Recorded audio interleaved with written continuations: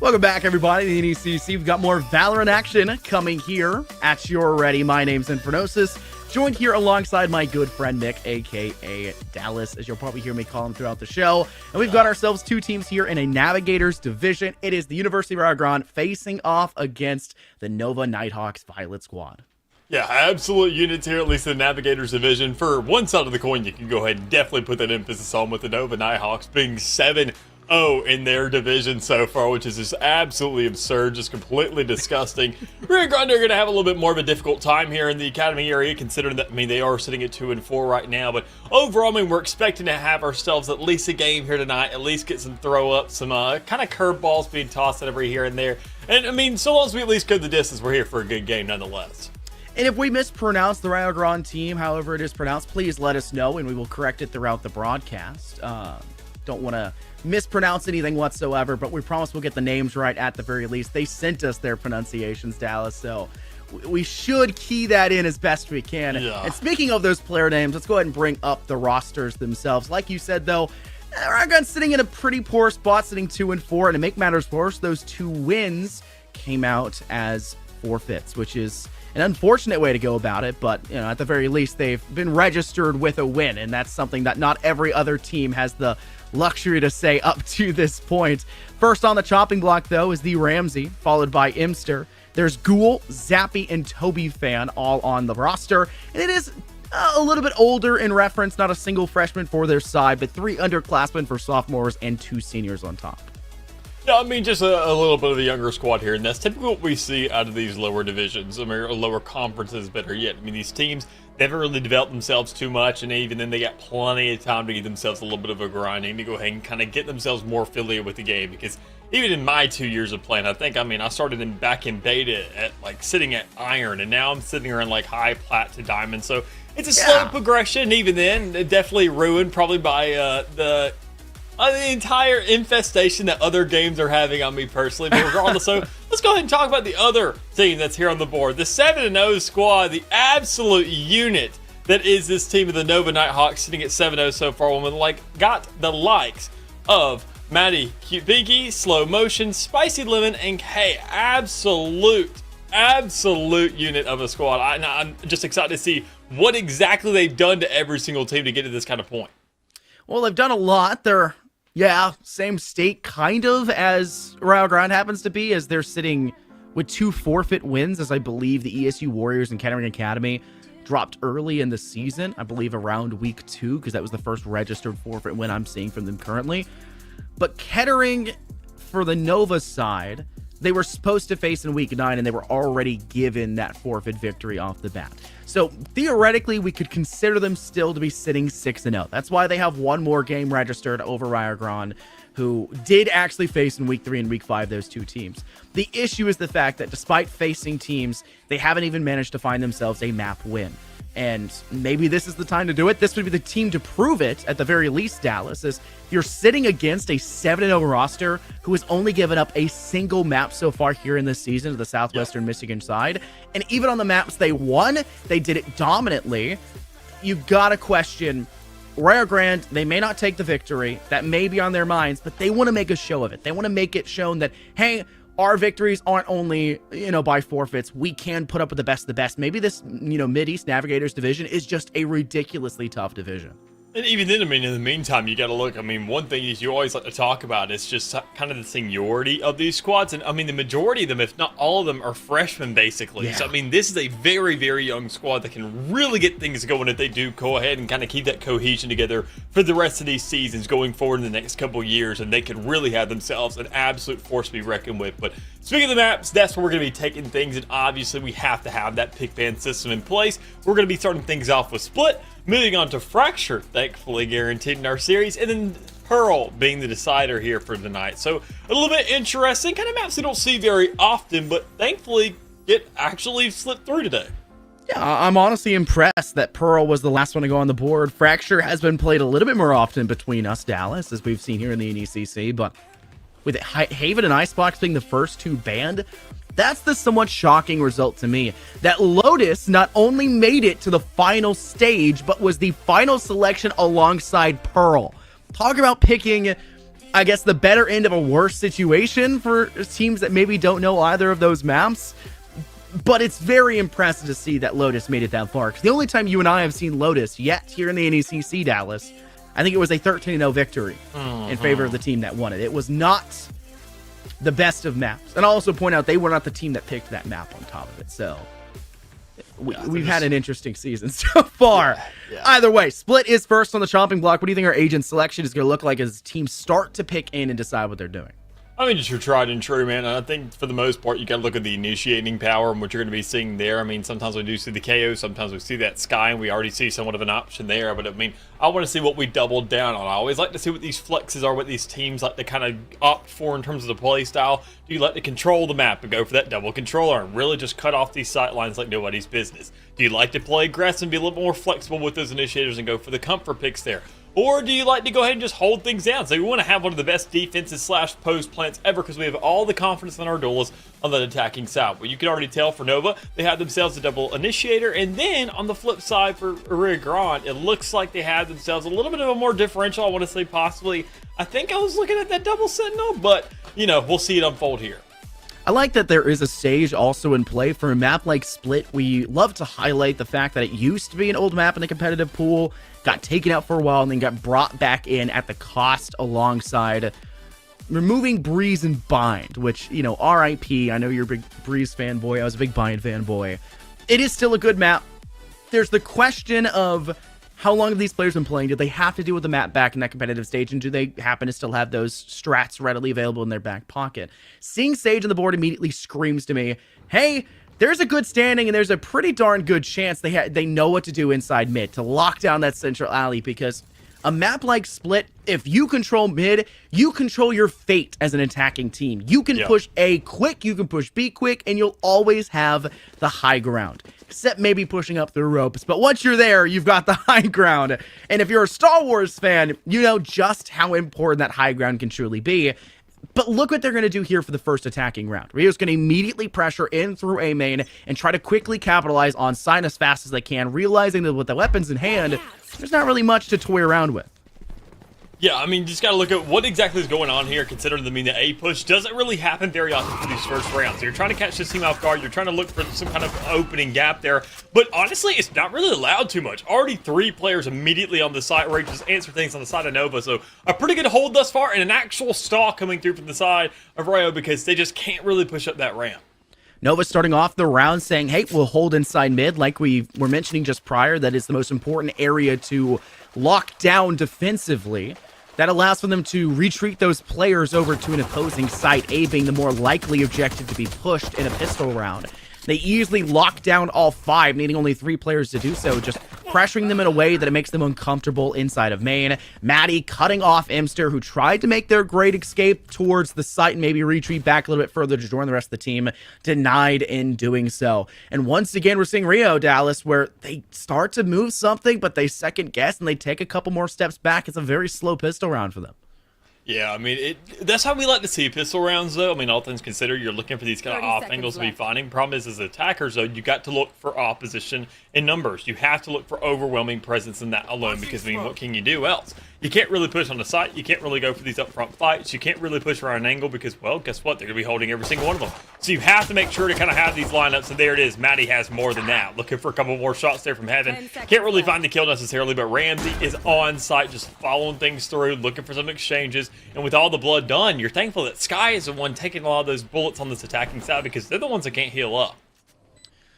Toby fan sitting down below, lying in wait for the Nova side to inevitably pursue out of tower.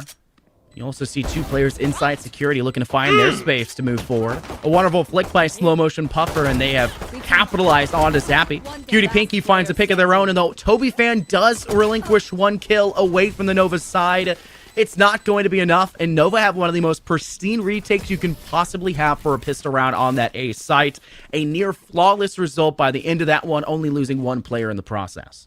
Yeah, Kalina's a whistle there for the first to go ahead and go for that retake treat and have Toby kind of sniffed out there immediately, but that's no real problem. But the one thing that is a problem and could possibly be just kind of this position, these post-plant aggressions in terms of what players are seeing in what corners, which, I mean, sure, it's only the first round. We can't really freak out about it just yet, but I want to see Rio kind of go ahead and understand on this attacking side who needs to be holding what and who needs to be playing closer to the defending side and who needs to be kind of playing a little bit further away, because that Sage util, that wall, everything that you kind of get there in those early rounds. I mean, we talk about the potency of Sage walls in these first rounds because of how strong they are against classics and just any pistol, and we just didn't really see those have a dominant effect inside of a round like that. But I think honestly now, with Nova having all the money in the world to buy themselves up these guns and armor and all the utility, I think we're going to see at least one now. We're just trying to opt to use the spy cam as a way to gather information around that corner. Maybe realizing Nova wouldn't have the best weapons to spray it down as quick as possible. Can squeak out a little bit of intel before it gets destroyed. However, no one on the Nova side actively pressuring that angle, which means the attempt to draw fire away from the player swinging in tandem with that util will fail for Rio. They'll have to recollect and go from there. They try to swing in quickly through ramp, and though they do actually find a kill on a slow motion puffer, their escapade down into ropes falls short as Cutie Pinky denies the Ramsey from that dominant controlling position. Majority of Rio stacked inside tower, trying to work from this apex front, and they're losing players on site. No one's swinging alongside Imster. She's left out to dry, and because of that, Spicy Lemon will get a free kill. Holding this close angle, having to get those shots on, and Maddie's just doing exactly that. I mean, when you got the spike held absolutely hostage, you're not really sure what else can come out of a round like this, but as long as you hold at least onto every single gun past this point, you are happy with the result. And there goes another one. So, I mean, just two, so long as you win it. I mean, you're sitting at 10 seconds. Not a big deal here from Nova. We always talk about how many guns you want to carry over in a round like this, and they do end up carrying at least two onto the next. But, I mean, you just can't let too many players fall. You kind of have to play it slow there, and even then, you know you're going to give up possibly one or two, but anything past that kind of feels like you could have been playing the numbers, which, I mean, Rio, to their credit, they were playing a little bit isolated. They were kind of liking to spread out and kind of play the weird game to just lurk it around the map and see what goes ahead and shows itself, and it ends up working out for them. So this rifle round should look pretty strong for them. That is, if they were actually opting for rifles. We see lots of Spectres and a Sheriff from the team that just won the last round.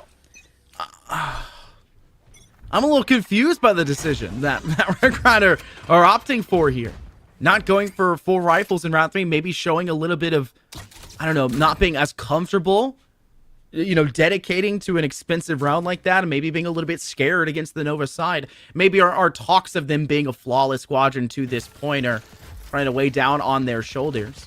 I'll have you know, David and Goliath, the little man can win, in fact, in an unexpected way. And though Nova is definitely the Goliath in this side, going 7-0 to this point, there is no reason why Grande cannot pull something out of their hat and find themselves victorious. But going in with pistols and, well, Sheriff and, you know, SMGs when you could have rifles and armor by this point seems like a little bit of a shortcoming. Ramsey, though, trying to make up for that, has managed to cut down Maddie, the rain on the side of Nova. They'll try to swing over towards Mailworm. They're going to do that in tandem, and nobody on the Nova side clears that cubby position, and Slow Motion Puffer will get a kill off the back of that. Yeah, good exchanges here. I mean, to be expected there in the middle of the map, but even the fact that Rio, they have themselves the guns in terms of advantage, but not really as an expensive an advantage as what we really are typically kind of used to. So, already, kind of good credit to them for saying if we are going to die and we're going to be pushing it around like this, we're going to go for the close quarters. We're going to inevitably kind of get mowed down as well. But sometimes we don't go for too big of an exchange and lose too much money in the meantime because the next one can be a rifle round. They have kind of warrant behind their decisions, but even then, better yet, they have a plant on the board finally that they can start working for here in this third round because they missed it in the second. Extra credits on top. It's always nice to feed the wallet, so to say. It can be a bit of a hungry beast. It is an even 2-on-2 here in this post plan, and a wonderful collection and collab between Imster and their breach allows for them to collect for a kill. Sorry, Brim. Kai swings around that corner, Key, and takes down Imster and leaves this into a nice 1v1. Key at 85 HP will catch Sappy off guard, and there goes the round. A 4K to Key. A 4-key, some would say. As Nova will collect their third in a row and are starting off a wonderful string of events to net themselves a dominant lead early. Yeah, I mean, just that right there, nailing down that third, go ahead, getting that shutdown to work with on all those opposition players. I mean, it's just a huge position there for Gage, specifically considering the... Well, that's also a Viper's pick coming up on the board. I mean, just almost immediately if you really want it there, because when you look at the rounds, when you look at how things are going, you look once again, and then you're only 2 off You can grab yourself those easy 2 picks. You know that Rio's kind of busted for money right now, considering that even then, they bought in the last one, you're buying up in this one, and even then, with the kind of string of rounds that you're having back to back to back, that winning streak is going to give you a lot more of a safety net. That seems a lot more secure there towards the longer scheme of things as well. You're going to go ahead and opt for a semi-complacent buy. You see a guard in the hands of Toby Fan as she tries to work her way through that sewer side. Spectre in hand for Zappy, just kind of disjointed once again. Maybe not trying to full commit because that loss in that last round. Nova, though, they've lost their SMGs by and all for the rest of the team. That means they can use that money that's been adding up in the back pocket over the course of these 3-round wins. And they can start to full hold a objective and just map in general. Look at the Vice Grip. They've paralleled inside mid. So much control. Yes, the barrier orb has slowed down the ORG side for quite a bit. But it's the slow orbs and the smokes that are making the most impact. Don't even need to peek and swing that player. URG are too scared, as they should be, to pursue that middle angle, and they'll start to fall back towards market instead and maybe opt to move in towards garage and B. Yeah, it's definitely going to be a B lap around, just trying to go ahead and look for the aggression on that site, because you know that Maddie's holding that A site, and then Maddie has been an absolute menace so far, so you cannot swing this gal. You will not find your way onto her site without losing a couple of players, and even then with the lurk, it's not going to work either. So you have to look for a different avenue, and even then, directly onto B is going to be your best option because there's not much else you can do here. Problem is, K's the one on that side, so obviously wherever you want to go, you're going to have a problem, child, and they're going to make sure to mow down your squad as efficiently as possible. So good flash is going out, just absolutely stalling at this clock. There's nothing you could do because every single one of them are standing on the rear end of this. A gorgeous display once again for the Nova side of how they can hold down an objective. Key saying, I'm not just going to go 5-0 and clutch that 3rd round. I'm going to go 7-0 and continue to stay alive and dominate throughout these rounds. You highlighted Maddie earlier on for their play over towards A main, as once again we saw URG opt to leave a lone straggler in that direction to maybe give them a clue or hope for that single pick that could open up the objective for the rotate over to that site. It hasn't worked a single time, however. They had to relap back around when they did get over to the A site for the plant initially in, I believe, round 1 or 2. Past that, they've lost that player in every single opening engagement, and it has just been an unfortunate position for URG to work from. Thankfully, they managed to keep Ramsey alive here. Though the tether and nade combo almost caught them off guard, they will manage to keep their life for now. Yeah, that was more of just kind of Ramsey keeping himself alive. That was a very, very difficult situation to kind of be stuck in, but I mean, thankfully you make it out alive. You know the tether was there. You saw that little chain be extended there, but already, once again, you're pushing onto this A site. You know who you're going to run into. Well, it's going to be Maddie again and Slow Motion Puffer, both holding kind of down this ramp, holding down that long angle, and these two are going to collapse completely on the attacking side. Just can't really do too much. You do get that shutdown on Maddie, but even then, Slow Motion Puffer still in the back of the map, up there towards ramp, holding things down. Oh. Dang it, 2 and 3rd with it as well. That's a 4K for the round. Man, they have done a wonderful job holding down. Yes, Maddie does give up their life with the orbital strike having to be sent, but that is a full ultimate used against one player because they feel the threat. They know where Maddie is, they opt to go for it, but little did you know, it's not just Maddie holding down that ace light. Slow Motion Puffer lying in wait at top of ramp, and they will cut you down quick as they can. A gorgeous display once again in showing that not just Key can find those 4Ks to clutch things up. Nova have a pair at the very least to do so. I mean, we're seeing it already start to unfold here for this Nova squad. Just seeing them start to feel themselves a little bit. The Viper's Pit's already up and online. I like the early aggression of it towards that B side to say, you're not going to be pushing this B side now. I'm going to go ahead, hold the back of the map, sit behind that crate, and what are you going to do? Well, you're going to respect every single bit of this thing. I mean, you're not going to push through this garage, otherwise you're going to lose all your HP before even touching this site. And I mean, honestly, at that point, your Viper can just hold things down.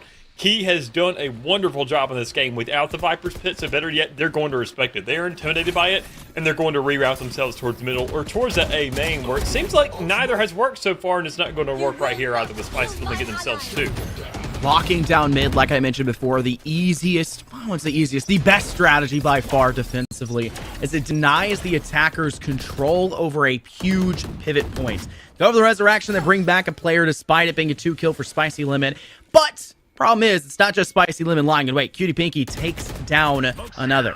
And that will bring things back to a 5-on-3. They're going to hunt for the full 6 kills here in this round. But note that Nova aren't getting over aggressive. They're playing passively. They're lying in wait. A bit of a misuse there for the boom bot, but none too big a concern as you still have a crossfire held with Cutie Pinky at the top of mailroom. There's just too many obstacles in the URG way, and they're going to have to find a different approach, and they just don't have the time to do so. What are you going to do? Head straight in the garage where the Viper's Pit is currently lying in wait? No. Cancel that. We're not going there. It's going to be a sit back and be main. We're going to hold things out. This is just not our round. I was about to say, I mean, if you want to lose your guns as fast as possible before the round ends, I mean, go for it. But, I mean, problem is you got way too much util there funneled out. You got Nova once again with themselves a flawless round on the board, and they're just holding onto these guns. I mean, look at these gals. Buys. I mean, look at their economy right now. They have so much money in their back, and they have no concern for money or economy whatsoever. And even then, also in the same respect for their ultimates as well. I mean, they're just going ahead and spacing these things out because you have no real pressure to actually really use them too much. Cutie Pinky hasn't died too much, so I mean, obviously, you're not going to see the ult ticks going ahead and being accumulated there. Not the most kills in the world either, but I mean, that's perfect. That's insane that you're seeing your Sage just kind of just be in the game, chill out a little bit. Everybody's doing their job and saying, I haven't even done enough in this game yet in terms of dying to actually warrant a resurrection yet because, well, they're slow motion pumper doing most of the work. They're getting aggressive towards that garage, finding the majority of the kills more than not. Showstopper huge, and a little bit of damage tagged back the other way, but surviving is the more important aspect for that Nova side, maintaining that player advantage they gained for themselves. Sky Smoke placed a little precariously on top of Divider, and doesn't really cut off much for the URG side. Nova has still have full reign over that angle. Maybe a slight misplay, just kind of tapped it up, and doesn't really set up things highly for you. Maybe aware that the Rays could technically boost back on top of it. I'm not too sure, but Nova, a man advantage going around that could possibly bring them to 7-0. They've already reached an even position. They're about to go above and beyond with Cutie Pinky, finding 2 quills, lickety split. Maddie closing things out as well. A gorgeous display all over again from that Nova squadron, who just say, hey, 6 is plenty, but we're going to go above and beyond that. Let's hit 7 already. Yeah, it's just again and again and again and again. I mean, we just see this Nova Violet squad just hanging this thing in. And it's just like, it's problematic here for real. I mean, obviously, this is a defensive-sided map that we've seen just historically, but not to this extent. With a 7-0 start, I mean, you guaranteed yourself an even half in the last one. Everything past this point is just kind of a cherry on top. It's a little bit extra. You're going kind of above and beyond, and you're happy with what's going on here, but man, it just can't be like this. You got to have some kind of contention here. You have to have some kind of slowdown, some retortion, and it just doesn't really seem to be too present just yet. Even though you can't get the shots off of that wall, you can't find that early destruction. You can see an early push coming out from Zappy, but man, it's against Maddie that you're going up against on this A site, and you have to realize that. You have Spike in hand, facing off with a Spectre against a rifle. Util against you. Ghoul thankfully does collect a kill, but at the same exact moment, Toby Fan and Imster will be easily diced down by the Nova squad, and it'll be Cutie Pinky to close things out. URG just give up Spike early. They're not playing together on a site. They haven't really determined where they want to go. It feels disjointed. They need to be a little bit more collaborative when it comes to their efforts pursuing. And yes, like you said, it is a defender-favorited map. If you follow Jescode on Twitter, the VCT analyst, she was very vocal about this just yesterday, about Split and how defensive-favorited it can be. I mean, it's to a high extent, but Nova are showcasing that it's not just defensive-favorited, it's Nova-favorited, as all gunfights have seemingly gone their way, and that's not just defensive-favorited positioning. Yeah, well, I mean, we'll have to wait for the next half to actually see whether or not that comes to life. But already, I mean, you see these early Seekers coming out, and you see that once again, you're going to see these players kind of go ahead and being stacked up. Maddie, I mean, that is a free shot on the Seeker. You know they're going to push onto the site, and then guess what? You're going to be ready for that as well and just hit easy shots on top of it. It is one of these scenarios that things are looking so darn rough here for the side of Rio that they just have to have some kind of utility. They have to have an engage onto the site. And a Brimstone Molly sitting back towards screens isn't really what you're looking for. So the smoke to go down could possibly give you that cover to retreat and kind of rotate around the map, but that's not the case. It's a spike drop. That's going to be a lot of players just migrating toward that section of the map for a flawless. That is the, I believe, what, second flawless we've seen come out from the Nova side in this matchup so far? Third. Two were actually off of kills. One was just based off a save at the end of the round where another player's dropped. True. So 2 full flawlesses and 1 semi-flawless? 2 forced flawlesses, or 2, Is there a term for that? 2 created flawlesses, like 2 that they made flawless because they were the only ones standing, and then one of those is kind of like, I'll take it. Got you. 1 timed flawless, 2 forced flawless. Right. There you go. Yeah. Something like that. We'll come up with a term for it eventually, or maybe it exists and we'll be told it is. It's hard to tell. But you know what? It's fairly easy to tell up to this point. Nova feel comfortable. They're sitting 9-0. We always mention 3 is the minimum you need to work with. That's kind of that comfort ground for most maps, especially ones that are defensive favoritive. You want to make sure you get at least 3. And URG are in a territory where they can still get 3. They must win out the rest of this half, though, to do so. And Nova still have better weapons. They still have better positioning. And they feel comfortable swinging these angles. Maddie is welcoming the idea of swinging 4 players once again over towards A main. It is ridiculous how often and how effectively it has worked for them. But once the pressure starts to move towards B, notice on your minimap how quick Nova are to assume a position where there's 2 players to hold that. And how quickly they're going to assist their teammates knowing that they could be in a bad spot. Yeah, I mean, just... rotations are instantaneous. We already saw a little bit of an example of that on that first round where you see that a lot of people aren't really second at A site, and even then after kind of a crazy hit, you see players there immediately ready. But that kind of mid to A back and forth is just so fast here from the squad, where even Maddie that we see just pushing up an A, winning these gunfights again and again towards the middle of the map, just snap of the fingers. And already everybody's just collapsing on that B site where you hear those last couple gunshots being made. So I mean, it is just a problem again and again where you're saying, how are they rotating so fast? It's not a concern, it's just a problem that you have to find a way around. 10 has been reached, double digits. We call the chokehold or checkpoint, and I think Nova are trying to tell everybody here they're not stopping anytime soon. Our observer taking a quick look at some figurines that are laid inside of, I assume, rest. That's in, I think that's defender spawn. Either way, just trying to, ease the situation. Yeah, correct. Just trying to ease the situation at hand in between these rounds. URG coming into this one, and it's still not a pretty picture for the eco they have on the board. Feels like maybe they could have just opted for a total save in a round before to make sure that they're at least having rifles to work with. But even when they can afford rifles, it does feel like they're not opting to do so in a lot of these rounds, which is a little precarious, especially when one of the only ways they've been getting kills off the back of ultimates. And there it goes again. The orbital strike actually gains 2 kills this time, and Maddie is once again one of them.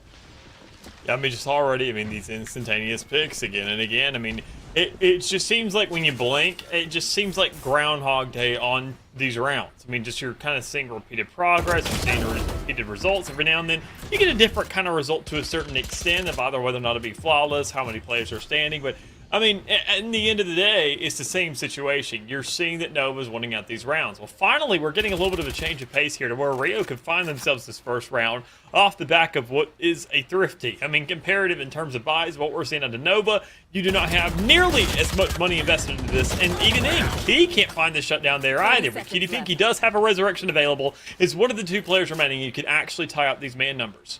Keep in mind, there is a dead player at the top of tower. That was key that we mentioned before. And it may not be in the most resable locations, but theoretically, you could also rope around to rope and find that player to bring back up to full shape. Spike has gone down, and Cutie Pinky's taking a bit more of a direct approach to the objective. Ramsey, unfortunately, he'll bite the bullet quite literally. They'll have to use their self-heal upon themselves. Toby Fan locking down Mailroom, but that's not where they're pursuing for the Nova side. Objective is clear, and they'll go clear above and beyond. Cutie Pinky has been a menace. 4 kills in the round. It's not just a pair that gets the Nova side into those 3 and 4Ks. Now they have a triplet to do so. With 2 players who are surviving, a huge comeback in the round, and Nova will continue their flawless streak here in this series. It's one of those points. I already mentioned Cutie Pinky earlier, kind of being that Sage scene. It's nice when your Sage doesn't have to do very much. And even then, they're not even concerned about their resurrection. Well, apparently, when you get into a point where you back Pinky up against a wall, they're going to fight back. They're going to bite back. You're going to see these 4Ks. You're going to see this player step up, going from literally bottom to top. And, well, I would say a couple rounds. But, we've been here a while because you see that 11 on the scoreboard, and you're like, things aren't looking too hot. But, keep in mind, though, every single kill past that point has been flawless. That 3-2 I mentioned at the bottom, you're now 13-2. You gained 10 more, and you haven't even had any stress behind your resurrection on top of it. So, good lookings here for Nova. They're keeping it running along. No matter what, a pistol round, and then the force afterwards will give themselves this match. Zappy trying to play within mid, and majority of their util was locked down as the no command was popped early for the Nova side, maybe feeling the pressure and just deciding to slow things down even further. They know they've won off time at least once before, but they had the Viper's Pit to really assist and facilitate that level of play. That's not an availability here in this round, at least up to this point. And he is still holding down as best they can alongside that Viper, but noticingly enough, Maddie's not on A side holding ramp. They're going to have to rotate once the pressure starts to broil up on that side. They're going to send 4 players possibly up through that ramp side, but it still just isn't working. Man rushing isn't going to get the job done. A kill back in return to even up the odds, and slow motion Puffer with a flick and kill back onto Toby Finn. They'll hunt for more as they start to peruse in through that arches. It will fall short though. Ghoul with a wonderful wraparound of their own. Maddie on site goes for it. Nightfall as well. They're sending out a Prowler after Prowler, trying to dump as much util against Imster. And in there, the last player remaining, as she will fall just as quick. The Nova side will go flawless in the first half, 12-0. Switching sides. Maddie, I mean, once again, just kind of at it. I mean, as soon as you saw it, sure, you had kind of the player disadvantage for the side of Nova, but you did, okay, who's coming to side? Well, it's Key and Maddie, and that's the problem. If it was anybody else, I mean, you could go ahead and kind of get that warrant earlier in the game before they started all getting their own respective sprees. I mean, Key sitting on that 4K earlier. We saw Slow Motion have theirs as well. Cutie Pinky getting theirs, and then Maddie just going ahead and topping everything off, being kind of that consistency that we see over towards the A side of the map. So already, I mean, you could tell this girl has deserved her spot on the leaderboard, and I think she should hold on to it as best she can because, I mean, she definitely has been that hold-down player that when you can look to every single round and say, well, she's been there immediately, playing on these sides, getting those exchanges as fast as possible, and always being a menace to some extent for the side of this Rio team. So already 12-0, a flawless half to work off of. You just need this pistol round and you get to go on to the next. Ramsey in a bit of a tight space. Try his best to survive. Unfortunately, at the same time, sending out the guiding light, a Prowler around that corner, and it can be a little annoying to deal with things when you're affected by such a short-sighted position. However, Nova decide not to opt for the rush, and instead, they'll leave 2 players in the position they all 5 fought for. One will start to move back a little bit more towards that alley side, but kind of an interesting take on what URG were bringing on their attacking side, but this time around leaving 2, and the second one will pivot away, the second will join them, and that sets up a perfect play to maybe catch one off guard. Samurai Sword out, and unfortunately, Key cannot use it to swing towards Toby Fan as they'll get the kill in return, but they've got slow motion Puffer nearby, and they get caught off guard as well. Nova are not finding success here in this round. They lose another player on site. It's just Cutie Pinky to find the pick, and their teammate of Maddie is off site now working up through heaven.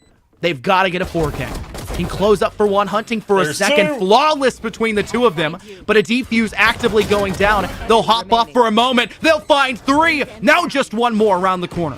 Prowler is sent. They've been marked before. They're in the open, and Maddie will clutch things up. A 4K! Another for the Nova side, and a 13-0 flawless victory to end things off.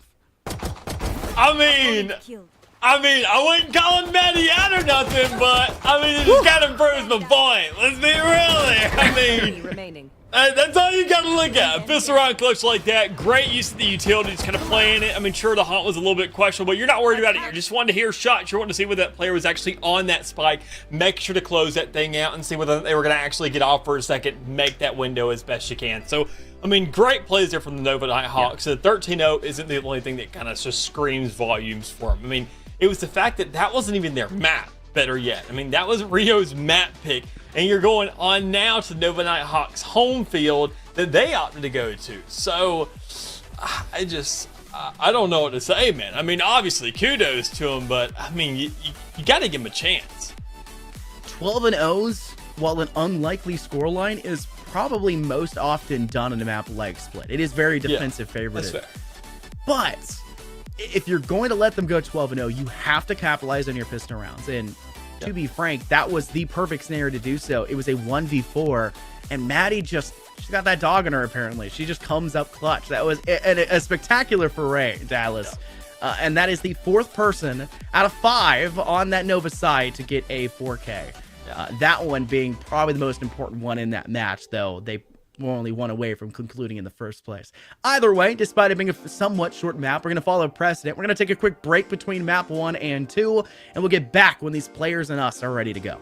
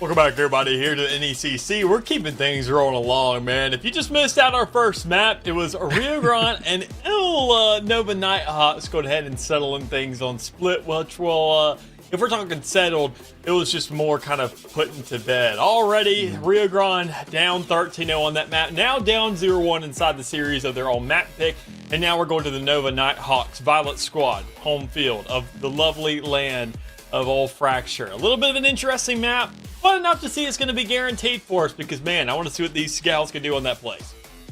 There is a little bit of unfortunate news that we learned in between during that break. Maddie, after that matchup, was complaining about a sharp pain in her stomach. She went over to the staff over at the university, and unfortunately, when they checked on her, they found out that she had that dog in her. So we'll see if that's going to matter here on Fracture or not, but considering I think it's infected the rest of the squad, to be frank. It's gonna be a difficult matchup. You don't pull out Fracture unless you're confident on it, and considering you just 13-0'd your opposition's map pick. Ooh, Fracture on the field, and I'm not sure this is gonna go well. It's gonna have to be a really, really good game to come out here from URG. And I think, honestly, there's plenty of space to kind of get that done. But it's the side swapping that really just starts to stress me out a little bit. It's the fact that we're going to see the likes of Rio starting on the defensive side. So, I mean, knowing that you don't have that option of kind of a lot of variability. You can't really kind of wander around the map and do what you want to do and kind of come up with a game plan. It's the Nova Nighthawks that are starting the attacking side, and they're the ones who do get that luxury of saying, well, we can go wherever we want to. We can kind of get crazy with it. We can go ahead and set things up and kind of go for these splits, go for these early picks somewhere, overextend, go somewhere else, especially when they have that Neon, which is being hovered on right now. I mean, you never know what you're going to get handed to you. And Rio kind of starting out choosing the defensive side, I'm sure they were hoping that that first map wouldn't go that way, and they're saying, okay, we're going to have some luxury here. We're going to get a couple rounds on them. They'll get a couple rounds back. Is that even exchange? After Split, you're realizing, man, this may be a really bad thing to look at with the hindsight now. Whew. Riot Esports locking in their full selection. Apparently really liking what they're seeing. The Nighthawks, though, have not opted to do so. Still kind of waiting things out for the time being. I do like the idea of still having a fade on the board, but Rio are actually the one to select it this time around. Does not look like Maddie will be replicating that in the same success they had previously. Ram's going to be over on that Brim, seemingly liking the trick they were on before. Emster over to the KJ, Zappy on that KO, and Chamber. Lacking a true duelist for the side of Rio Esports, interestingly enough. And though we do like to joke, Chamber can act as your tertiary duelist, that third selection, because we were in a double duelist meta at the time. Chamber has kind of fallen back for good reason, and even more so now, can't really be called a duelist. Just doesn't have the same timings, doesn't have the same potential. A very expensive agent to select because that headhunter, we'll have to see. But anything can be pulled out by Rio, and as long as they're confident it can work, they got to make it work. Yeah, I was kind of out here rooting for Rio a little bit, kind of hoping for that third map, but I mean, you're making it really hard with that pick. I know you don't like Chamber. Yeah, it's just more the agent. It's not anything else in particular. I swear it is literally just the fact that you picked Chamber, and because I cannot stand that man. Still have some elements of PTSD from the meta when he just absolutely ran the game. But I mean, already, I'm just seeing what's going to be done here. You obviously know the Ghost Spy is coming out. Couple headhunters on the back of it because, I mean, as you can tell, there's no other real utility there, and it's to be expected. You don't really need that kind of trademark in the back of the map, considering that even then now it's kind of nerfed. It's not global anymore, and you're on the defensive side, so you're holding things down on your own. But Ramsey pushing up here in this first round. Good luck. You get one. Hey, that's honestly better than I assumed you even would have thought of, considering how much was dumped their way. The stun, the flashes, the 4-man rush down lane. I mean, it was impressive that they managed to, get at least one kill in the process. Nova, though, still quick towards site. They're going to go for a plant here, not on the Radiant Knight crate side, instead a little bit closer to that brick wall that's not actually bangable. Nova will get the spike down, and now it's up to URG to go for the retake. They're going to go ahead and pop flash forward, and Imster on the flank unfortunately just can't find success, but now leaves URG a man short and make that 2. Maddie on the Cypher not falling back off their role of getting kills. Spicy Lemon still on site, catching Ghoul off guard, and can swing out for another. 3 kills total in the round, Toby Fan being the 3rd, and Nova will find themselves a first round victory. Makes complete sense. I mean, considering that you already saw that nice little exchange on it, even then when you didn't see kind of that instantaneous reaction there from the side of Rio to go ahead and say, look, we got to get to this A site, we got to hold things down.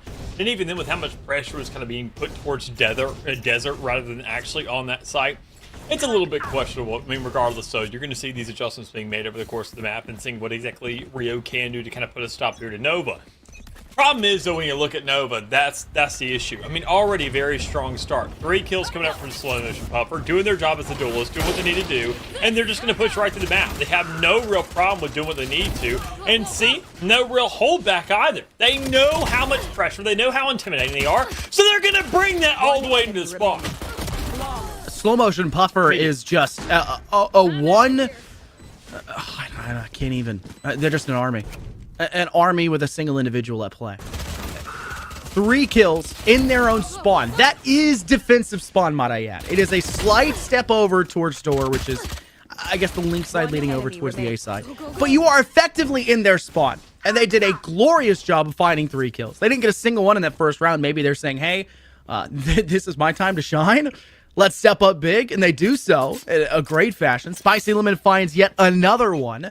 That brings them to a 4-0 start so far. A lot like we saw last game as well, with the sides of, I think it was Key at the time, who ended up going 8-0 in the start without a single death. Oh, man. Nova are sitting in a glorious state where they could be starting once again on a 3-0 start. And on their map pick, it's just an even better way to go about it. It's Slow Motion Puffer again. Spicy may be dead, but they picked up 2 kills, Dallas. And even then, Maddie just on the back end, just going ahead and pushing right through main, being the first player on site for contact there from the attacking side on the opposing end of Slow Motion Puffer. So saying, you know what? I mean, I'm still an initiator at heart. I was still going crazy there, but I'm just going to let you be the first contact, and they're going to be all looking in your direction after that last round, considering how, you know, just intimidating and much of a problem you were. So once again, Ramsey being the last player sitting, can go ahead and get one in the meantime. You're sitting at 11 health. That's a very, very problematic point to go ahead and try and stay alive in the meantime. So 3 in a row once again for Nova here to start off this map. A little bit reminiscent of that last one we just got handed to us, but man, I mean, there's still time, Rio. You just got to make sure to switch it up faster. One thing I do think has worked for URG so far is the fact that they kept 2 players with a somewhat good eco. That was Ghoul and Imster. Unfortunately, Ghoul is opting for a full buy, rifle and everything, but Imster is not. And of the 2 that I would expect a buy to be somewhat held back from, it would be your chamber to utilize the eco advantage you get with that headhunter and it costing 150 per shot, right? That would be the expected thing I'd see, but it's the other way around. A very disjointed buy all in all. It's just not something you really expect to see. You want a team that can kind of be on the same footing, so you don't have to be compared to each other. You don't have to worry about when you can buy or what to buy at certain moments. Slow Motion Puffer maybe not having the best of play there in the 1-on-1. Now it's to fight a 3-on-1, and they'll realize quickly that's not the best way to play this one. I'll take a couple steps back, and we'll go ahead and get Spicy to plant down Spike and put us at a, well, post-plant advantage where we have locked down all up towards rope, and that sand area is going to be very difficult to push. Yeah, I mean, you're already seeing somewhat of a lap around coming out from Ramsey, which is kind of a good attempt there, but the problem is Slow Motion Puffer's the one that can't really have too much of an attempt. Doesn't get too much of an opportunity. He had a couple seconds there to get the shots off, but Ghoul just has more players there, and is also being that one-player army that we're talking about once again, but just now on the side of Rio. Problem is, they're the one that's pushing in. We talked about Chamber being a duelist. You can't be the first one on site, because otherwise that happens, because you're not too used to shooting those tripwires. So with the defuse going down, Key's trying to just stay alive, get things done. You get one in the meantime. The problem is there's just so many people surrounding you. As close as an attempt as it was, it's just so close, but no cigar. A wonderful round for URG, considering the fact that Nova start off 3-0. They lose, what was it, 2-3 SMGs maybe in that round. They can, you know, decide whether or not to match or force up alongside it. That was one of the problems we were questioning for Nova in the first map, where they started off in a very dominant spree. Of course, they ended up flawlessly as well. When are they going to trade out those SMGs? They had to clutch up round 3 in a 1v3, I think, was the ending result for it. It was a 4K to close, but they only had one player surviving, which means the rest of the team is sitting in a good enough spot where they can have 4 rivals at minimum and probably just force out the 5th and drop the SMG and spawn. They didn't have the same luxury there. Yeah. There's 3 players left. They're going to hold on to their SMGs, and that's going to ultimately be a little bit more difficult than the fight against URG. And even, I mean, looking at these buys, I mean, they've already been all over the place if we're going ahead and considering. I mean, once again, we saw Rio kind of go for these odd buys in that third round where they weren't going for a rifle, they were going for the SMGs. And once again, I mean, they find themselves these moments where they have it upper hand, where they could, technically. And they just kind of give it away to say, honestly, we want the SMGs again. We want to win with these guns specifically. And you finally managed to get that, thankfully. The problem is it comes a little bit too late. You've already seen that Nova had found themselves the exchanges that even after a round loss, when they found themselves 3 in a row with that massive win streak on their hands, they're not concerned about that. They're just setting up for rounds like this. They say, okay, now everybody can full buy, even after losing a couple in the last round. So sure, a couple you have them as well, but look at their shots. We've already robbed you 2 players. We've already robbed you of an ultimate. There's not much you can do in a situation like this, especially with, I mean, sure, the double initiator. That's nice and all, but where's your duelist? You don't have one, period. So we're just kind of happy with what's going on here. Look at the mini-map as well. 2 kills that were netted for the Nova side on the B side, and that forced the rest of URG off of A in its totality. That lets Nova plant for free. Not only does it let them plant for free, it gives them 10 to 15 seconds of free spike time, which just narrows even further the URG chance here for a post plant. Yeah. It's Ghoul, the only one to swing, though they do take down Maddie. Who else but Key to quickly frag back? And Toby Fan, well, they don't like what they see. Retreat, live for another round, hold on to the Phantom. You have no armor anyways. You may have won the last round, but this one was not a good one. Nova will now climb to 4-1, and off a really smart play of distracting on B before spiking over on A. Yeah, I mean, just looking at points like that, it's already just a big here for the likes of Nova, the way they're playing around this map. Once again, I mean, I talk about their attacking prowess and what they could have been capable of. And already, we were probably going to see that, considering that we saw them for 1 round on the attacking side on Split. Now we get to see the full-fledged of it, and even then on their home field. I mean, we're just seeing what the result of that is. Sure, it's not nearly as flawless right now, but that's just because the rounds and the buys didn't really go their way for one point. They just kind of got caught off guard. I mean, you saw the angles that they were taking. It's a little bit difficult. Just the timing didn't work out for them, and that just happens sometimes. But already, when you see matchups like this, you do see actual, like, legitimately warranted gunfights going through, and being some nice exchanges there. Ramsey able to go ahead and get one, but when you get that null command that's going on to that site, you say, okay, just push through it. There's nothing they can really do. So many of them are already dinged up. Why not? It's a 4v2. They're going to have to play for this retake almost perfectly.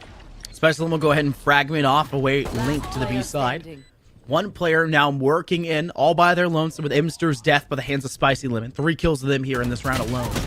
Joey Fan's going to have a pretty major hill to climb. And I think, in fact, correct me if I'm wrong here, I think Spicy Lemon was the only player not to get a 4K last map. It was either Spicy Lemon or Cutie Pinky. I can't remember, but I think Cutie Pinky did it in the earlier rounds. Cutie but Pinky I think playing that was Cutie Pinky. Cutie Pinky got 1. Then it nets all 5 now for Nova, having reached a 4K. No one has yet to reach an ace. But I'd expect now that everyone has reached their 4K, there may just be 1 ace coming out. I hope. Statistically, it seems likely.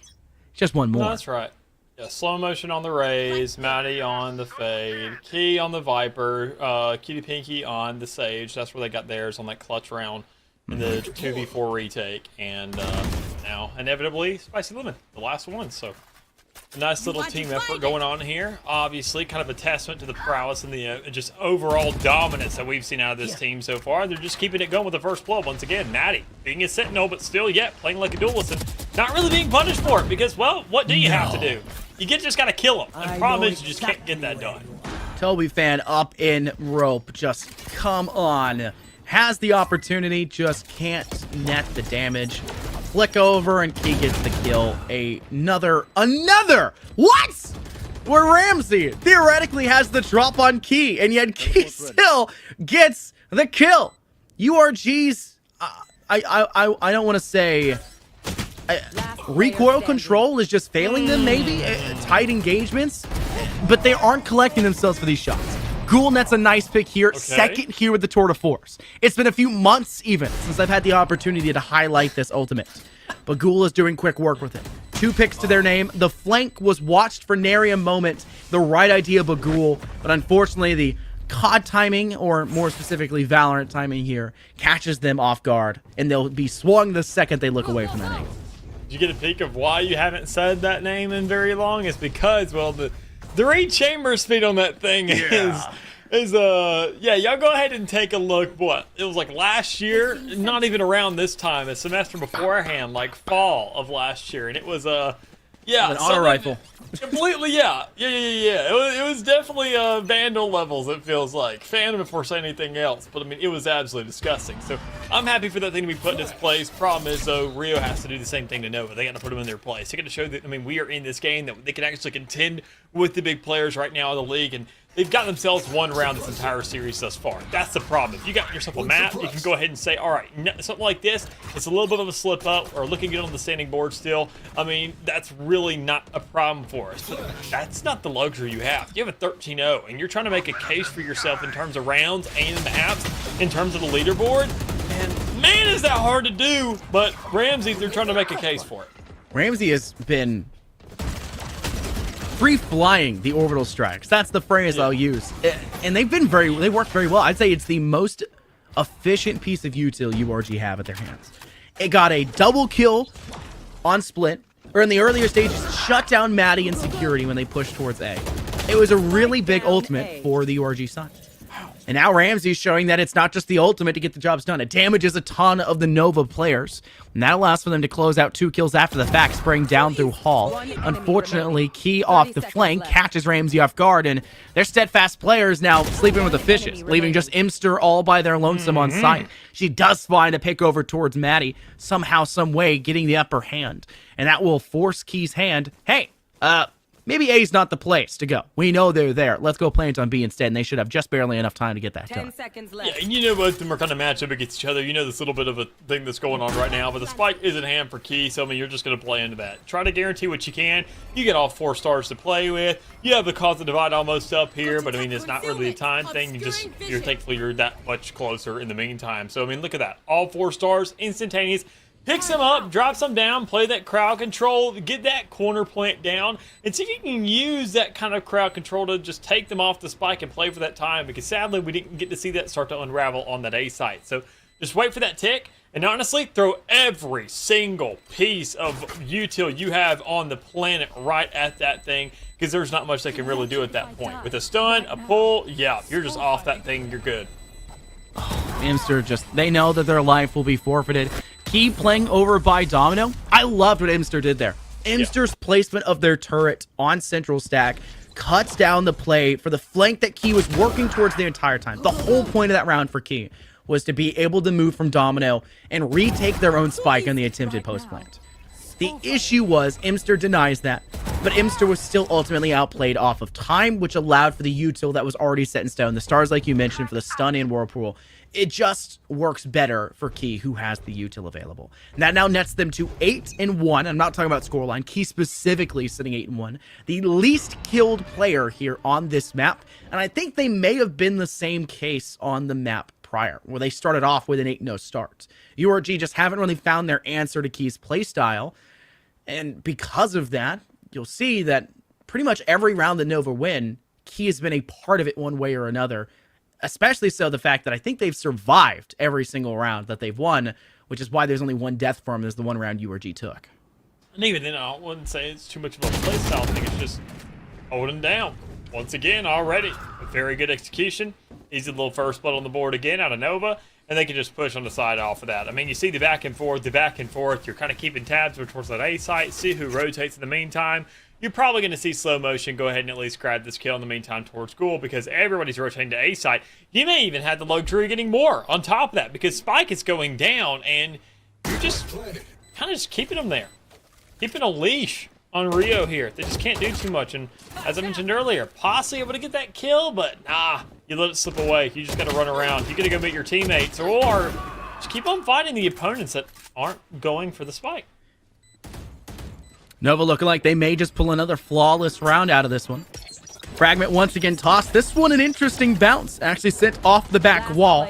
Going for a bit of a a rebound, maybe, to try and cut off that angle. It works well, and Spicy Lemon will then use that as a way to isolate the players, because Toby Fan can't swing alongside their teammate that was working over from that link side, and it's an easy kill. URG will give up yet another. 8-1 our total score line.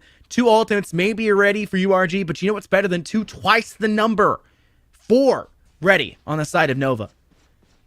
And Maddie's not far behind on theirs either, and that's free info. Yeah, it just seems like every single time, I mean, Nova wants to get themselves those early picks. It seems like Rio's just there to answer it immediately and trying to do that as fast as possible. But, I mean, Nova are just that much better about the rotations. And, I mean, this game alone can show you the importance of that. Nova feels like they're there to answer things immediately. Rio feels like they're making an attempt to be there as soon as possible. I mean, in those 2 words, I mean, ASAP and immediately are obviously... They feel very similar, but they're very much different when you see the impact that both of them have. I mean, you considering that one of them is there for the trades and one of them isn't.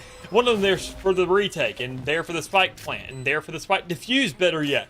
And one of them is just there to kind of play for that later on. You're seeing a save round possibly come underway when you see a lot of these players turn tail, kind of head towards the A site. Maybe go for the exit, but instead just Ramsey going for a lat while the rest of the team is trying to go for these ultimates. Imster, huge play here to utilize the lockdown. This one a big shock factor as it takes up all of sight.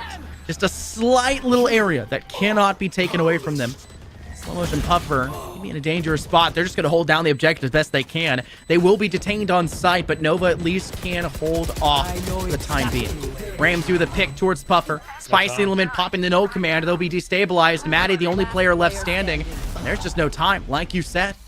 A wonderful play for Nova, saying, hey, the lockdown may be coming in, but it's popped too late. By the time we're detained, you can't use util because we'll no command it back the other way. A wonderful way to say, you got something up your sleeve. We've got 2 up our sleeve. How are you going to face off against it? It's just more like you got something on your sleeve, but I mean, it got stuck. And it just took a little bit to pull out. I mean, we saw the execution. We saw the ideas start to unravel here. Now, I like the ideas being brought out from Rio. Problem is, it just came once again a little too late. By the time they even got a chance to get onto that site, I think they had time there. They could have had a chance, but it had to be done immediately. You can't wait for Ramsey to say, all right, I'm going to lap around the map, get into my flank spot, and kind of play that little nuisance card, and there's nothing they can do about it. No, you need to do that while the execution's going off. You need to be a late flank, or you need to do that before anybody even has the idea come up that you go right back to your spot. It's a play style. Stick to it or don't. And already, some nice little trades going out on the site. Another round going underway. And Ryu, they're kind of in a good spot in terms of actual kills with the guns that they have, all things considered. But it's a 2v2, and they can still have it done. Hamster's a Ghost Queen, finding 2 picks off the back of that one, shutting down the last remaining moments. Yes, of the overdrive, and then KO trying to swing up on top of stairs. A bit of an unexpected result for Nova. They do get spiked down, though, eventually. And that will force URG into a state where they've got to push in from Desert. Go will drop down off of Heaven first. Key over on top of Drop, over on that satellite side. They know for a fact they're there. The ping is going forward. They'll try to fragment it to keep them at bay. The slightest of corners is available for Key to swing around, and Maddie on site has no problems at least cutting down one. Key will pull them away. Zappy cannot touch the diffuser, and Key will just buy their time. They know they have no reason to swing that wildly, and they'll just wait for Zappy to touch where they can go for the wallbang and shoulder peek to get the kill. Once again, just round after round after round. I mean, you're seeing all these stars. It's the fact that Key doesn't even really have to do anything in the setup further out. You mentioned the play style earlier in that 1v1 against Himster. And, I mean, that's where I kind of just mentioned to where Key's just playing her role. Doesn't really have to push up too much. Doesn't have to sit back. Just sit right there in the middle. You have an absolute unit of a squad. It feels like you are a president with top-tier security surrounding you right now. And you don't even have to really use too much utility. I mean, you look at Slow Motion Puffer pushing up so hard, so fast, we're saying, why do we need to pop smokes? We get a fast lane. Slow Motion Puffer will be on site. They will find those kills anyways. They will let us know, and let's just go for the trade. Why do I have to smoke this thing out when I can use all those stars for a spike and guarantee our post-plant be a win? And already you see it's, well, a first blood going over to the side of, well, Rio this time. So every now and then they find themselves these good starts. They just have to continue it. Ghoul's gonna slowly but surely swing around alongside Spicy Limit, but it just doesn't really work out. Sorry, alongside Zappy. It doesn't really work out. Nova in their last round of this half have just had no problems. Kill after kill, shot after shot. A 4v1 now in Stone, and Imster has to pull, well, a rabbit out of a hat, and unfortunately, much like the cards they had previously, a bit stuck at the gate. It's turned from a magic trick to a game of 42 card pickup, as everything is seemingly falling apart for URG here in this round, and Imster has to do everything by herself. They'll play from within spawn. Shorty in hand for motion puffer. Imster takes the moment to collect themselves to the kill, but it will not matter. Cutie Pinky will swing after the fact, and Nova will now net themselves an 11-1 halftime. Not flawless, which is a better result for URG, but they did net themselves a nice round in round 4. Yeah, so I mean, you got something on the board. You're showing that, okay, you know, gods can blade, at least in terms of our conference, but we just had to see that answer faster. I mean, it's impressive to see that Ramsey, I mean, let's just look at the side of what Ramsey's been doing. 10 and 10, is able to get a couple of these first bloods every now and then, looking pretty solid on the scoreboard, but I mean, that's where it kind of stops. That's when the praises can't really go any further, to where, I mean, you're seeing a lot of these kind of big lurking kills on the defensive side, these flanks to come out, and if you know you're a shooter like that, if you're the one holding your own here in fight, play for trades off your teammates. So you can find maybe 1 or 2. I mean, don't bait them, obviously, but at least play around them. Work in that unison on site. Get those smokes on the places that you know that Nova's going to be pushing, and inevitably give yourself that lead, that advantage. Problem is, we're just not seeing that unfold, but now they're on the defensive side, and then give it one more shot here, which, if their defense anything to go off of and split, we're just not going to talk about it. Ramsey finding a pick back. At least nets themselves to a 1v1 after Nova give themselves the go-ahead. Short-lived, though, past that point. Nano Swarm will be sent out fairly aggressively, shockingly enough not being destroyed just before it was going off. Imster will find a nice pick back, though Ghouls head themselves off their shoulders. And Nova are looking in a bit of a rough strait. A man disadvantage. Slow motion puffer, not with really too much assistance nearby, as Key is trying to work their way in towards Domino, towards the actual spike, and have had some complication against Ramsey. The last shot for either player would have killed. Nova just barely, though, evening the odds of slow motion puffer working the other way. They'll have to work in from underneath that sewer side. The frenzy in hand, one player behind Domino. They're going to try to create some space. Lots of noise is being made. They'll go for the pick. Ramsey collect the spike back again. The plan is down. Toby fan playing behind Stack. They know they're there. They can't get the frenzy shots, though. And Key has to win their ones. Does so against Ramsey. Back to another 1v1. Their position, mostly known, but Key takes another shot. The damage at range keeps them alive. 4 HP remaining. They can't cross just yet. They don't know that it's necessarily safe. But they have to head to the objective. They at least have to touch that spike first and foremost. URG have everything at their disposal to feasibly pull this one out from underneath them. They'll stick it to half. Key going even further. They'll sneak the whole spike out from underneath them. Nova will steal the round. Despite all of the obstacles that URG was overcoming, Nova will still find themselves victorious.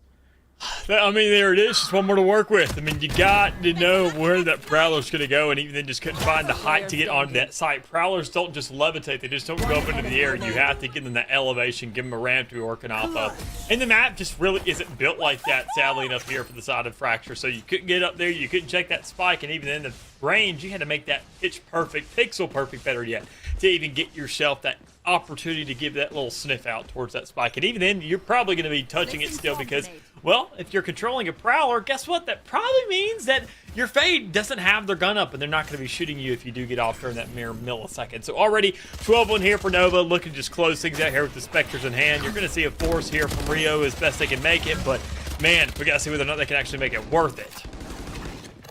Maddie finds themselves a nice first pick, only needing a classic to truly do so. Cutie Pinky, though, a little bit of assistance alongside their KO of choice, finding Ramsey at the other end. URG, 2 men down. It is the literal match point, series point scenario against them. And defensively, Nova have caught on to their rotate. Notice how you try to swing your Neon initially over to the B site, you get a couple picks, you can kind of expect them to move to A. Lots of noise, absence in the background. They're rotating back. With Nova keying in on this, they're going to slowly move forward, and it's not just slow motion puffer to do so. One over on drop, slow motion puffer up close. 2 kills, has to pull out a pistol and can't do it in time, and who else but Imster? As the last player remaining, she's pressured from both ends. One no longer on dish at the very least, but a nice flash around that corner by Cutie Pinky will easily net themselves the kill needed to secure Nova the 13-1 victory. I mean, just seeing it again, I mean, Nova doing what they've done best, absolutely just dominating whoever they face. I mean, you look at the entire record, I mean, again and again, week after week, I mean, you look at it here, every now and then they get themselves a map that seems like to remind them, okay, we're not just absolutely rolling across anybody here inside this division, because you do see some 13-11s, some 13-9s, some, you know, actually that's about it. And that's the crazy thing that really dwindles down to is that, I mean, sure, they get it every now and then, but that's it. Every now and then. They never really get those adamant reminders to say, yo, we're not going to be able to beat, we can't go on and face anybody in Champions and just give them a run for their money kind of situation, which you will have Nationals at the end of the year to do that. But regardless, I mean, just against these teams in their own division, it is just outstanding what they're able to accomplish again and again and again at such a consistent rate. I mean, on a round-to-round basis, you're seeing everybody doing their job. You're seeing the roles actually attend to the responsibilities they need to do. And even in the meantime, sure, we're seeing some lackluster exchanges being made, but there's other utility there to replace that. Like I said, keying all those stars. You're usually using those on site to kind of get those lockdowns, but now you're saying, okay, we get a fast lane. If we just push off that, we know we're winning out the game at that point. It doesn't matter all that much. Notice as well how their agent selection changed so heavily between map 1 and map 2, right? It diversified the role. You step Maddie away from the Fade, you put them on the Cypher instead. They still do plenty well on that role. Key going away from the Viper, going over to the Astra instead. Like you said, they did a wonderful job on that Astra, might I add. They diversified the agent selection, and they also changed up who was playing what kind of role, right? I think, to me, that spells a team that is multifaceted. That spells a team that no matter what map the opposition will pick, they have something there, a level of comfortability, which I think is especially key the lower the division go here in the NECC, that they can do it against the big dogs. Whether or not that can come true, like I said, there will be the stage to do so the National League season. I think time will tell, but they're going to rise up to 8-0. 7-0 active as their Week 9 game has not actually gone down. That was a forfeit victory themselves since we've given it to them. But they are sitting top of the league. I can't think anything else. They have to be top dog to this point. Dominant victories week after week. Just a wonderful standing for themselves. Dallas, they are by far the best team here, and I can only expect them next season to rise up another rank, another division, and see if they can do that same exact thing there. And if they can, well, they're going to rise up again, and it is going to be a stage of climbing with just season after season, and that's exactly what you want to see.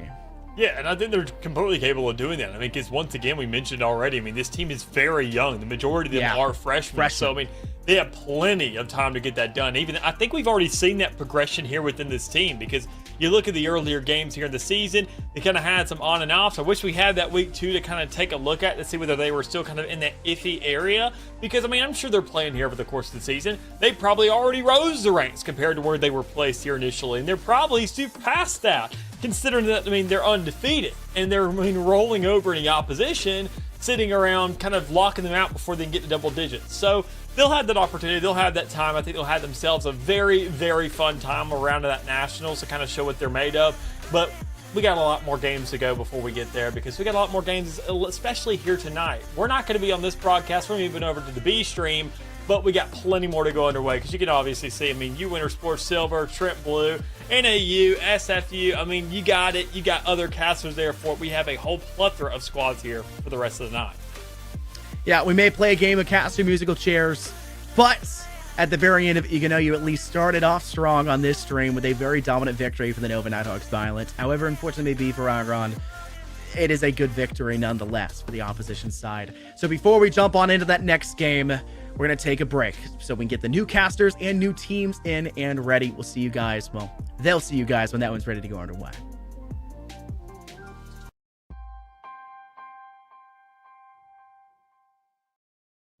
Welcome back, everyone, to the NECC Highlighted. We have just completed week number 6, and teams are ramping up for the postseason. It's been an amazing week of play, so let's get right into it as we take a look at some of the highlights of this week. These players even further back onto box on main. Players need to get in towards that, and look at the lineup, it's gone. They've missed it, they have to bust through the Cosmic Divide. It's all up towards the gardens, and it's a shooting crew, and it's already been halved. Time there for Saber to convert this. Dunwoody high.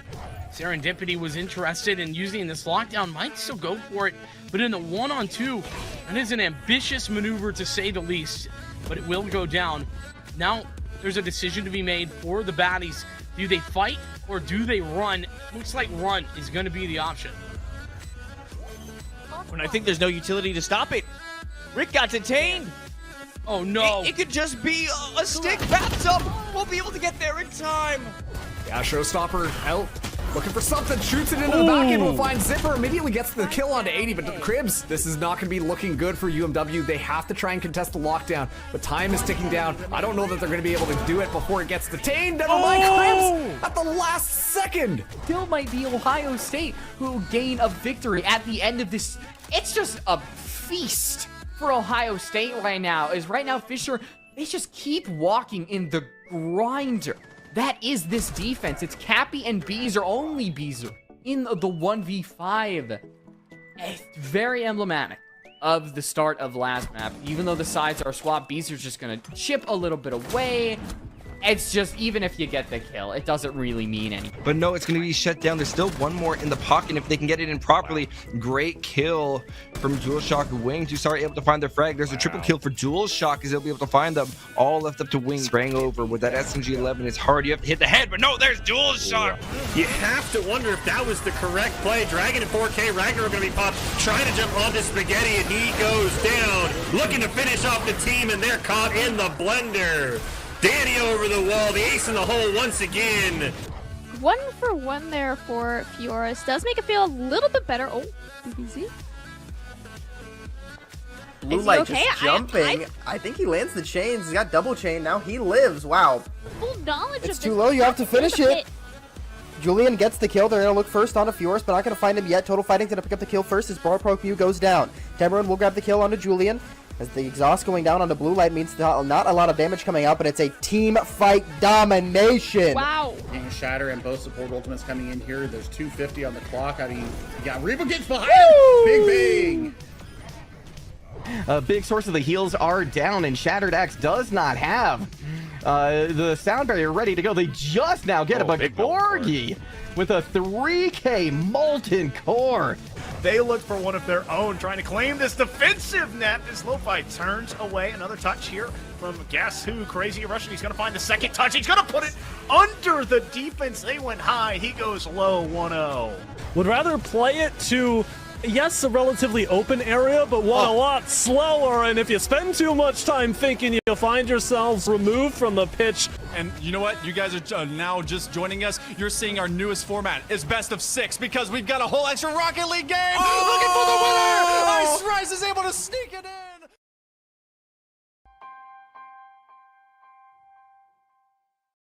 Of course, with all the awesome action, there were bound to be some slip-ups. Here are this week's misclicks and some funnier moments throughout this week's games. There's a lot of throwables, flashbangs, frag grenades, all the like, and now Ito can honestly stim it.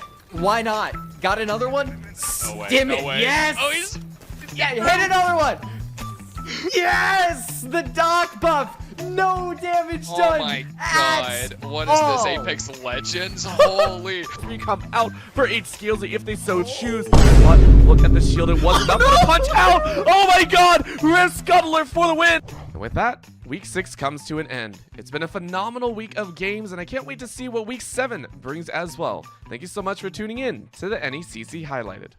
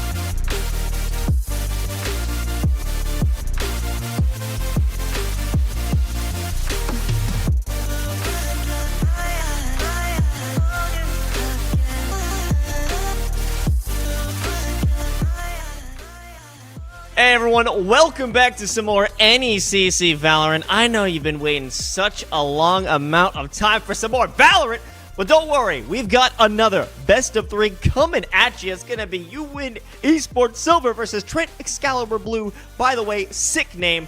The sicker name is, my name is Los, joined by the man, the myth, the brain of Valorant. It's Vincent. Hey, Los, man, I'm prepared. I'm ready for some best of 3s, and you and I, we got 2 of them, so we're sticking around for a hot minute here. It should be pretty interesting, especially as, listen, both these teams, couple wins, couple losses. I think it might be a little bit closer than some of them have experienced in the past few weeks.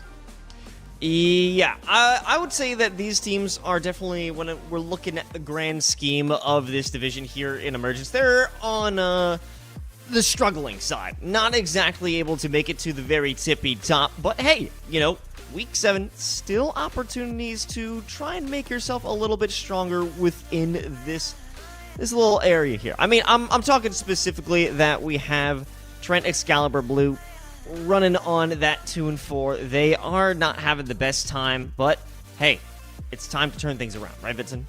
Yeah, I mean, listen, if there's a time to turn it around, it's right this moment. I mean, realistically. Let's take a look at the rosters, though, because we can't get into things without talking about it. It is, for the Windsor side of things, Lauren, Boop, Roses are red, Tenshi, and Pinkish coming in. And then for the flip side of that, talking about the Trent University side of things, the was it Excalibur? Excalibur, yeah. Excalibur Blue. Sweet yeah, name. that really is pretty sick. Jammin, a little Rena, a Celtic, House, and Ollie going to be closing things out for them.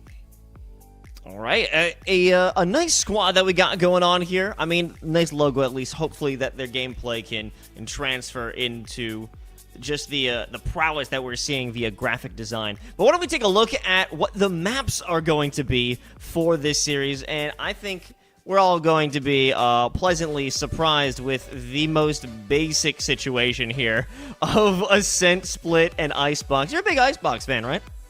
You know, you really do just troll me. I love Icebox. It's actually the God's gift to Valorant is really the way I describe it. Thank you, Ryan. That being said, Split is pretty interesting. We don't see a lot of Split. We do see a lot of Ascent and Icebox. And I'm excited to see a bit more Split as well. I think this has become, you know, we're at a point where you can't ban all the hard maps. So we're seeing a lot. I mean, you know what I mean? Like, look, Fractured Lotus first ban, Pearl's in there too. Like, there's a lot of maps that are pretty difficult. So the fact that we're seeing a little bit more Split is a lot of fun for me. Yeah, you know, I've always been a Split fan, but hey, we'll get to that in just a second. We gotta talk about Ascent. Quick question: who in the collegiate scene or in Valorant hasn't played Ascent? I'm doing some calculations, and it's coming back 0 for me. Absolutely nobody. Yeah, I don't think anybody's dodged that one. What is going to be interesting is, are we going to see the strat? If you know Los and I, you know what the strat is. It's mid to B. Every time on the pistol. It's every time on the pistol mid to B. It's almost like a requirement. If you get a scholarship to play Valorant, you have to sign the contract and say, yes, on Ascent, pistol round, we will do mid to B on attack. That is how common. We're looking at like an 85% usage of this strat. And what will be fun is if we're completely wrong in this coming round, but just be aware. This happens a lot. There's a 15% that it doesn't happen. Okay, you've built it. I love how you built it like a backup plan for me right there. It's great. I said 100. You're like 85. That's back down. You know, a little bit of fear in my mind. You know, there's. You're helping me out. You're supporting me when I get too far outside of the norm. You know, we're here in the Navigators. Maybe they could navigate a different path. I don't know what the case may be. I'm really believing in just what the data that we haven't written down, but we have it in our brains is going to tell us, and it just is. It's instinct, right? It's meant to be. It's meant to be. Ooh, it is indeed meant to be. You know what's interesting for this Trent Excalibur roster? They struggled in the early stages of this season. They were starting out 0-4. Since then, they've got 2 wins under their belt, and in fact, a really dominant win this past week as well against Rio Grande Academy. And so, for me, I think that suggests a bit of an upswing for Trent. I'm liking what I'm seeing. Both of these teams, though, have played the bottom 2 teams in the division these last couple of weeks. And so this is a serious fight for one of those last potential spots towards the top of the division. And you know, that's what's funny, because both of these squads faced Ottawa Red and Rio Grande. Both came out on top. Those are the only victories that we have here for Trent Excalibur and University of Windsor. They have only been able to defeat similar and, I would say, weaker opponents, but this is an opportunity to, as you say, separate yourself from the pack and perhaps gain an extra leg. Put yourself maybe in that 5th or 6th place position just to supremely distance yourself from the bottom. Yeah, and it's actually pretty serious for playoffs. Both of these teams certainly going to be making towards the playoffs, but it's about seeding. And well, right now, Windsor is number 4. A loss tonight would knock them down pretty significantly. And on the Trent side of things, a 5th win, that's up till, top 2, 3. We're talking pretty consistent amount on the cards here for this game and what it's worth to these teams. Now we're having just a bit of a tech issue to delay us from getting in this game. We know the folks who waited 90 minutes in between these matches. You're going to have a good time waiting a little bit more. We know the patience has got to be honed to the highest levels of, I would say, a monk, perhaps. You can wait a little bit more. They've had a lot of practice, It is hopefully going to be getting started here in a moment. Maybe we had a crash. Maybe we didn't. I don't know. Somebody's got a potato of a PC. That's all I know. Well, I think we could spot out the culprit. I think we could. I wasn't naming names, Los. I didn't say anything. I'm just saying we might be able to figure out who it was in terms of who has not moved from spawn. Bulby, our observer, is certainly giving us some ideas. I mean, we can't say because the name isn't there. I don't know. It's who is it? I couldn't tell you. I don't know. Yeah, it's just a mystery. You know what I'm really noticing here, though, that is sort of interesting, is that we're working a double duelist comp, actually. Not something we see a ton of anymore, especially not on Ascent. So, for Windsor, I think that's going to be kind of interesting, especially with the Reyna. A lot of pressure on that Reyna to perform, typically, if you're going to be playing on it.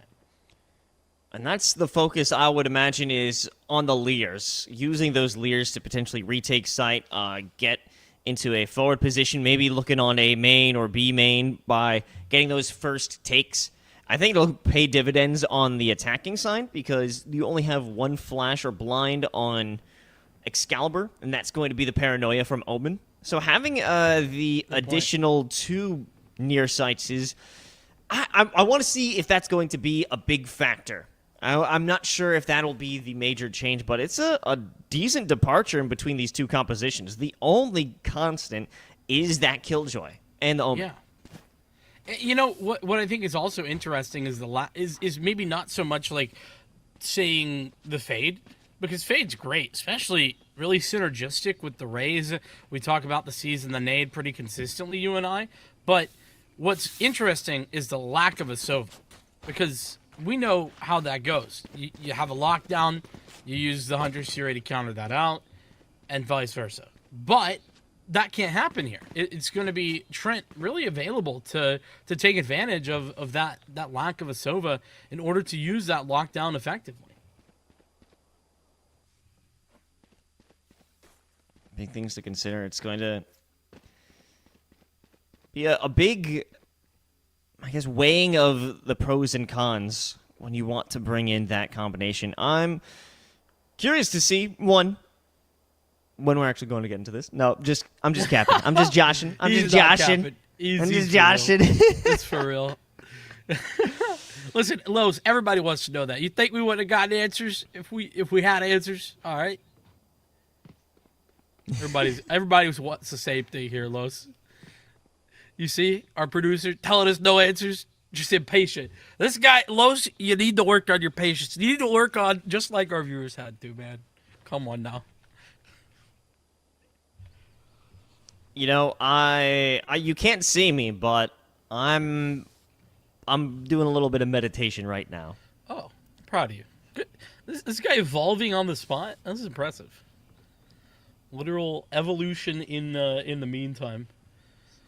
As apparently we're getting a PC reboot, and I'm gonna guess there's no SSD in that bad boy. Can we get a PC check? Not because we think there's anything tampered with it. We just don't think it's good enough.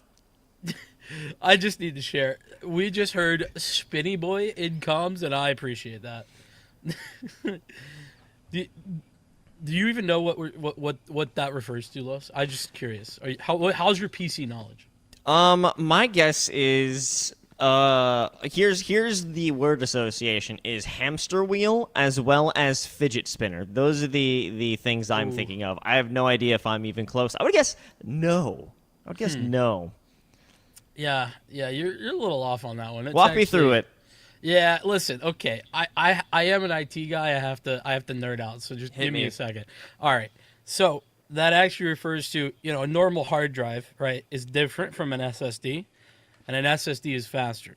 Well, that's because there's little disks inside the hard drive that spin around, and that's what holds the information. And so it takes longer for that to get spun up, so to speak. I have learned. And, speaking of learning, collegiate esports, a thing that you could do while you're learning in the university. Ooh, yeah. And we just got to say, don't we love knowledge, Vincent? I am a big knowledge fan. I am called the brain. I enjoy me a little bit of knowledge once in a while. Yeah, fun fact for the folks at home, Vincent actually got that name because he absorbed the knowledge of many lesser casters, and any time that he casts with a co-duo that doesn't live up to his standard, he absorbs their brain, and they just kind of live inside of his brain. Soulless, but information, and that's how he's attained this level of analysis that you see here today. Yeah, sometimes I have conversations with them. That's probably not healthy, but yeah, basically they're the voices in my head. But you stood up to the very tall task, Los. I gotta say I'm impressed. I was only giving you I don't know, a year. You've made it. Yeah. See, the thing is that people they step to you with knowledge already. I actually have a blank slate. And I just say what I see, and that's how I became a play-by-play. But you're darn good at it, to be fair. Bulby's at that. If I'm the brain, are you Pinky? That's a great reference. Well, one is a genius and the other's insane, so I think that's got to be a valid comparison. Me being an unhinged man of epic proportions. We don't know what I'm capable of. It could be some good things. It could be some not so savory things. You're gonna have to tell me after the broadcast what those not so savory things are. I'm sure we'll just keep that one offline, but I'm curious. Also, this is the most detail I've ever gotten of is this a penguin? I don't actually know. Looks like a penguin-ish. Can we get a confirm, Los? Is that a penguin? That seems to be a penguin. And you know what? I'll actually reveal here on stream one of my not so savory moments of me attempting genius. So this was a late night. I was visiting my old college town. Was it a late night with Los? It was. I was a late night loner. I was walking back to my friend's apartment, and I thought it was taking way too long to walk. So I thought, how can I get to a location on foot that's a little bit faster than walking? Then in my head, I realized, running was an option. I run for about 20 feet, then trip on a rock, and then completely scraped up my knees and elbows. Yo, that's rough. I genuinely thought that was going a different direction. To be fair, though, let me tell you where I thought it was going. I thought you were going to have the genius idea. You know those lime or bird scooters? Mm-hmm. Yeah, I thought that was the genius idea. That you were going to hop on one of those, and then it was going to be the same outcome. That you just, like, faceplant or something. Yeah, no, it was just that I remembered running was a possibility. Yeah, running is a thing. Listen, I can't say I do a lot of it, but I've heard it exists. That is a knife in the hands of this stuffed animal. What is happening? This is like Toy Story, but scary.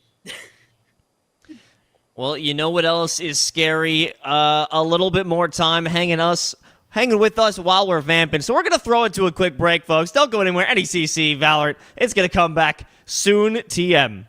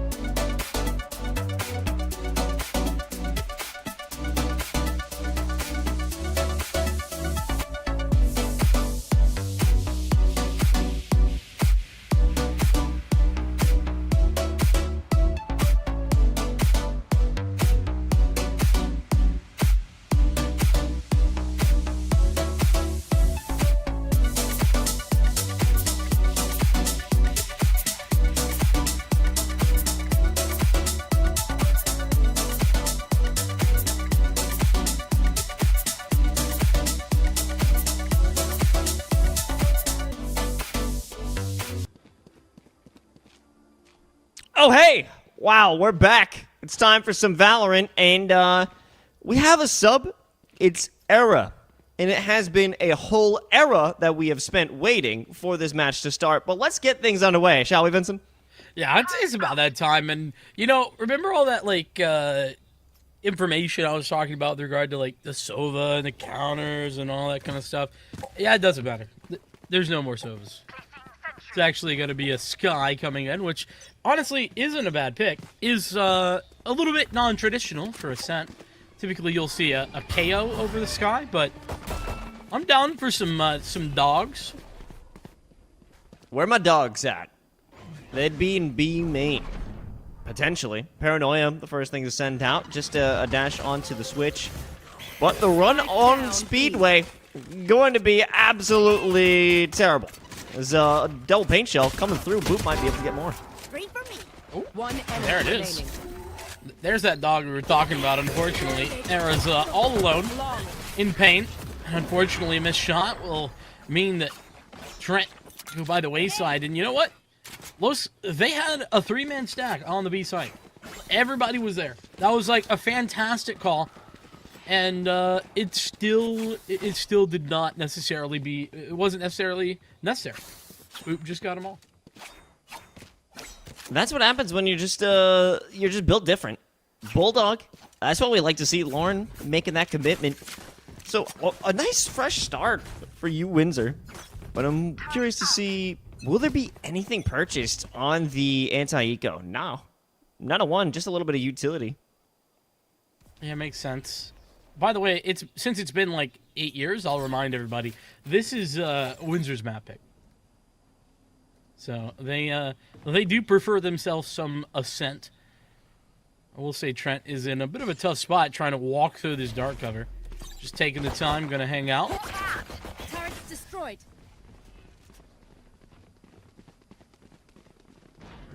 Pinkish is playing a wild, dangerous game. Finally, they will have a fight, but it's after Lauren comes through. She provides that support. Era, the last one out on the site proper, is going to allow Pinkish to get a 4K. 2 4Ks in a row. Everyone's feeling happy at Windsor. Yeah, I mean, this is solid stuff. Note how Pinkish waits for the Paranoia to come through as well.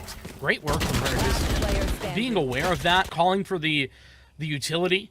That's not stuff, I mean, especially in Navigators, that you see all the time. I think that is certainly to be impressed by, making sure to take that timing and picking up a few frags off the back of it. So, with that said, Trent University, they'll be headed into the first gun round. Bit of a direct play here. 3 towards the A main area, and 2 looking to get a positioning up cat. This dark cover will come in, but there's no one actually watching Tree Room right now, Los. Well, now we got one. Just as you said, they heard you. Right. It's Tenchi. Tenchi's here. On the other side, it's Anish. Potentially a Paranoia to open things up. Oh! Anish saw, but didn't fully clear. Tenchi was going for one of the most, I would say, ambitious plays in a shrouded step after the Stinger kill. But regardless, the rifles win out, and they'll take the site, but might be a case of the timing of Boop. She will not be able to see that. Now it's just Rose Zerbed. Yeah, a little bit of a tough timing there. The attempt for the retake. Might as well go for it. Have the Spectre in hand, and really aren't going to want to save this thing up. So a nice hot lineup. Oh! Does that spot? I don't think it did. Regardless, roses are red. There was a dink onto Era. Unfortunately, not enough. A very costly bonus round for Trent. Losing 3 rifles in that engagement. Yeah, indeed. That being said, you Windsor, they'll be walking into this next round with everything that they need. And despite how, you know, like you mentioned, a little bit more expensive, everything going to be there for Trent, with the exception of a bit of those shields. You can see Anish and Lil Lorena have to pull up on the half shields. Otherwise, it's all looking good. Excalibur making the moves, at least starting out strong. We're going to see a 4-1 split right now, with at least traditionally a lurk set up towards the B site. You're typically going to have your KJ as your lurk.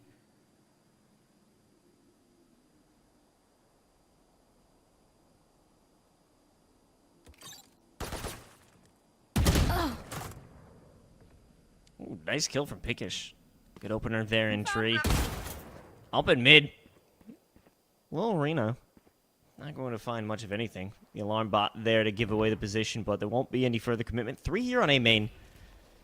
And the alarm bot kind of being sent on mid. It's going to make it a bit easier to walk into the site. Nano Swarm in an untraditional location, or maybe just going for a wide berth. No one will make any strong commitments, strong plays to stop this execute. Yeah, that Paranoia denied some timing, but ultimately I think I would have liked to see that saved for the retake. Now, though, Windsor in a great situation, and Lauren wins that fight, despite the Lear not actually being in perfect position. Ollie breaking the hump before it can do anything. Era in a sticky situation, might be taken out by the paint shells, but it comes down to Ollie being able to take down 2. Unfortunately, Era has to walk through the dark cover. We'll remove 1 before they remove themselves. And the retake will win out as Windsor take the 4th round. And they've got quite a bit of tools walking into this next. Yeah, they do. Beyond that as well, there's that replay for Lauren, but good trades, right? This is a 5-on-3 retake initially. 2 players survive. That means that everybody did their job, right? Got a kill, traded it out. Got a kill, traded it out, etc., etc. So solid stuff from Windsor. They're starting to look like a very strong team here on Ascent. Unfortunately for Trent, it's another bit of a reset on their economy. They have to go for a half investment, but they do have the Bladestorm in support, so it's not all bad. Got something to work with as a whole hailstorm of bullets make their way through that wall. No damage done, though, from that point on. And Trent actually also have a res available, so having that early on could certainly be a good look for them and help them win a round like this, where they've invested, a little bit of cash but aren't fully invested.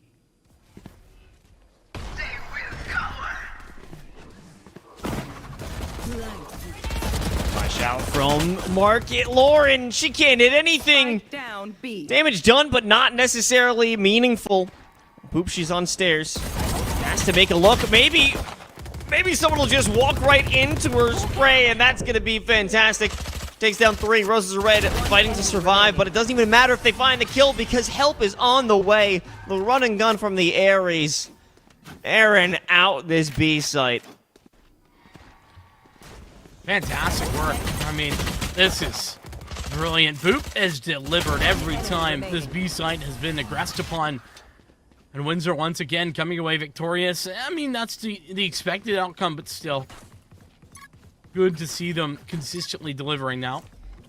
It'll be Arena on a Spectre, but everybody else having the full weaponry. Not sure why the Spectre needed to come out here with 2200 in the pocket, but maybe just a preference? Who knows? And we've seen this a lot, Los. This mid-A split. This has been sort of the bread and butter of Trent. They've been trying to make it work, and it's had some limited success, but it has just been limited. And that's the problem. Speaking to that, Spectre, you gotta respect the spec. Pinkish, 1 for 1. Anish, sticking around, but it's not going to look too solid if they didn't have that dark cover there. I don't believe there will be a push, but Lauren seems that she wants it.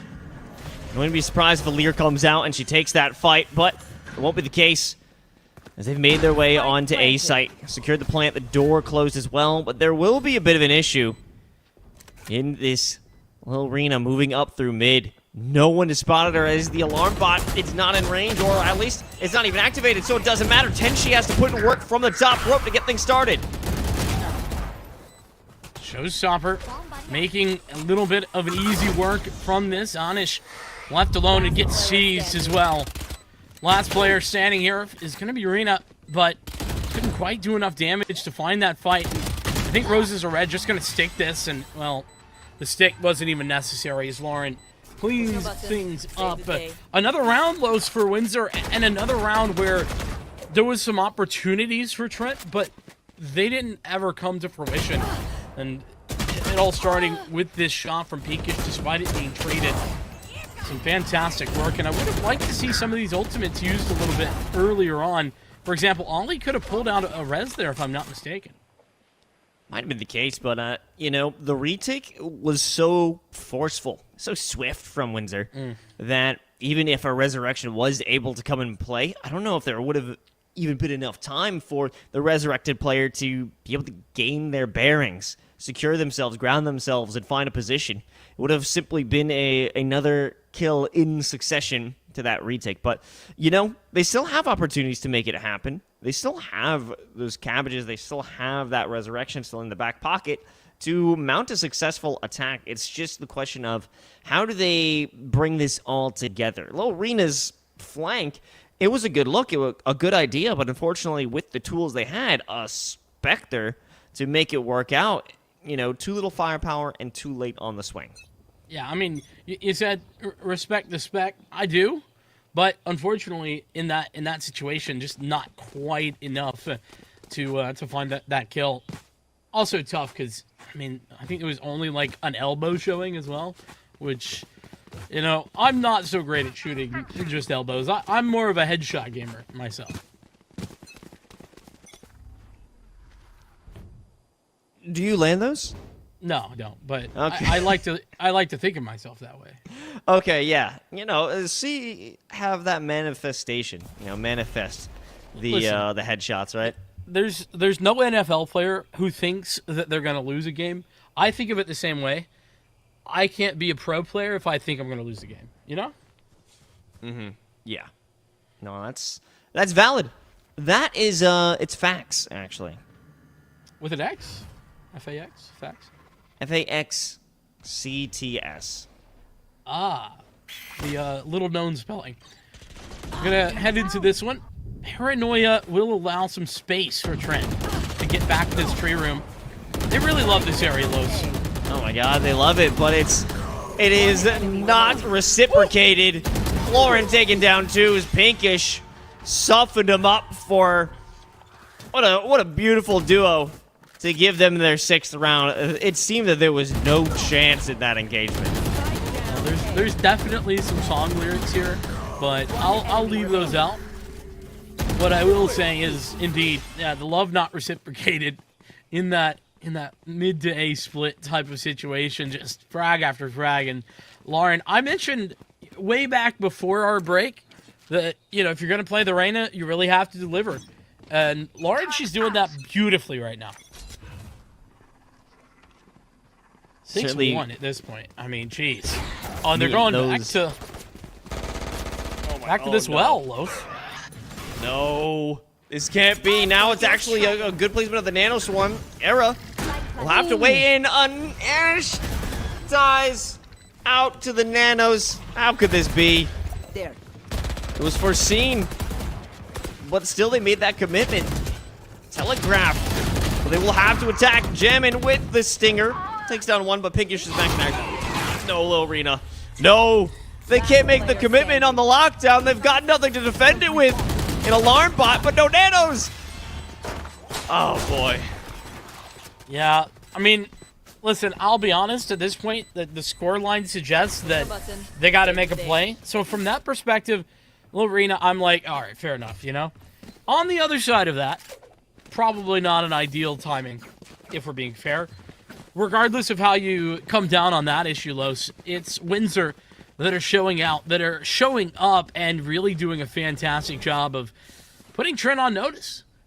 They're doing a great job of this and once again showing that, you know, this Windsor team, 2 wins in a row, they're on a bit of a run here late into the season. I'm certainly digging this team. Proving some great looks. Oh, is anyone... Oh, all 4 of them were spotted. Oh, my God. Yeah, that's what we in the biz call a frustrating start to a round. Gotta kind of claw back positioning, and oh boy, we're looking for more information. That's 3 players spotted out by Tinchi on the front in the shadows. Jeez. That's a lot of info confirmed twice over. About 20, 30 seconds between those two bits as well. And they're still going to go B. Los, they're committed. That's a mind game right there, Vincent. That is certainly a mind game. Is it a successful one? I don't know. I don't know. We got a crossfire. Expected to be beautiful. Started us off with Roses are red. What was that from Speedway? It wasn't even the crossfire. Did they even realize Boop was here? No, certainly not. Now Lauren making a commitment to this side by the switch. No one can even leave the dark cover. Lauren's going to be such a bold player and actually go in the smoke and takes down 2. No one realizing that Anish is on the left side, but Pinkish will dish out the final blow to Anish.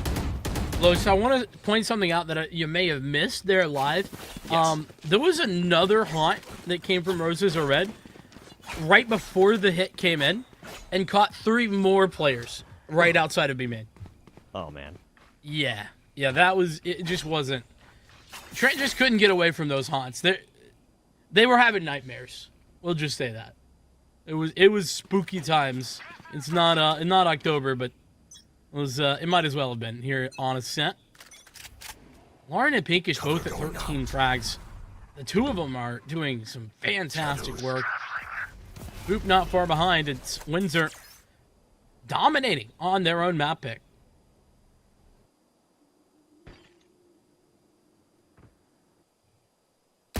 There. Look into mid. There.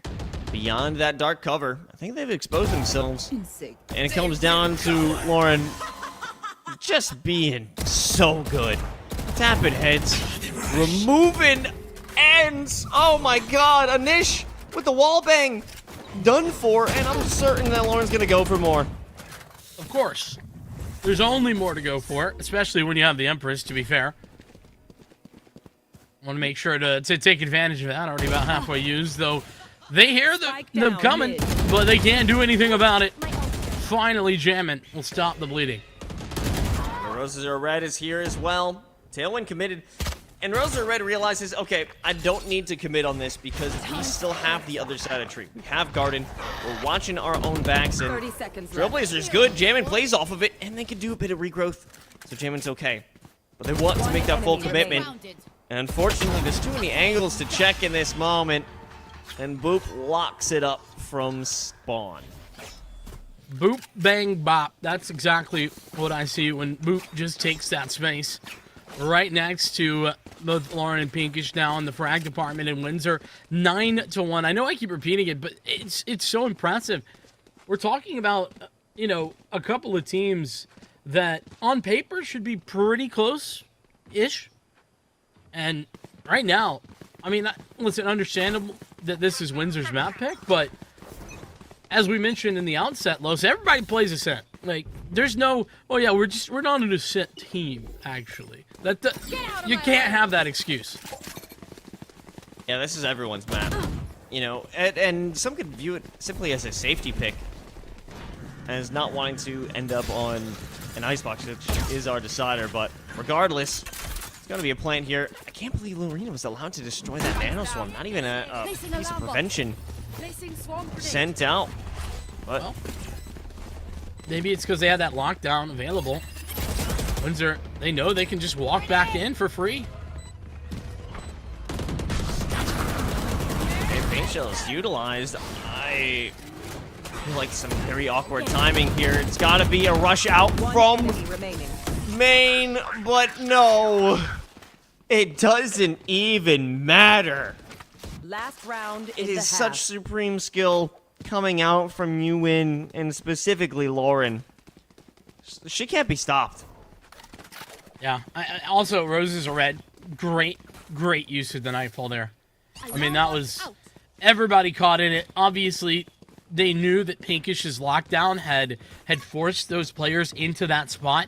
And everybody but Anish was in that position. Just, I mean, blind can't hear, can't see. Just, it's gotta suck to be in that spot if you're Trent. Oh, another early haunt. This one, I don't think actually going as far or as deep as it was planned, but still effective enough. Jammin', what an opener. Good stuff for them. Roses are red. Also put some damage in, and the paint shall stop the attempt onto B. Moves the player on Speedway, as well as stops the assault out from main. Jamin has to recover that. Might even take it back.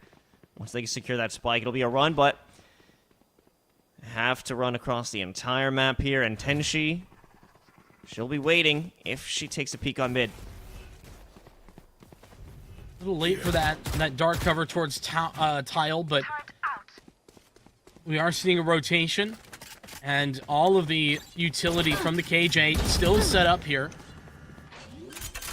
But a bit of an off plant, not on default, it's on double. Jamming. They've been forced to adjust because of all of that KJ utility consistently. Now it's just a straight up 3-on-2. Trent with a chance to win here, but they're going to have to do some heroics. Oop, with the wide swing, leads to nothing, but Jammin just comes out with a triple spray down, a quad total for this round. Switching sides. And what a way to finish it. They desperately needed another piece to their puzzle. Unfortunately, it's still 10-2, but it's a better finish to the first half than it could have been. I mean, it starts and ends with Jammin, that last round at least, to be fair. Picked up the opening pick, then closed the round. That triple spray down, that was probably some of the best mechanics we've seen on this entire map, despite how good Windsor's looked. Like, individual play-wise, that was probably number one.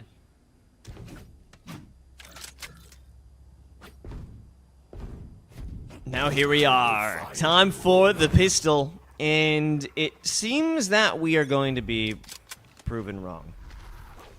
Yeah, no mid to B splits on this one, unfortunately. Very early wall out towards Cat, which is one of the plays. I don't really know if that's exactly standard, but it certainly has been effective at pushing Windsor away from a split and into a one-dimensional push towards the A site. They're going to go through this dark cover. Well, looks like they're going to hang back, maybe wait for some utility.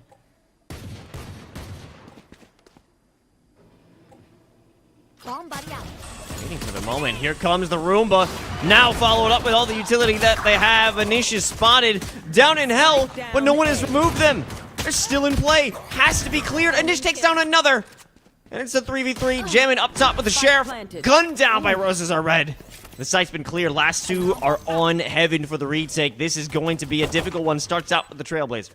Oh, Pinkish, that's some great post-plant utility. Did you see where those nanoswarms are? Even if these two players go down, this is going to be tough to retake for Trent. They know someone's in hell. They use the guiding light to figure it out, but even so, the utility, the hunt to remove any doubt of where that player was, where Era was located. That just adds so much pressure. Three players, all different angles, holding you down, and there was no chance. Now it's going to be a timeout, and definitely a needed one for Trent here because they have only two more mistakes that they can make for the rest of this map. I do want to mention, Trent, their timeout timings have been very good. Like, obviously, like you mentioned, pistol round, that was really important. Taking a timeout going into this next makes sense. And then they also took a timeout, I think it was 5-1 on the first half. Didn't mention it at the time, but a team that's definitely thinking about the ideas that they want to go into these next rounds with and trying to adjust, which is awesome to see. Unfortunately, it's just not been so effective. Well, it's the last chance to make it count. This is Trent's opportunity, and unfortunately, things aren't going to start as well as they would like, considering that they are going to be on the lower buy. They have to force, or I mean, this is really their only chance of walking into this next round or any of the next rounds with victory, unless they can pull off the wildest thrifty of all time. Unfortunately, they're going to have light shields and some without any. Yeah, I mean, it's not the best situation, but you got to do what you got to do. But it's almost a fair fight. Lots of players tagged up by that haunt. Spike down. Oh, nice start for Anish to take that first kill. And it's just a whole bunch of utility, a slew of it being sent into B main. Quick realization, this is not where they want to fight. Boop. Peeks in mid, destroys the alarm bot, and now they run to A. Oh, and that alarm bot destruction, I think, gonna give pause for some of these players. For Trent, thinking, wait, hold on, maybe they're trying to go up mid. Now they'll get the memo that this is actually more of an A hit. Boot required to get a couple more here in this position, I think. Now can see that spot, though. Dark cover for the post plant. Door to be destroyed. And it's got to be a pinch. 2 heaven, 2 door. Walking through, Anish was leading the charge, but Tenshi out from the dark cover. She has a beautiful swing. Last player's up in heaven. They've been spotted from the haunt. Everyone knows where they are. They can take their turns swinging and peeking, and that'll be just the case they need. Map point secured for Windsor. Match point. Tenchi just playing peekaboo. And it's a deadly version of that game. Popping out of the dark cover saying, hey, howdy do ya? Take some bullets to the face. Few, in fact. Getting 2 kills there. Really confirming Trent had no chance. It's a second of these aggressive buys that Trent tried to put together in that last round. And last time they tried to stack towards B, it worked initially. The rotation, though, for Windsor, just a little bit too strong. Now it's going to be a more flat approach with a default setup. 3 towards A, 2 towards B. And I think the wall went out there towards A. That's been destroyed. The entrance into the dark cover. We've seen this play before. Send out the Roomba. Jamin was unable to confirm a kill, but now the idea is mixed up. The crosshairs were misplaced, but in the end, Rosar Red secures the frag, and they'll secure the site as well. All players up in heaven. C's not landing anything, but they don't have too much time to consider alternative options. Oh, but the timing of this push could be perfect. Look at how far back these 3 players are playing. Oh, 2 will jump right into Boop's crosshairs. Anish looking for anything they can hit with the vulnerability. Now they're done for. The Nano Swarm onto that exposed player is critical. Jammin', the last one alive. Dark cover dissipated. They're revealed. The trade from Pinkish seals the deal. 13-2 is the scoreline, and Windsor, they are looking fantastic. Yeah, I mean, we kind of talked about on the outset. We were thinking, you know, maybe this will be a little bit different. Both of these teams on a 2-win streak. I mean, I couldn't have expected that. Windsor, they delivered in every sense of the word, and it was pretty much everybody there, but Lauren specifically and Boop as well, I feel like deserve a lot of the credit going through. I mean, Pinkish as well. That's what I'm saying. Like, it kind of felt like everybody was delivering, but those 3 especially were multi-fragging pretty much every round. Yeah, there were some moments where Jimin on the opposing team was able to make something happen, but unfortunately, it wasn't a consistent effort that was being brought forth. Everybody on Windsor was having their own moments, and that's what you need. Everyone needs to pop off in their own right, and that's how you end up with a scoreline of 13-2. Yeah. Oh, man. Oh, my. Well, I mean, just the first map today. We might have another opportunity for Trent to potentially bring this one back as we head to Split in just a few moments, so don't go anywhere. NECC Valorant returns after this.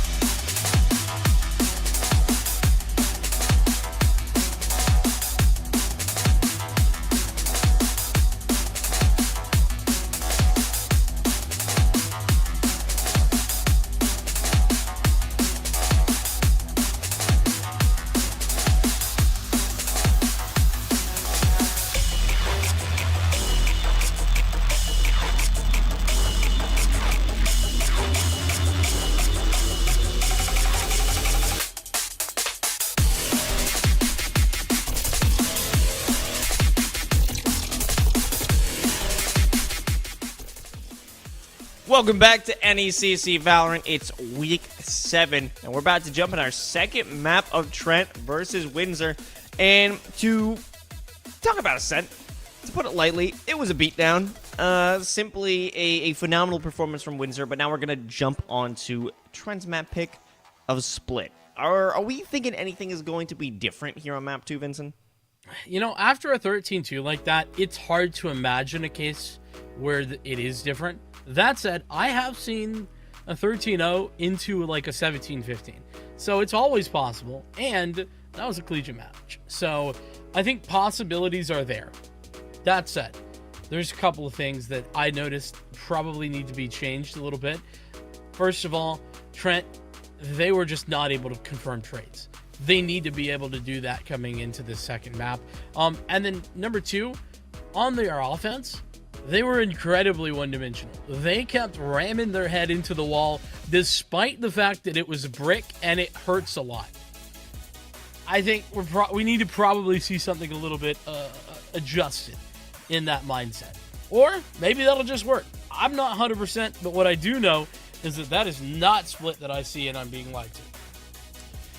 Yeah, I actually called in a favor because I know that you love Icebox so much. We just throw the graphic on for fun.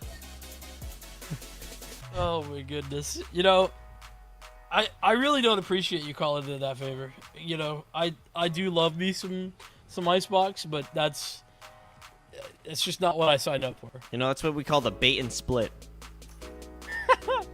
You know, that's well played. I take it back. It's all I'm no longer angry. We are seeing an interesting adjustment here.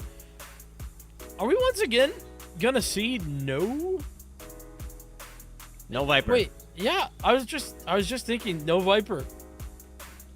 Yeah, Viper is definitely one of the more meta picks right now in terms of controllers for Split, but I think just because it is meta, that doesn't mean a lot of these fresher teams in Collegiate are ready to make that switch over and are going back to comfort picks. Yeah, I mean, that's fair. That's totally plausible. And you know me, that's something I do always tend to talk about when we are watching some of these collegiate games. If you're not like in Challengers Division or in Champion Division, meta is sort of like a suggestion, you know?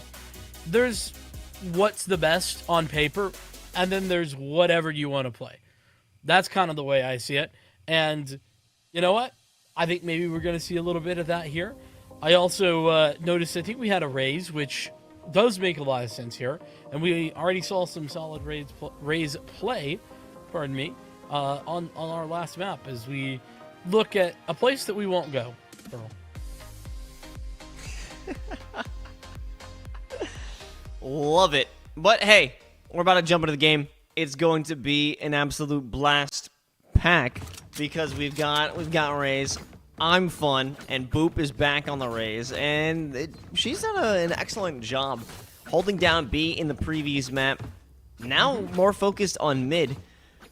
You know, there's a lot of ways that you could manipulate that paint shell to simply being such a pain for your opponents. You know, one thing that we didn't mention is there's been an adjustment. Era out, Celtic back in, was having those PC problems that caused them to have to leave. Now back and on the Reyna as well, and this is a play. 5 up mid. We're seeing 10 players in mid, Los. Oh, and it's starting out nicely for Trent. Boop, the only one who can secure a kill. Oh my god, it's a triple kill with the paint shells. Ali has 1 HP. Are you kidding me?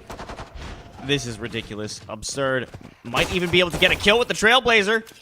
Now, they've got information. If they just double swing, it doesn't even matter. Oh, Boop gets the ace. Oh my god. That's outrageous. I'm checking the time right now. I'm checking the date. What are we, in 2020? Is this old race?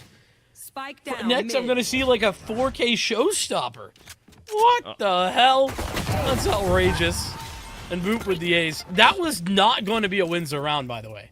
Like, those trades were not in the favor of Windsor, and, well, Boop just decides, yeah, no, I'll hold my beer.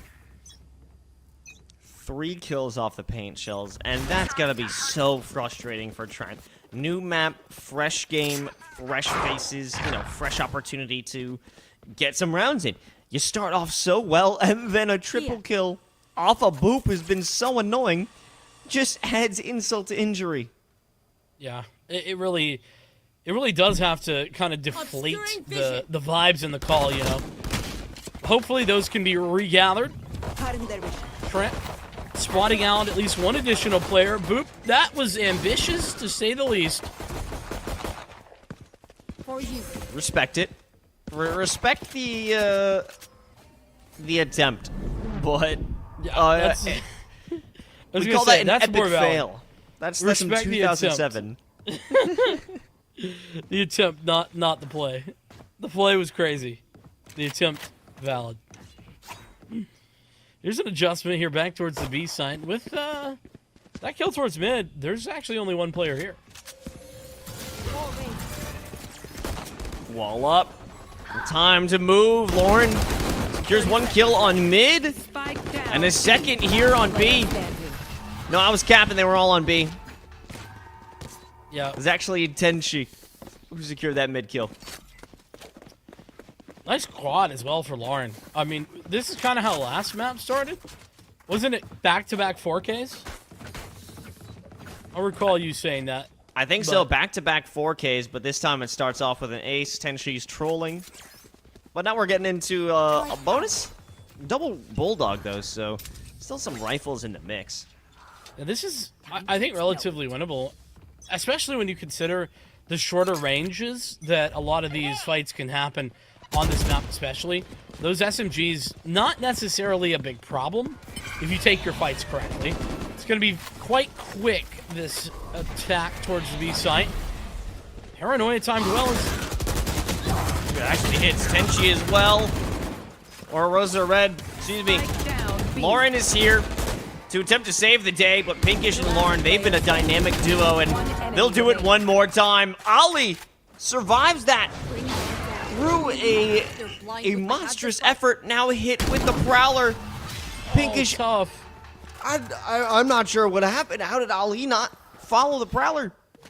Yeah, what happened is Ali thought that the Prowler went towards, like hit the wall and went towards, or we might, no, we're not going to get to see it again, but thought that the player was behind the pillar and that the Prowler just hit the wall instead. Realistically, though, should have probably known, if we're being honest. Unfortunate, but that is the way the cookie crumbles sometime. And it will be a 3-0 lead here for Windsor. And once again, it's a strong start for Windsor, but this time, not only did they win the pistol, the anti-eco, but they also won the bonus. That was something that Trent was able to pick up last time out. So now one of the 2 rounds that Trent was able to secure back on Ascent has been denied. An ill omen does not forebode well. Everyone taking a little bit of damage here on Trent, but they'll walk onto the site relatively unscathed and secure the plant. No deaths. Those nano swarms interestingly placed. I'd have to double check what damage was done. Anish might catch a timing here on the flank. That could be absolutely mental. Lauren starting things off. Boop will add to the pressure now to full-on assault to the site. Lorena has to do whatever they can to just continue their efforts and buy time as Anish has arrived. Pistols out. Will they secure a kill? No. It was a desperate effort to prevent the defusal, but there could have been more time. But when the pressure's on, those quick snap decisions could lead to victory or unfortunate defeat. Exactly, and, you know, props to Anish for a valiant attempt. It was right there. The chance was certainly available. Could have gotten that 3rd kill, but as you were sort of alluding to, the decision to go for the pistol, probably not the right one. Had the time to go for the reload and, well, give it their best shot. Unfortunately, it doesn't work out so well. You know, but if there's one positive thing to take away from that, actually 2 positive things, it's number 1, now Trent have a gun round coming in. That was an eco. And number 2, they've got like all their ultimates. They could do just about anything they want. This Cosmic Divide especially is going to be pretty powerful. If that comes into play, I mean, if that's aligned, that would give a fantastic opportunity for the box player, but in the end, they'll rotate and walk right into the hands of Killjoy setup on A. A different look than the previous round. That seems to be a bit more effective. I don't know about you. Certainly looks that way.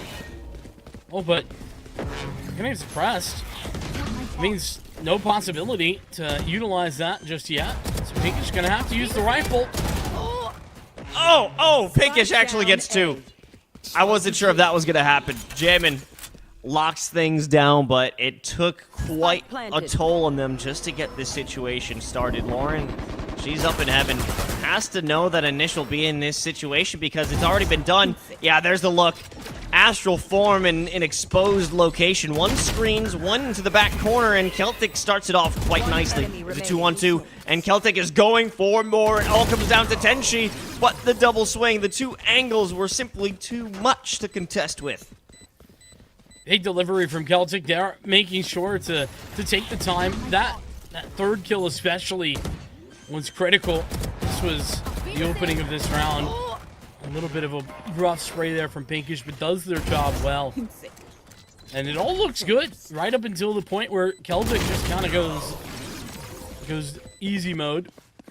Pulls off the 3K on defense of the site. 4-1 is the score line. And, you know, this is where the damage done in those previous rounds, I mentioned only 2 players surviving before. It's caused an eco immediately for Windsor. Lorena wants to be the entry, and they will. Nice placement of the slow field inside the nebula. Oh, this is going to be a massacre. Pinkish secures 1. Caught out. Just 2 kills on that eco, and could be worse. No plant secured, so not a lot of extra money being tossed into the hands of Trent. You know, Tenchi thought it was old classic. Thought you could right-click from 15 meters away. Fortunately, that's no longer true. It's still busted. I stand by that. There. Still busted. Yeah, I play on the old patch. I still actually have that access. Can you let me in on the secret? Can I get that, or is it just exclusive for you? You know, Vanguard will actually have something to say about that. Yeah, that's probably fair. Trailblazer gonna catch a player, and we sort of turned the tides down a little bit. Trent had the ultimate advantage. Now it's Windsor that do. And they're in a similar situation. Lockdown could really stop a push, or could be interesting. And I love how aggressive Windsor have been with these from the shadows. You know, a lot of teams will sit on that for a long time, try to get fancy with it, but Windsor is just immediately willing to use it for information. And there's that commitment, you know, the decision to use those ultimates. Lorena having a moment right now, securing the site, essentially single-handedly. Huge for Tenchi if she can land too. Doesn't catch out of the peripheral that Jammin is here, but you got that relayed information to the rest of the team, but it doesn't matter. Jammin certainly displaying a come-up in these past few rounds.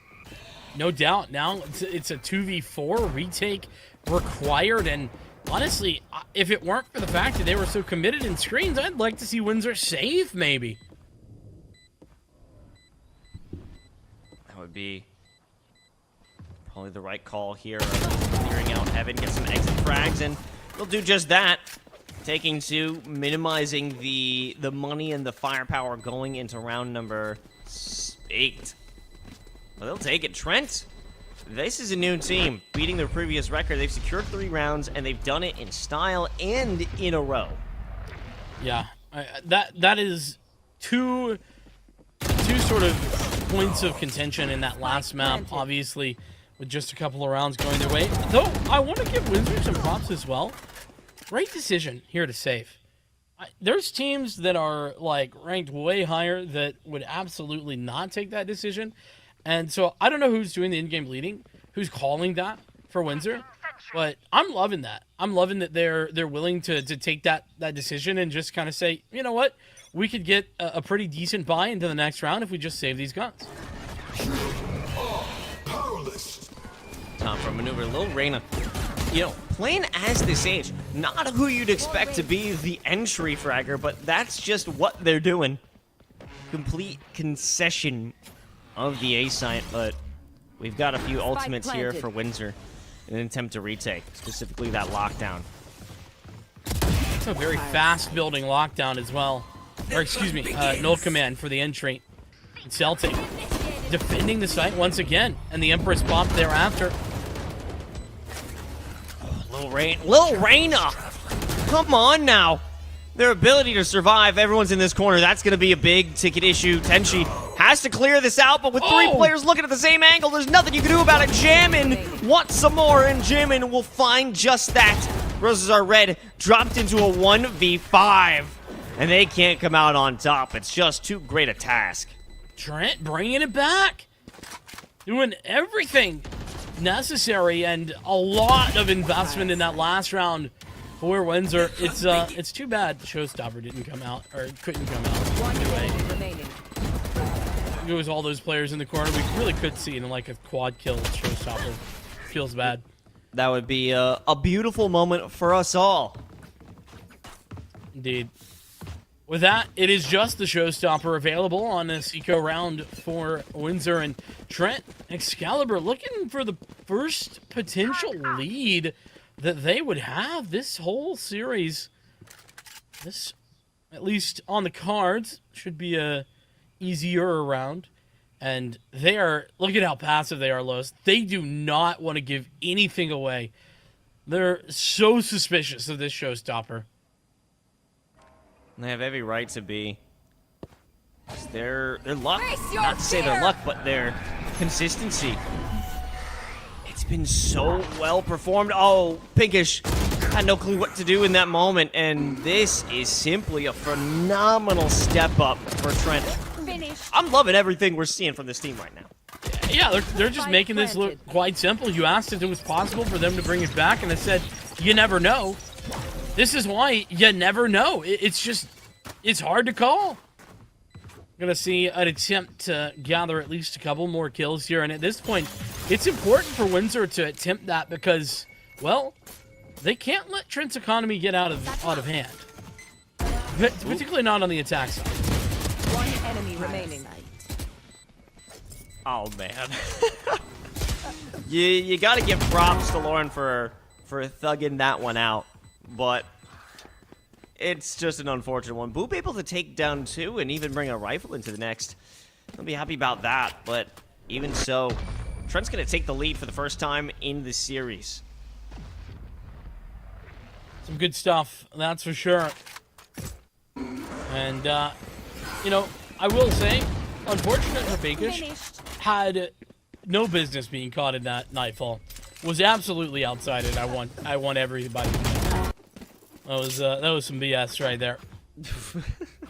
I'm just saying. I speak for the people, Los.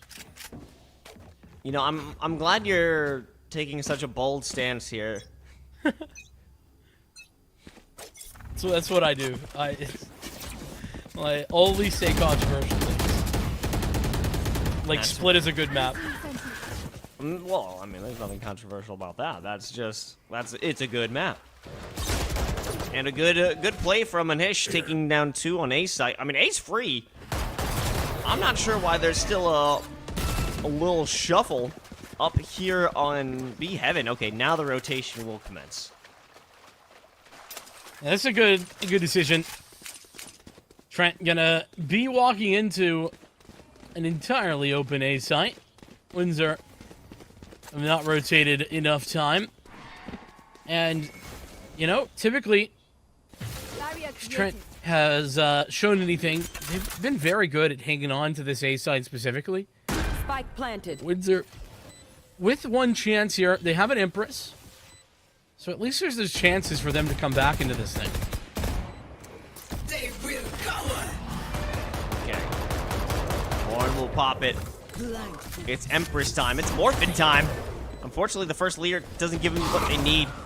Lauren has to start things off. Lorena. Good kill from the screens. They have to work together. Ollie, first kill. Can the second one come through? Yes! Lauren, after 5 rounds in a row, is able to pull off a 3K to equalize it 5-5. But Trent, they put Windsor on watch.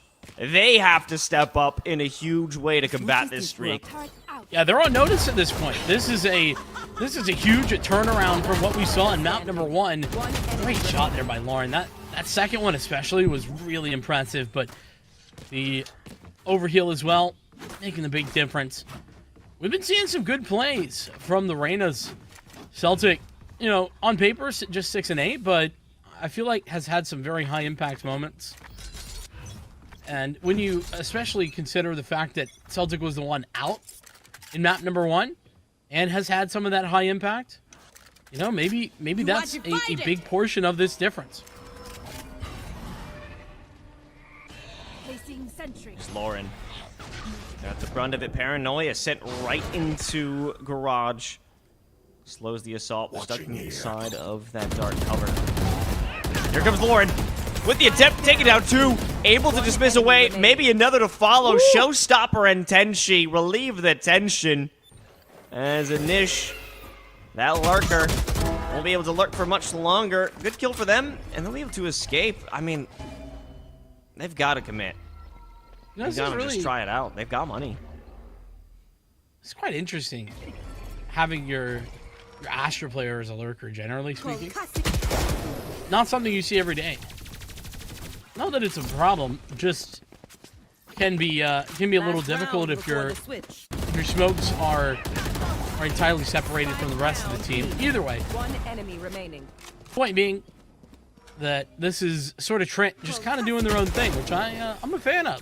It certainly worked for them here on Split. So we see a timeout being called. Trent making sure to utilize things. And I think that's another thing that I like about this Trent team is that they've consistently been using these timeouts. It feels like they're getting value out of them. Not that Windsor needed it in map number 1, but notice, I mean, losing, what, 4 rounds in a row, 5 rounds in a row? Didn't call a timeout, did Windsor? No, I don't think they feel like they need it.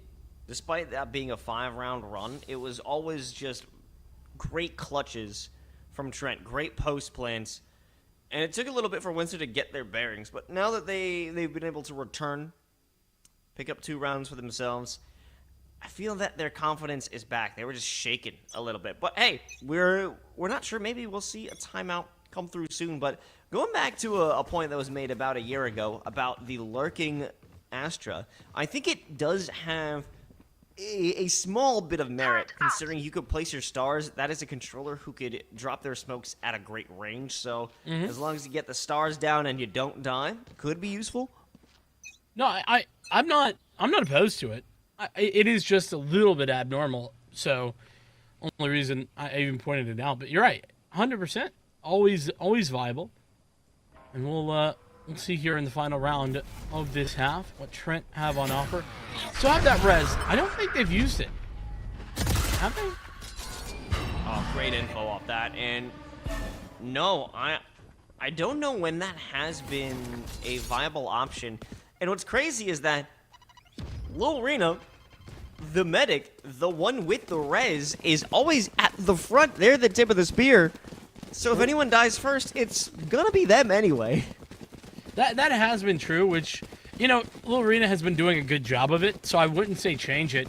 But it does beg the question, why on the Sage, if that's the case? Sort of a necessity sometimes here on the map of Split. Oh, boop. They have no idea. I can't believe they even got one. Roses are red. Bringing in a trade. Isolating the fights, or at least attempting to do so. But jamming. Will jam on. They secure the site. Put in such an annoying location to defuse, but Pinkish alleviates that annoyance. Double leer to get back into sight. Both players are beyond the screens, holding it down. Paranoia should be able to open up some moments. But Ollie and Jammin', they hold it down. Jammin' again. A 4K for the KO. This is such a phenomenal performance by this initiator. And the adjustments from map number 1 to map number 2, we saw some of the ideas of this from Jammin, especially in map 1. And for now, to see it come to fruition in a tied scoreline. Remember, this is still a defensive-sided map. Not by the hugest of margins, but I'd say Trent, A-okay on the attack side, getting 6 rounds, especially. And, you know, if I'm being really honest about it, Los,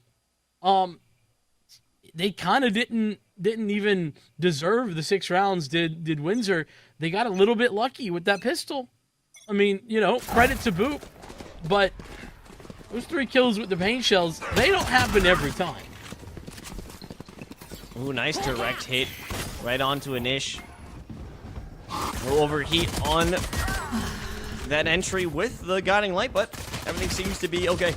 Anish still surviving. Completely scot-free. They haven't been cleared.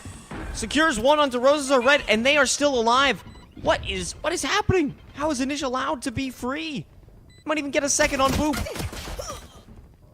Ooh, he's gonna go down. Looking good for Windsor.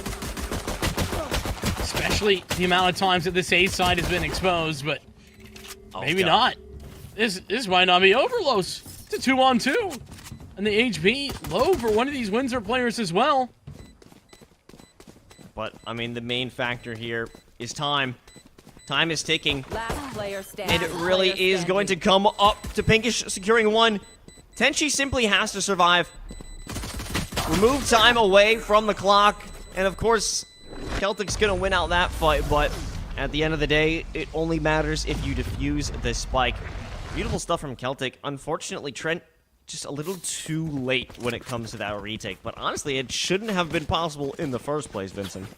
That's now 4 pistol round wins for Windsor, by the way, on the series. So if they win this map, I think you could say that pistol round's a significant portion of the victory here. Of course, that all is dependent on how things go moving forward. Pretty solid bind, a little bit aggressive to be honest as well, with the Bulldogs, but I'm not opposed whatsoever. I actually like it when teams do this. Just got to be careful keeping these players healthy enough to keep those weapons into the next round. Nice opener for Lauren.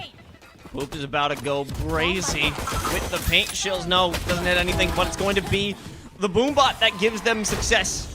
Celtic able to bring out a trade and a follow-up as well. Oh my god. If they could convert this into a Lear kill. No, it has to be a retreat from Lauren. Still, it's a 3v3, and this is actually fantastic stuff from Trent thus far. Beyond reveals the location with the classic shots. And it'll be a slaughter as well. Ali up in the top rope, able to actually take one down with the Spectre. Didn't expect that one, but here we are. 1 HP to Dream. Certainly not. And with that, a victory, but remember that conversation I literally just had, Los, about JPing these players alive? Well, 3 going down, not exactly that. So Windsor going to be in a bit of trouble. They're gonna really be required to win this round if they want to continue this, especially with Tenchi down at 250 creds. That won't be ideal. Roses are red, sort of in a similar spot. Well, that could have been bad. Always like to see that as a possibility, and that is one of the reasons that despite this wall being so common, it can still be incredibly effective. Oh boy. This is continuous moments of losing ground. Boop! Oh, buddy. Oh no. She couldn't do that. This is the second time we've seen a blast pack play go horribly wrong. Yeah, we have seen a couple of those, unfortunately. That one, I'll say less egregious. With that said, Trent They have the better of this, potentially, with the man advantage, but that timing on the gravity well came in pretty darn quick. It isn't going to allow any sort of Windsor stall. They'll still be on the site. They'll still take that space. The Empress now available as well. The battle for heaven has always been a bloodthirsty one, and Lorne will continue that. If they can even allow anyone to cross the threshold of the rafters, Pink is doing a fantastic job with the rest of the Windsor crew to defend simply from the TV position. And now it's going to be another timeout from Trent because now we are seeing some issues become present. That was the bonus round. That wasn't one that Windsor should have been able to take home. Yeah, it definitely was one of those moments where Trent probably should have been able to pick it up, but it just falls by the wayside. And you got to credit a lot of that to this Windsor offense. They've done a good job of, whenever they get onto the site thus far, they've been good at finding trades. And I mentioned it got a bit more expensive than I would have preferred prior to this, but, you know, close it out, and that all goes away almost instantly. 9-6.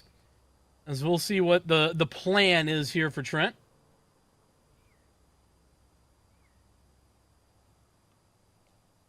What can they do? Not a deep pool of ultimates here.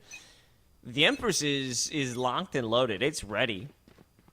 Celtic, not exactly in a monetary position to make it happen. Stinger, I mean, best case scenario, Stinger conversion into a rifle and the activation of the Empress. But the lineup here doesn't serve that situation. Complete opposite side of the map. It's going to be a full-on A hit.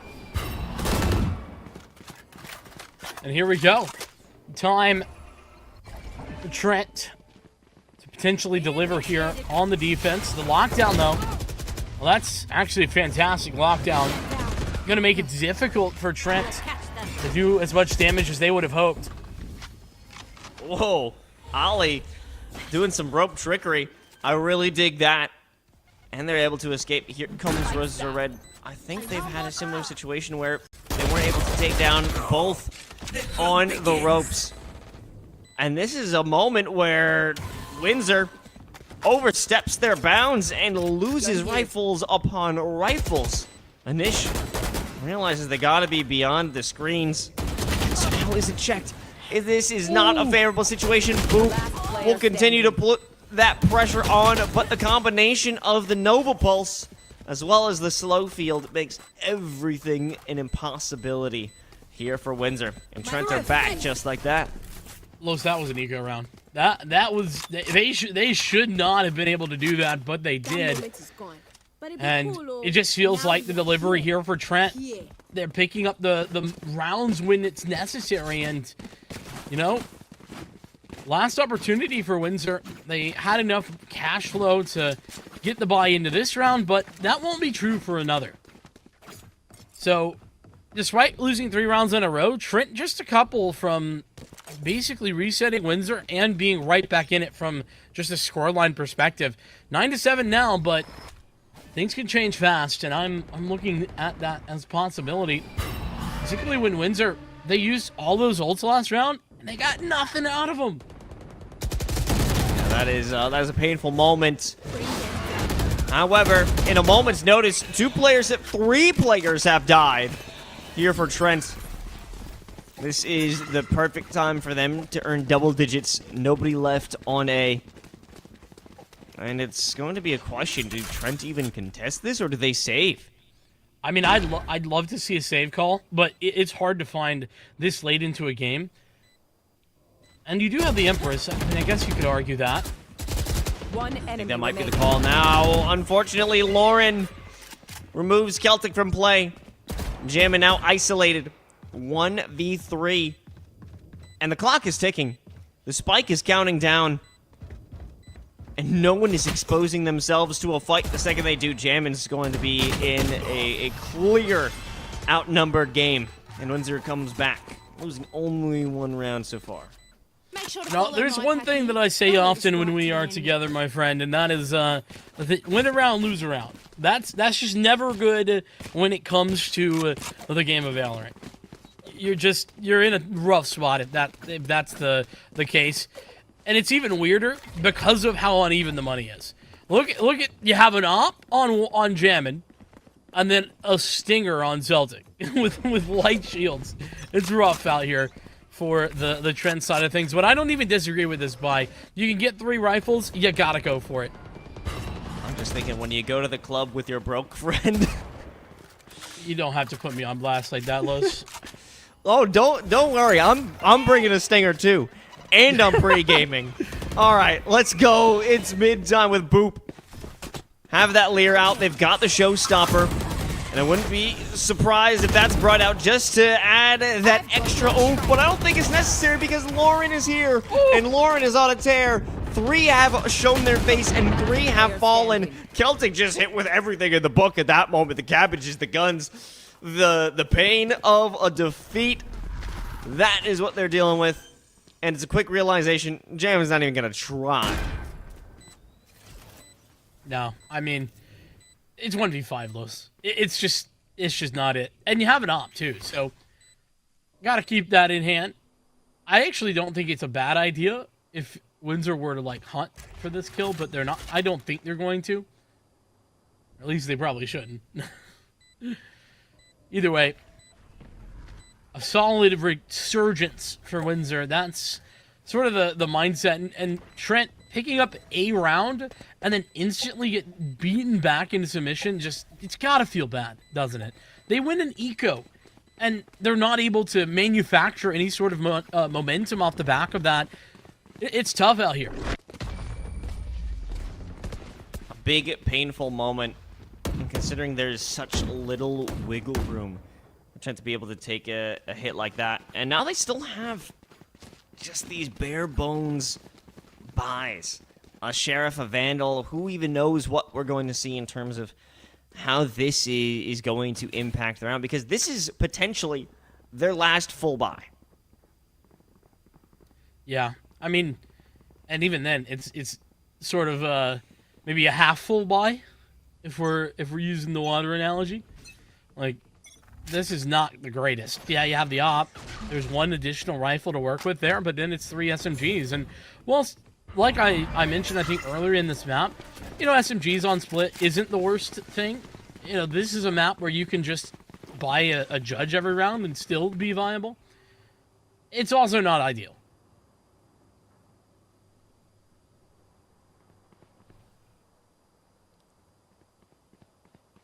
Slow look back here on Han.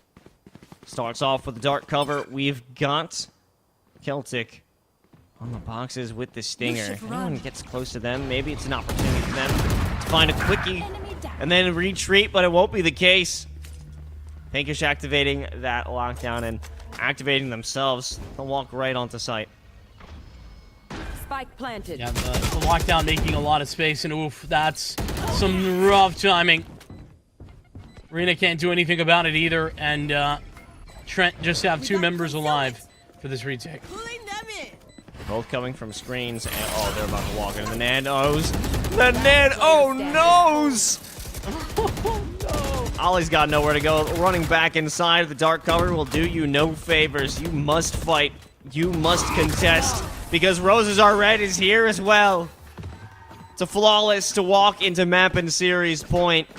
And Trent, they are looking much worse for wear. There's still some weapons in their bank, in their vault for this final round, and even for ultimates to do so. I gotta mention that Windsor is now just allowed a single round on their offense. That's incredible stuff, especially for how close it was. 6-6 at the half. Trent were doing some good work on their own attack side, but it's just not been enough. That said, they do have 4 ultimates this round. So, if there's a time, it would be now. Pull those out and bring this back. Where those paint shells go, That is going to be a critical question. Oh my god, the second that the dark cover dissipates, Celtic's gone. Head ripped off. How is the Lil Rainer not able to get the kill? Finally, they do. Jamming the next line of defense, but when you've got so many players rushing up, you have to concede some space, but there's a flank.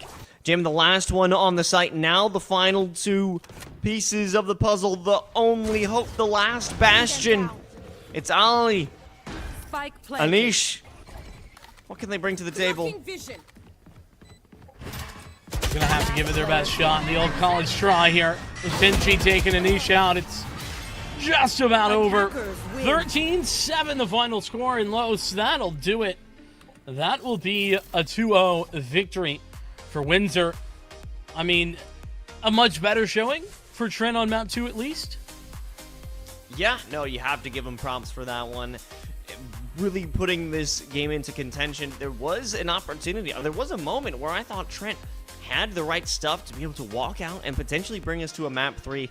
Unfortunately, when we stepped into that second half, it was a complete 180, and they weren't able to keep that momentum when they got to the defensive half. Unfortunate, but you know, it's a much better story than if it continued the same way that Ascent went. And for that, you gotta give them props. But at the end of the day, it is going to be when they did a phenomenal job. Though there were some hiccups back on Split, once they got into the groove, it was Windsor all day. Yeah, I think at the end of the day, that is the conversation point. And even beyond that, I mean, we were talking about 3 individuals kind of that led the way over on map number 1. And that was Pinkish, Lauren, and Boop. Lauren and Boop continuing that. Lauren at 28 frags over the course of that. She did phenomenal over the course of this series. Probably an MVP candidate if you ask me. But pretty much everybody kind of coming to play for Windsor by the time this thing got done and dusted. Yeah, a beautiful performance by the entire squad, and they'll be walking out with their 5th victory here in the season. Well, that's just our first best of 3 here at NECC Valorant, or I guess our second. But mine and Vincent's first. We got another one coming at you in just a few, so stick around. NECC Valorant continues right after this.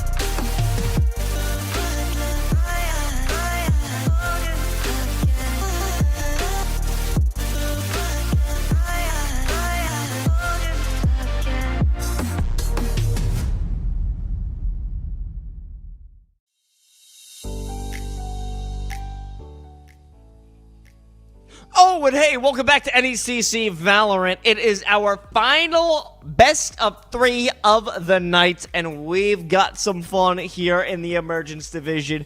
Whew.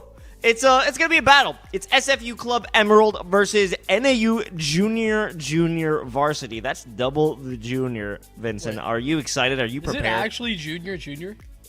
Oh, it is. What? I'm not capping. I'm not capping. I totally missed that. I'm not gonna lie. Yeah, that's pretty dope. I guess double the junior means double the fun, something like that. I don't know. What I do know is that both of these teams on relatively even footing. Both coming in, well, Arizona coming in 3-4, and SFU at 3-3. I'm interested to see this SFUC team. I've been looking at their A and B team, and I've been impressed. So if that is anything to go by, I'm gonna be expecting greatness from these guys. It's got to be the trickle-down economics of skill, probably. But let's take a look at the rosters and see if that actually holds up. We'll see who's pulling up in the server. Coming here from the double junior varsity, we've got Mig, Swaggy, Chidori, Redacted, and Amazing. Yeah, and on the flip side of that for SFU, we can take a look at what they have on offer. It's Suzu, Boof, Batty, Bum Smacker 2000, Latte, and Chief Jensen. Got some good names on there. I got a question for you, Los, though. Which one is the better, Boof Batty or Bum Smacker? You know, boofing is efficient, but Bum Smacker 2000, that is a brand new model. I'm familiar with the Bum Smacker X, which was at the turn of the century, the 1000. But with the 2000, I think this has got to be the superior name. But overall, SFU Club Emerald coming in with some heat in just their names. I'm wondering if their skills, their gameplay is going to be as cool as they present themselves. You know, I think that leads me to another question. Are you going to get the upgraded model? Are you going to invest in that Bum Smacker 2000 or no?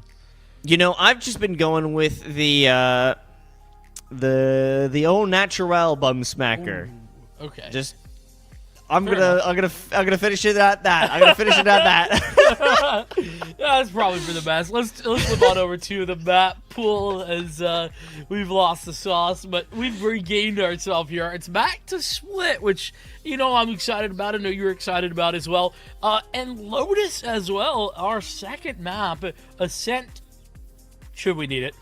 Probably going to be required considering how close in the win-losses these two teams are. But you know what? I'm for once incredibly excited about a map pull. Yeah, that's a big ask to get you excited about collegiate map picks, because normally we're going to see what SFU banned previously, that Icebox, and that's a big trigger for Vincent. For the folks at home who don't know that, but hey, we're here. It's all good.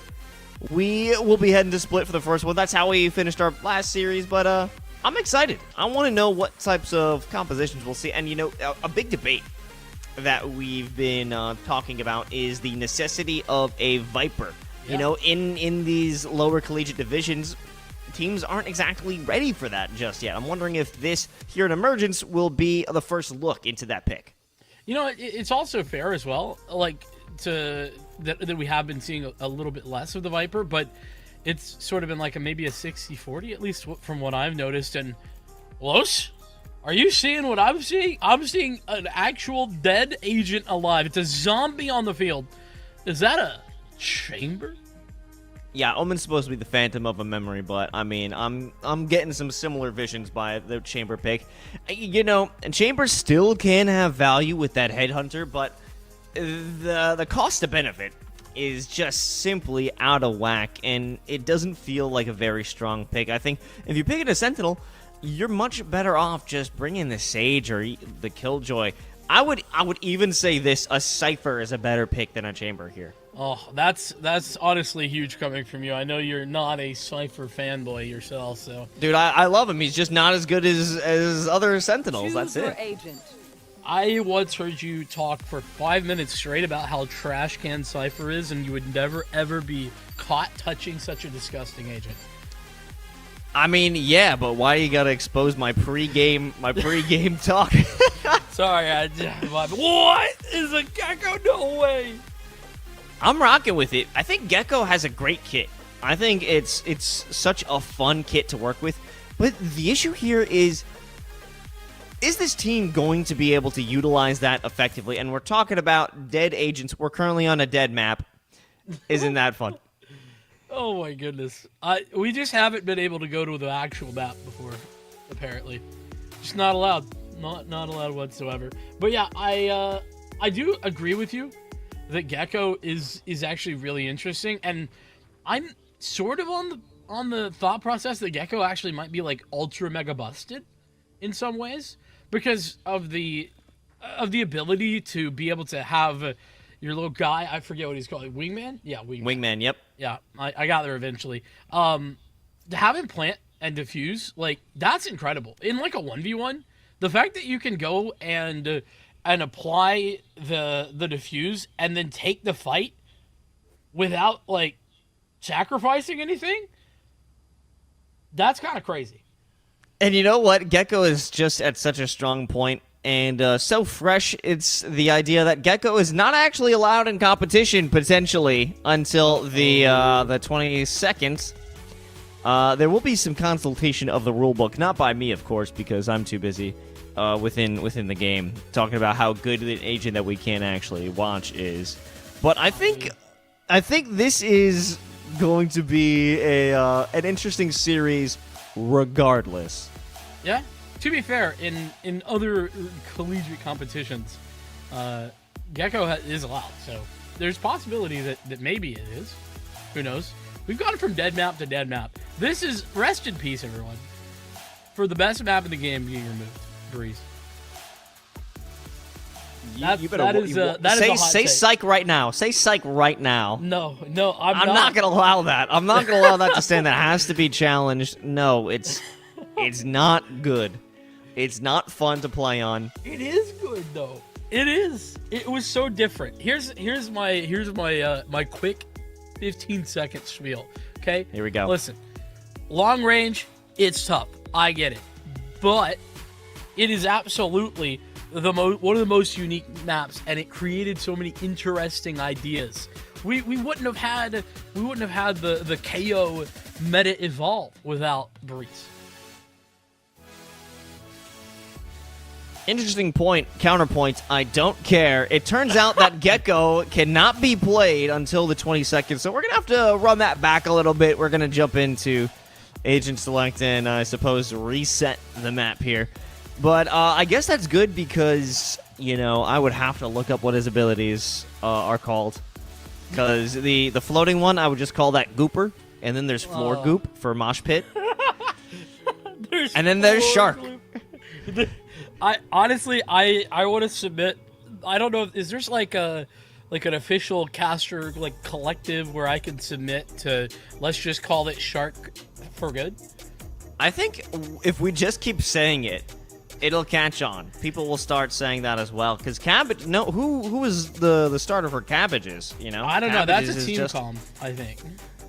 Well, maybe I'll just start saying that in ranked, and you know, it'll go up the chain. I've got a lot of pull, more than people know. Hold on, I think it was a team comm, but that makes no sense because Cabbages is 3 syllables and Seekers is only 2, which is the whole point. You want things to be as easy to say, so I might just have been making that up. But you know what? I do respect the pull you have, Los. You are a very critical member to the Valorant community. You know, I think it comes down to, though, with the Cabbages, it's that, the fact that it just looks like a cabbage, and you're going to say cabbage before you say Seekers, because if you say Seekers, I'm not really going to remember what that is. I honestly forgot that's what Sky's Ultimate was called, because I've been saying cabbages for months now. That's why I'm here. I'm here to support you. You know? It's team effort here. As, you know, I'm looking at Pearl. We've been looking at Pearl so long. I thought for a moment we were going to Pearl. I'm not gonna lie. Okay, well, how about this? Isn't how about this one? Is this better? Storm, can we get a swap up on this? Can we go back to the dead maps? I personally like to veto. Yeah, there we go. I'm feeling much better. I'm actually. Well, I want to veto this one. I want to go back to Icebox. listen, I'm living here. I'm on Breeze right now. I've just gone back home. You know? With that said, yeah, it's unfortunate that Gecko's not available. I was actually really excited to see it played for the first time. Because I haven't really played ranked. I've just watched some stuff. So the fact that I haven't seen anything, it was going to be exciting. Unfortunately, we have adjusted, though we are going to get an interesting conversation regardless. And that conversation is once again surrounding this chamber, because Chidori is now not the only chamber on this field. SFU has brought one in as well. Yep, that's a big flag on the play. I gotta say, why is this happening? Why would this be done? Is it just off embarrassment from picking Gecko? I don't even know. It was Bumsmacker who was Gecko, and now they're on Sage. I don't even know what's happening. I'll give it a guess, actually. I think that this chamber can make a lot of sense here. It is still good, and having extra, op available to you every once in a while is solid stuff, and that does allow you a lot of space to work with. Also, the Sentinel utility that he provides isn't as good as it could be, but it's not bad either.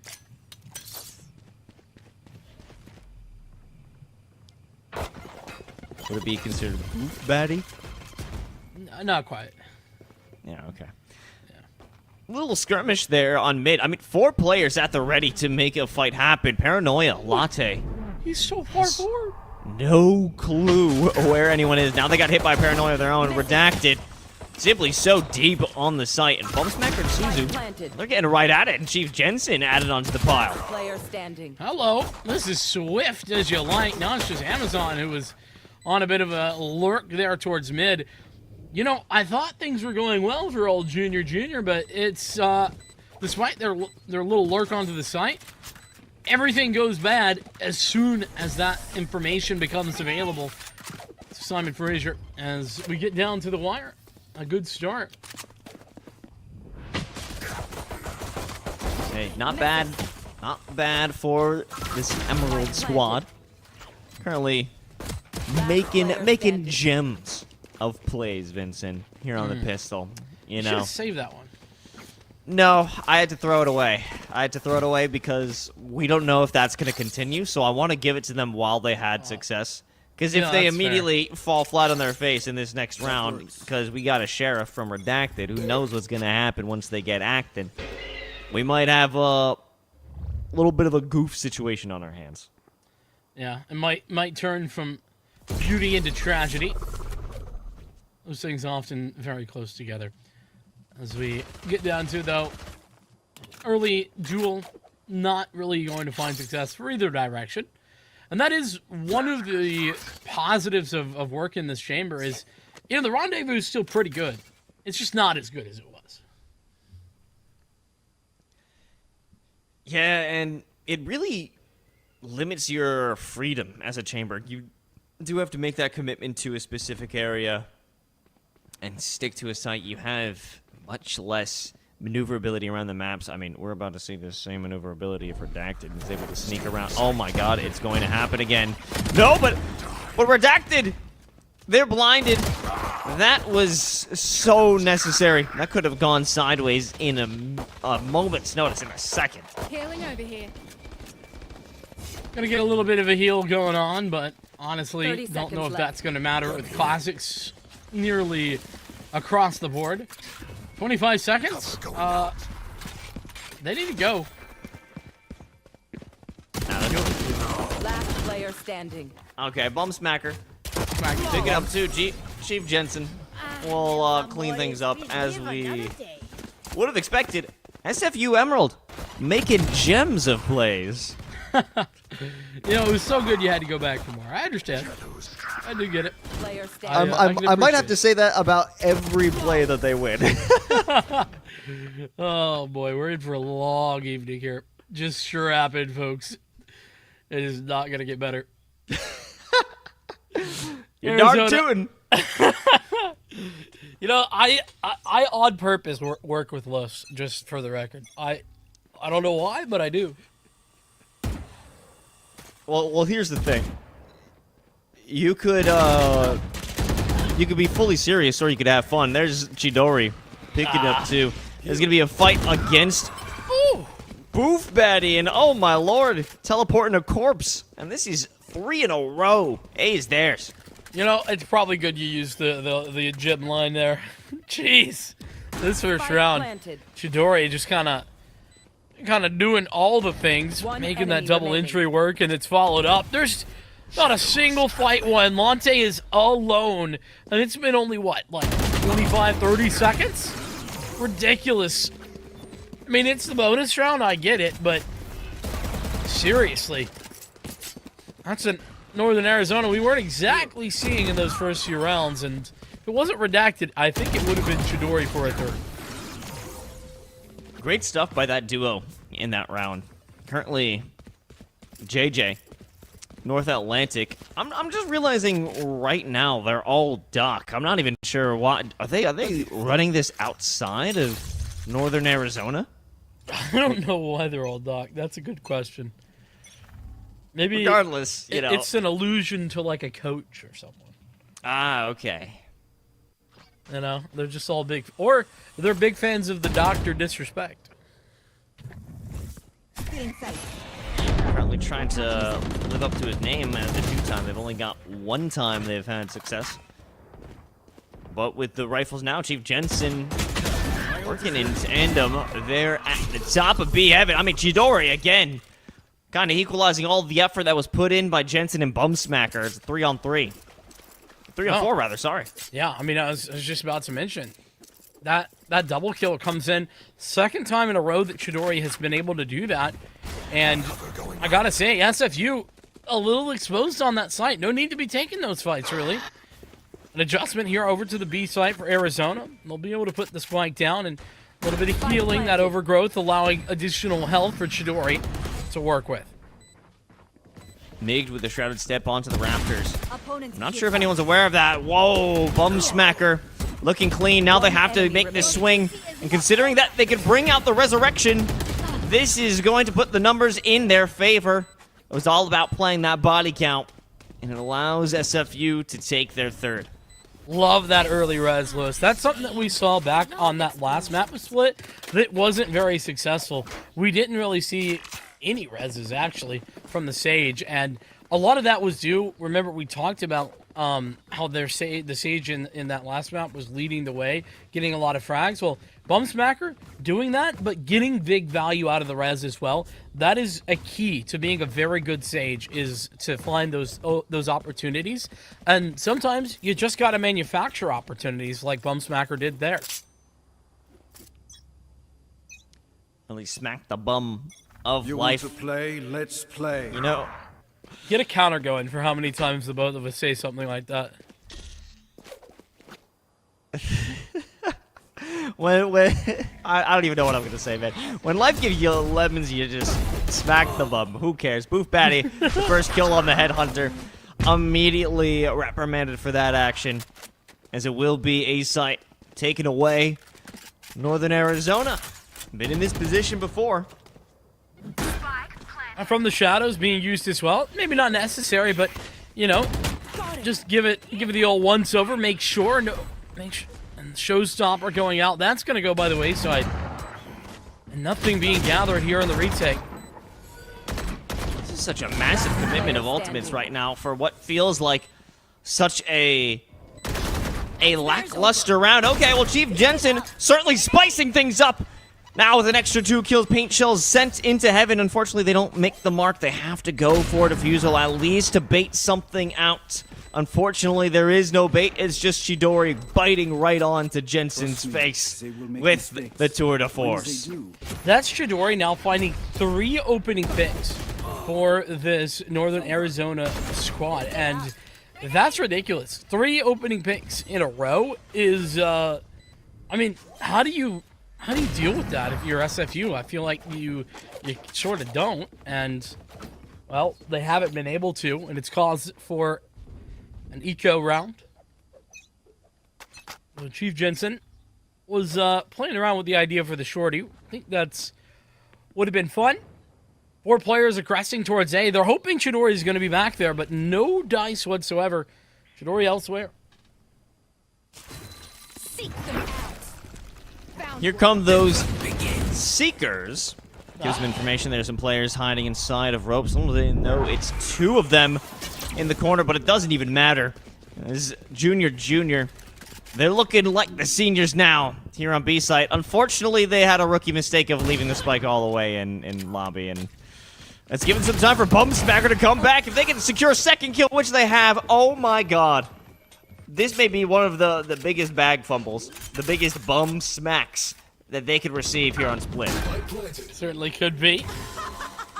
Recovery's working well here. A little bit of an attempt with the headhunter, not to be for SFU. And if they win this round, I mean, talk about a huge turn. There's a lot of space to regain this position. It comes down, redacted. Here on the 3K, reloading right out in the open, but it doesn't even matter. And then they convert it into a kill. How? Why is that possible? I mean, a good round for them, but let's talk about the fact that that was an eco here for Northern Arizona, and they were even put in a position where they were worried. They were concerned about this retake. They were, though, as good as it looked, and it did look good, unfortunately, the reality is Bumsmacker got 2 kills, and that's the only 2 kills that were actually in the round. So, on paper, great, but in reality, it really isn't going to come to too much additional damage being done, as we see the combination there of the paint shells alongside a guiding light just to gather information. They realize that this A site has been a problem with Chidori leading the way in the charge.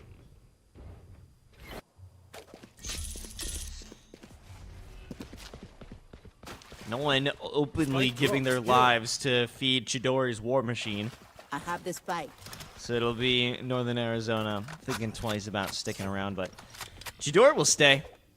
That lurk has been such a critical moment for the juniors for every round that they've found success. You know what I've just realized? What? The juniors are all sophomores. Well, I guess, you know, they're smaller juniors, which would be a sophomore, I suppose. Paranoia hits absolutely nothing, but it doesn't really matter when Bumsmacker has been able to land a shot. There it is. Beautiful flash. Unfortunately, it was Amazin's flash that did not give anyone a tactical advantage here.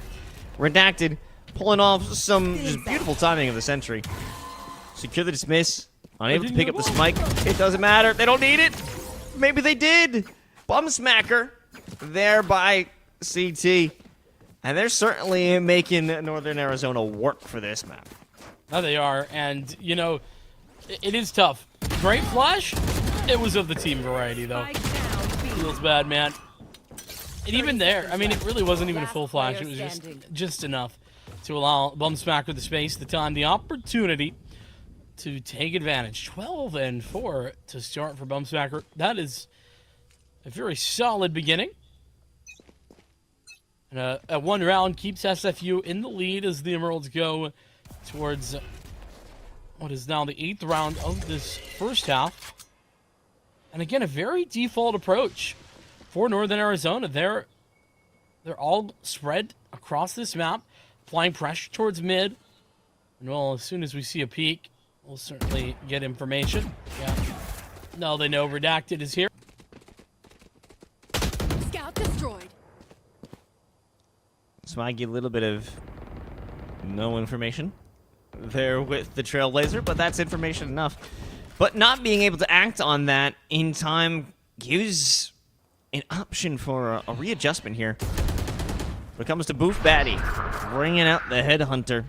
Fortunately, no heads found. Latte won't make the commitment, won't stick around for their teammate. Push just about confirmed here on to A, and Boof Batty, that's a critical frag. Dropping the spike, and now a full rotation being called, but 30 seconds left. Northern Arizona, they're light years away. And this is such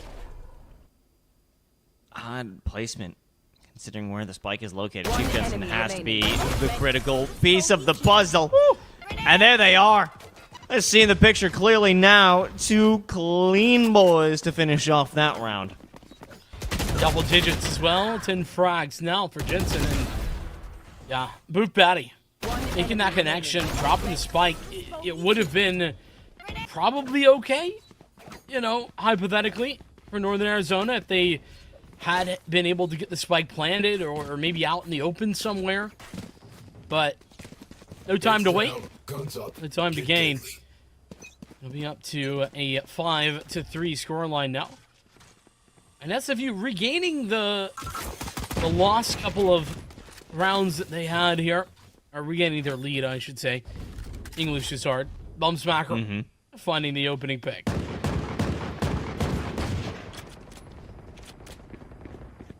Wall's going to withstand the test of time, and oh no, there's serious commitment here coming from Mig. He wants to break that. Okay. But won't do anything with it. Just gonna break the wall and then go over to Garage. Unfortunately, Chief Jensen gets a little cheeky one with a wall bang. It goes for a second, and you're darn tootin' they're gonna get it. That's a bit ridiculous as well. That initial shot, even despite the fact that Chidori was actually at a wide angle, couldn't get a trade because it was so fast. Just a little jiggle peek, quick shot, fall back. One enemy remaining. Oh, this round, it's just falling apart. It's all falling apart for Northern Arizona, but it's what we expected. Rocking on pistols, but it seemed as if there was never a chance for them to have an impact. You always have a chance on an eco, not this time around. Yeah, I mean, this is exactly what I was saying. Like, Chidori had no chance to trade that. And even beyond that, I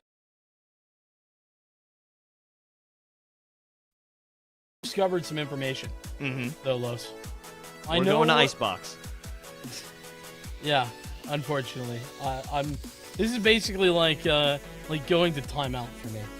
Anyway, no, that's not what I've discovered. I've discovered why we are seeing at least remove batting the chamber, because that is their favorite agent. Oh well, that's not a good enough reason. They're a chambermate. What do you mean? No, sorry, you gotta play meta. Your favorite agent is dead. Time to move on. We all attended the funeral, Boof Batty. It's time to pick a new one. The grieving period has ended. Nah, Boof Batty, you do you, bud. I'm a dedicated and loving Yoru man. Emphasis on dead. That's not nice. That's toxic is what that is. Oh man, no, that's Viper, who isn't currently being played on the map. That's true. They really did kind of kill Viper. Because people aren't playing Viper on Icebox despite that being throw-in. And they got rid of Breeze, which was Viper's map. Oh my god, Suzu, not enough time to bring the rifle back into action. Redacted swinging into action. But it will be swiftly removed from the fray. Chief Jensen, always so calm, always so clean with these headshots. And they're hit with the guiding light, but I think they'll be fine. Still able to survive, and they will continue it. Boof Batty providing support from screens. And Latte in heaven will keep things clean. What a round.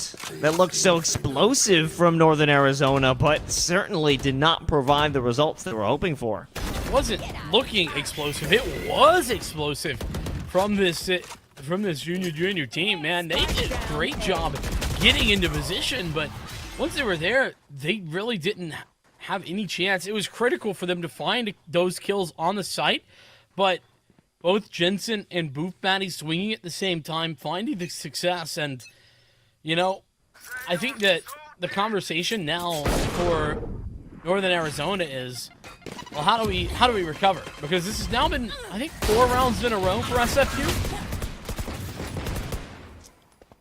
Oh, look at the confidence here. SFU, they don't give a toot. They're walking right on up. Bumsmacker walled himself off. I mean, he went over the wall, but he walled himself off. Bum Smacker got their bum backer to the wall. Doesn't even care. It's, you know, that's commitment when you are so confident that, hey, even if I die, When you put your bum to the wall? What is going on with that guiding light? You know, it was, I don't know. I can't even come up with anything. I'm trying. It was something. It wasn't meant to be a flash for himself. It was meant to be for redacted. But still, why look at it? Oh, Latte was behind.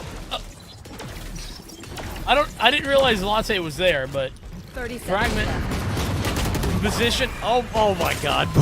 He was in no way prepared for that. What's so hilarious about this team is that Northern Arizona, they pull off so many great mechanical shots, but then you have a wacky moment like that flash. It's just a dichotomy, a duality of gamer, right? Yeah, the big brainer, and then the big whiffer. Yep, I'm both of those. Can relate. Amazon's hearing this. This is guaranteed.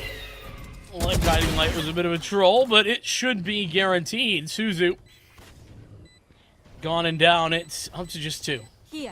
Bum Smacker in a position enemy to remaining. go crazy. They have to, and they will. That's off the back of Chief Jensen. A 3-piece for them. This entire roster full of fantastic individuals. Chief Jensen certainly leading the team. I mean, I would say a few individuals. It's just 2. It's Chief Jensen and Bum Smacker. Yeah, no, there's not like question marks about that. It just is. It's just the facts of the situation.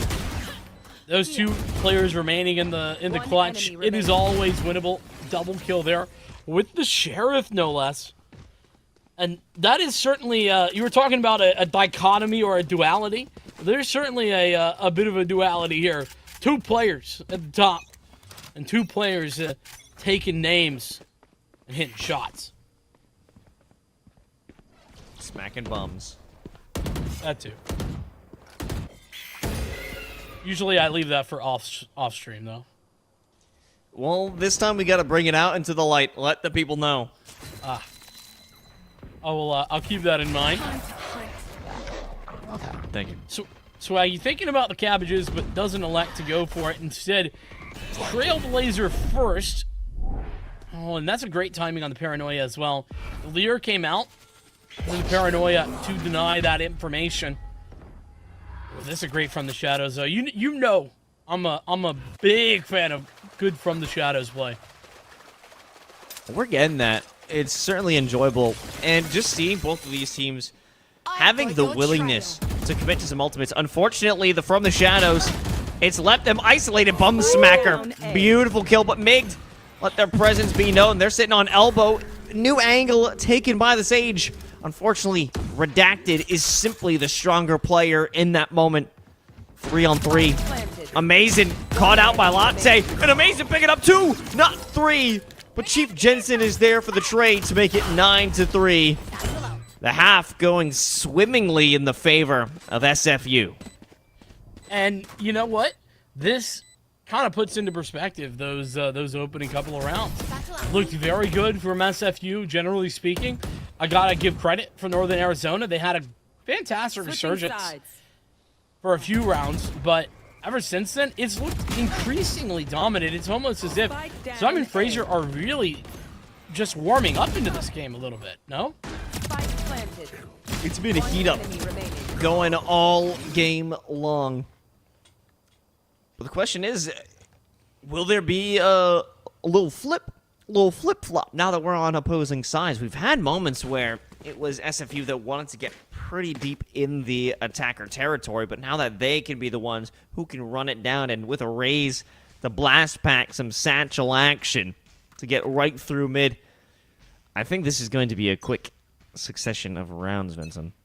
You know, it kind of feels that way, I'll be honest, but let's get things going. Fast tank. It's meant to be. Chidori is done for with that Paranoia. It was too clean, too well placed, and now, whoa, Bum Smacker almost able to walk out of that one, but Doc will take, well, almost everybody. The Duck Squad, Swaggy and Redacted, picking apart, leaving simply Suzu, who might have to deal with a bit of danger. Stops playing the spike, but is able to maneuver away. Will it be enough? No.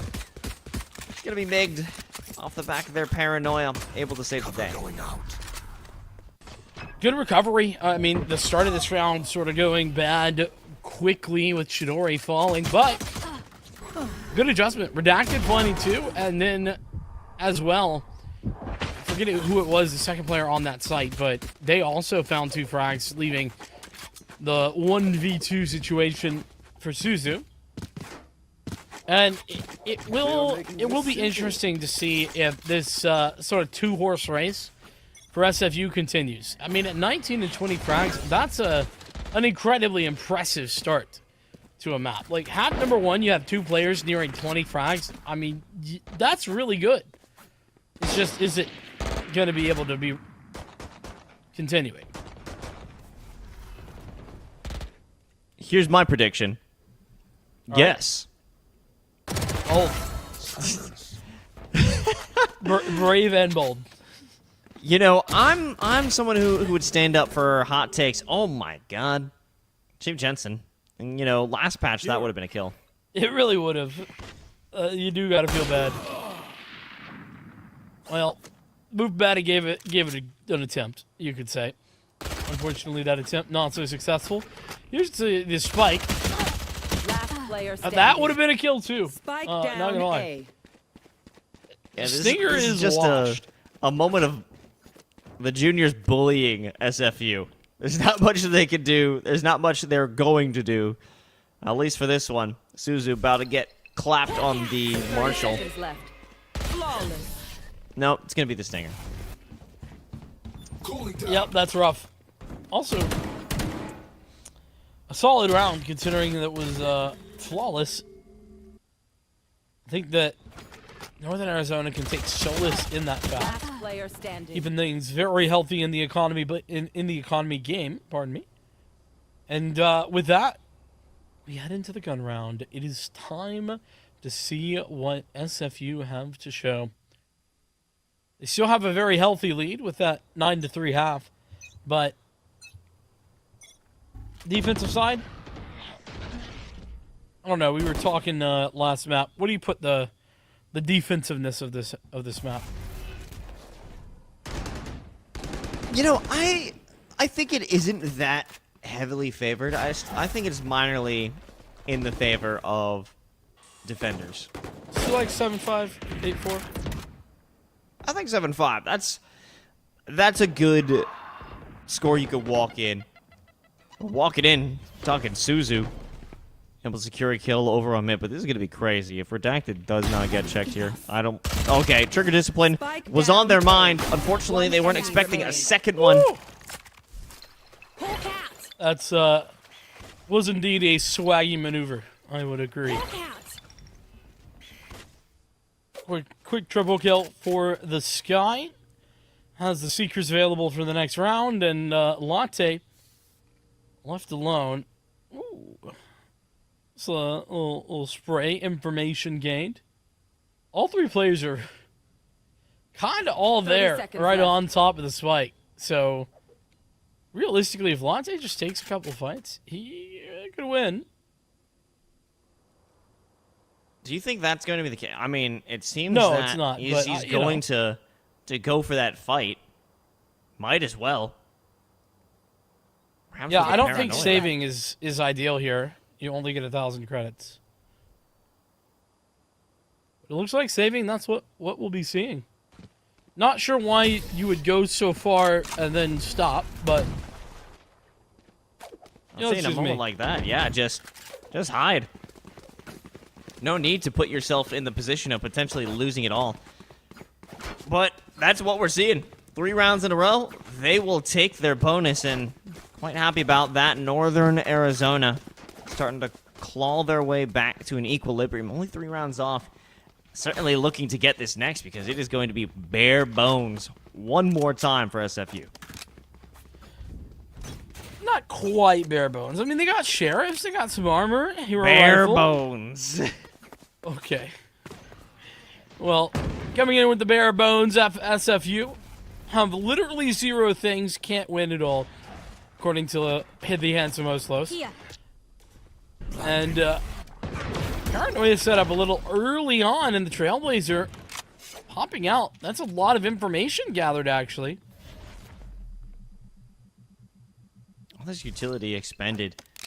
It doesn't lead into anything. It simply delays the game. I'm curious to see if they know that Chidori is going to come in a few moments. Oh, perhaps it's just a fake. They thought it was simply going to be the trademark, but no, it was much more. But it led to nothing. Team replacement only leads to death. Northern Arizona, they're being trampled on mid. Amazon been playing a little bit too much Call of Duty. Had 12 bullets and wait for the reload. I do that too. I don't want to lie. 3-on-2. It's Northern Arizona potentially going to get counterfeited here. YSFU and Booth Batty actually has a fantastic lurk. Unfortunately, Swaggy reads that with the guiding light. Oh my Got goodness. the information. Last player standing. Put an adjustment coming out from Jensen. Doesn't allow them to be flanked with the Shrouded Step. And finally, it has been a return of success for SFU. Remember the beginning of this round when you're like, they've got bare bones. Impressive what they did with that, no? And now they are full humans with meat and skin and eyeballs. And they're winners. The full skin bag treatment. Understood. Yeah, all the major organ groups: the meat, the skin, and the eyeballs. The eyeballs all alone in their own category. Northern Arizona, a tough round for them to lose, realistically. Though they should be okay, at least for this next one. When Redacted is going to get aggressive, has Empress. This is going to be wild. At least one, a second to follow, and a dismiss. Amazing here as well. What is the Shrouded Step? It allows Latte to escape, but escape into what? Certain death, potentially. Migged around the corner, going to check this. And the walls will close eventually. Latte reaches Shrouded Step, and they'll win that fight, but with barely any health to follow. Enemy removed. Ooh, Bum Smacker, though, still alive, keeping this very winnable, and the From the Shadows is available. So if Bum Smacker can get out, no, there's a player over in mid, though. That's tragic as Swaggy. Why is he there? What a read. Oh my god, are we going to have a similar situation? One player doesn't read. No, Swaggy is prepared for any and all occurrences.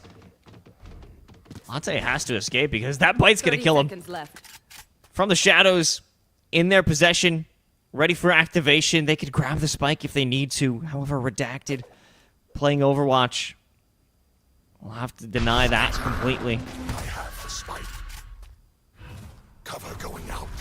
Smart maneuver by getting out 10 of position. seconds Oh, Redacted One enemy remaining. reveals their hand. They reveal their position by shooting through. When Latte reads it, they can plant the spike and potentially escape into CT. The spray from Swaggy doesn't connect. That's incredible. A guiding light, though, on the cards here for Swaggy. Oh, Latte, giving the game away. A little too ambitious, Los. A little too ambitious, but what a smart maneuver, generally speaking, from Latte. Nearly brought that back. So, you know, a win and a loss off the back of this aggressive play from Redacted early into the round, and can't believe this came to a one-on-one. It was a 2-on-4 initially, but despite that, Northern Arizona going to be in a better position than they were. But, Los, if you do some quick mathematicals, you know, win 2 rounds, lose a round, that keeps happening. I think that doesn't work out so well. You know, I've done the calculations myself, and I have to agree with you. Paranoia moves Redacted away, but they are certainly not expecting Chidori. Ball placed, not even thought of. The shot that wasn't even meant for Latte finds it. Resurrection quick as you need, and Bum Smacker will bring that player back into the fray. allowing the spike plant in the 4-on-3. Seekers committed now as SFU solidify their position as well. The Trailblazer coming out. Is that just a classic on that Sky? I'm befuddled and bewildered. But regardless, the hold on this site looking good. Swaggy blinded. But they're not done yet. They know the position's a bum smacker. They'll take a third. Suzu might be able to land a shot before the paranoia lands itself. However, it does not matter with a reposition from Latte and Boof Batty. They've alleviated the pressure and taken an 11th round. The trade math here, Vincent, it isn't looking good for the juniors. Not in the slightest in the showstopper now here for Chief Jensen, who's been quieted a little bit, but Latte is taking up that slack. That said, we've seen what the Empress can do for Redacted, and Swaggy has the Seekers of their own. Maybe this is not the end, but just the beginning of the comeback for Northern Arizona University. Headed into this one, the JV squad, though. Aggression denied, and that is Chidori down. Where is this going? Where is this headed? Unfortunately, like many showstoppers we've seen in recent memory, it doesn't make a connection, but I think the threat itself is going to be enough to find the value. Unfortunately, it's being mitigated. Migd and Swaggy both earning some frags in their own regard, but it may come down to Latte, whose plan was foiled by the Seekers, but a paranoia. All they're doing at this point is buying time and buying the ability to close this one out and secure map point, because it's just amazing in the 1v3. I mean, it would be amazing to actually convert this with the time has ticked. As far as it is, simply unsuccessful, no chance to be had. Good to see him get out, at least with the rifle. The Latte might have something to say about that. No. Amazing won't go towards heaven. Good decision for the whole living thing. 5 rounds down. And it is going to be a tough call to come back from. 9-3 on the half, and, you know, that is a very difficult deficit to deliver from. Out of charges. This is also Northern Arizona's map pick, Los. You got to keep that in mind, too. SFU picking Lotus next, and, you know, not a lot of teams are big Lotus teams. But, you know, you got to respect those who are picking it, but we'll get to that in, well, a few or maybe more moments as it comes down to potential first execute here.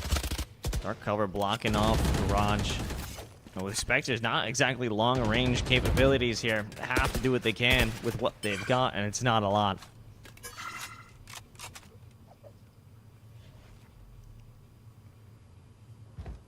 At least the Tour de Force is there. Maybe that can be the turning point. Oh, man. Redacted has been very clean on these headshots. Chidori's gonna go for it. And they'll land right onto Suzu. And these individual shots, individual plays and picks that are untradeable are making such great impact on this round. It'll be NAU staying alive, especially this positioning on Amazing. No one has even read this. No one's even thought about this. They haven't conceived it, Vincent. And this will be the critical juncture. Unfortunately, Amazing whiffs and throws it away. Tragic. And now this could be the winning maneuver for SFU. And they have a res. I was just about to say they could bring Suzu back and they'll do just that. Swaggy pushing through the smoke. Los, this is tragic. But they've got such little time, only 9 seconds left. Running with the spike. It's gonna be Migd who denies it all. Nobody has to make a move. Chidori, in fact, just runs away. That's their best bet. That's the best option. With such amount of time spent not making a commitment, that's what allowed Arizona to take it. What an emotional roller coaster of a round, from missed shots to whiffed sprays. to ultimately no spike planted despite having control, or at least the majority of the site. 5 rounds turns to 4, the advantage for SFU Emerald, and with that, Northern Arizona giving themselves another big chance, a much better buy. And that as well, still working that Empress possibility, which I feel like I have been mentioning pretty often. Has it just not been used, or did I miss it? It could have been both. Because Yeah. I am right there with you. I mean, Redacted has hit a lot of shots.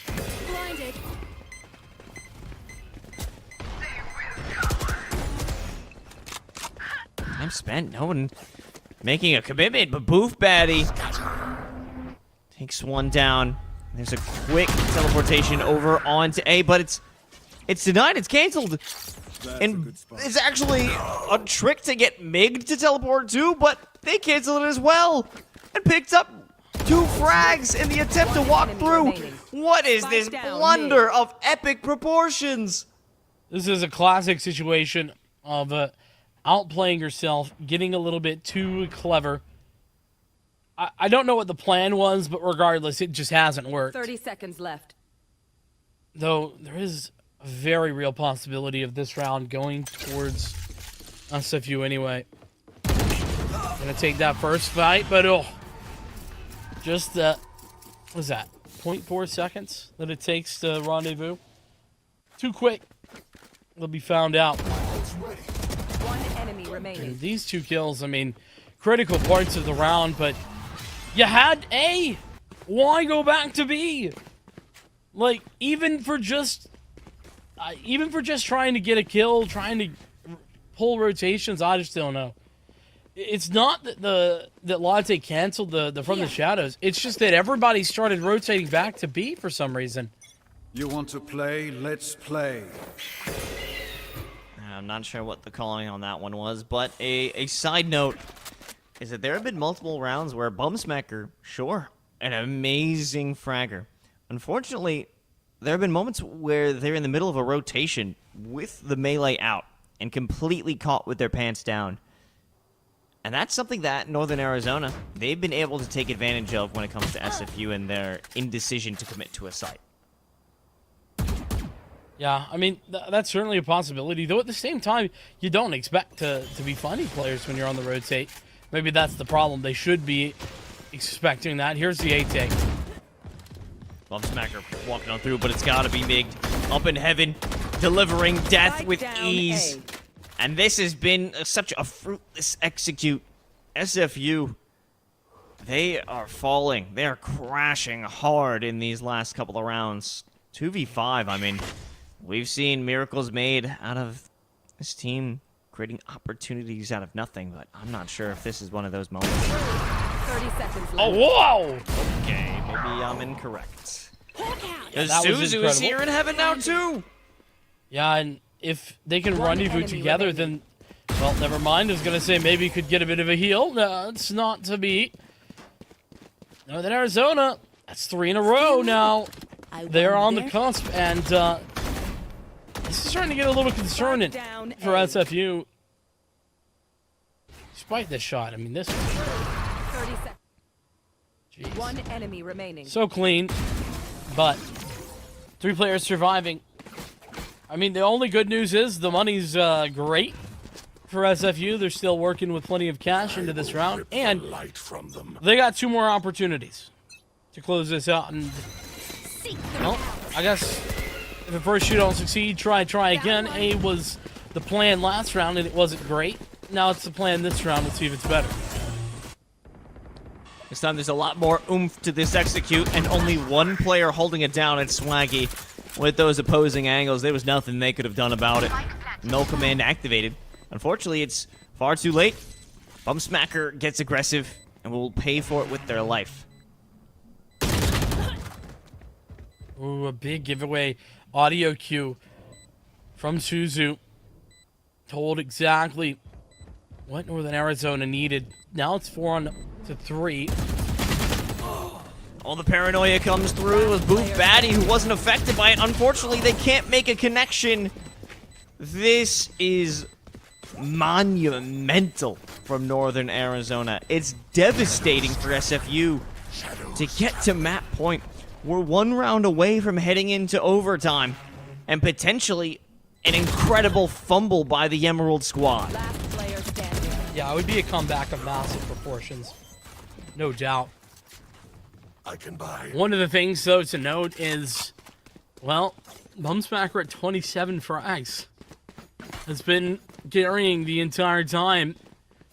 Chief Jensen kind of in that same boat, but we need to see a bit more from Booth Batty and Suzu probably to help close this out. I mean, it's been the entirety of NAU that have actually been doing that that damage when it comes to this comeback.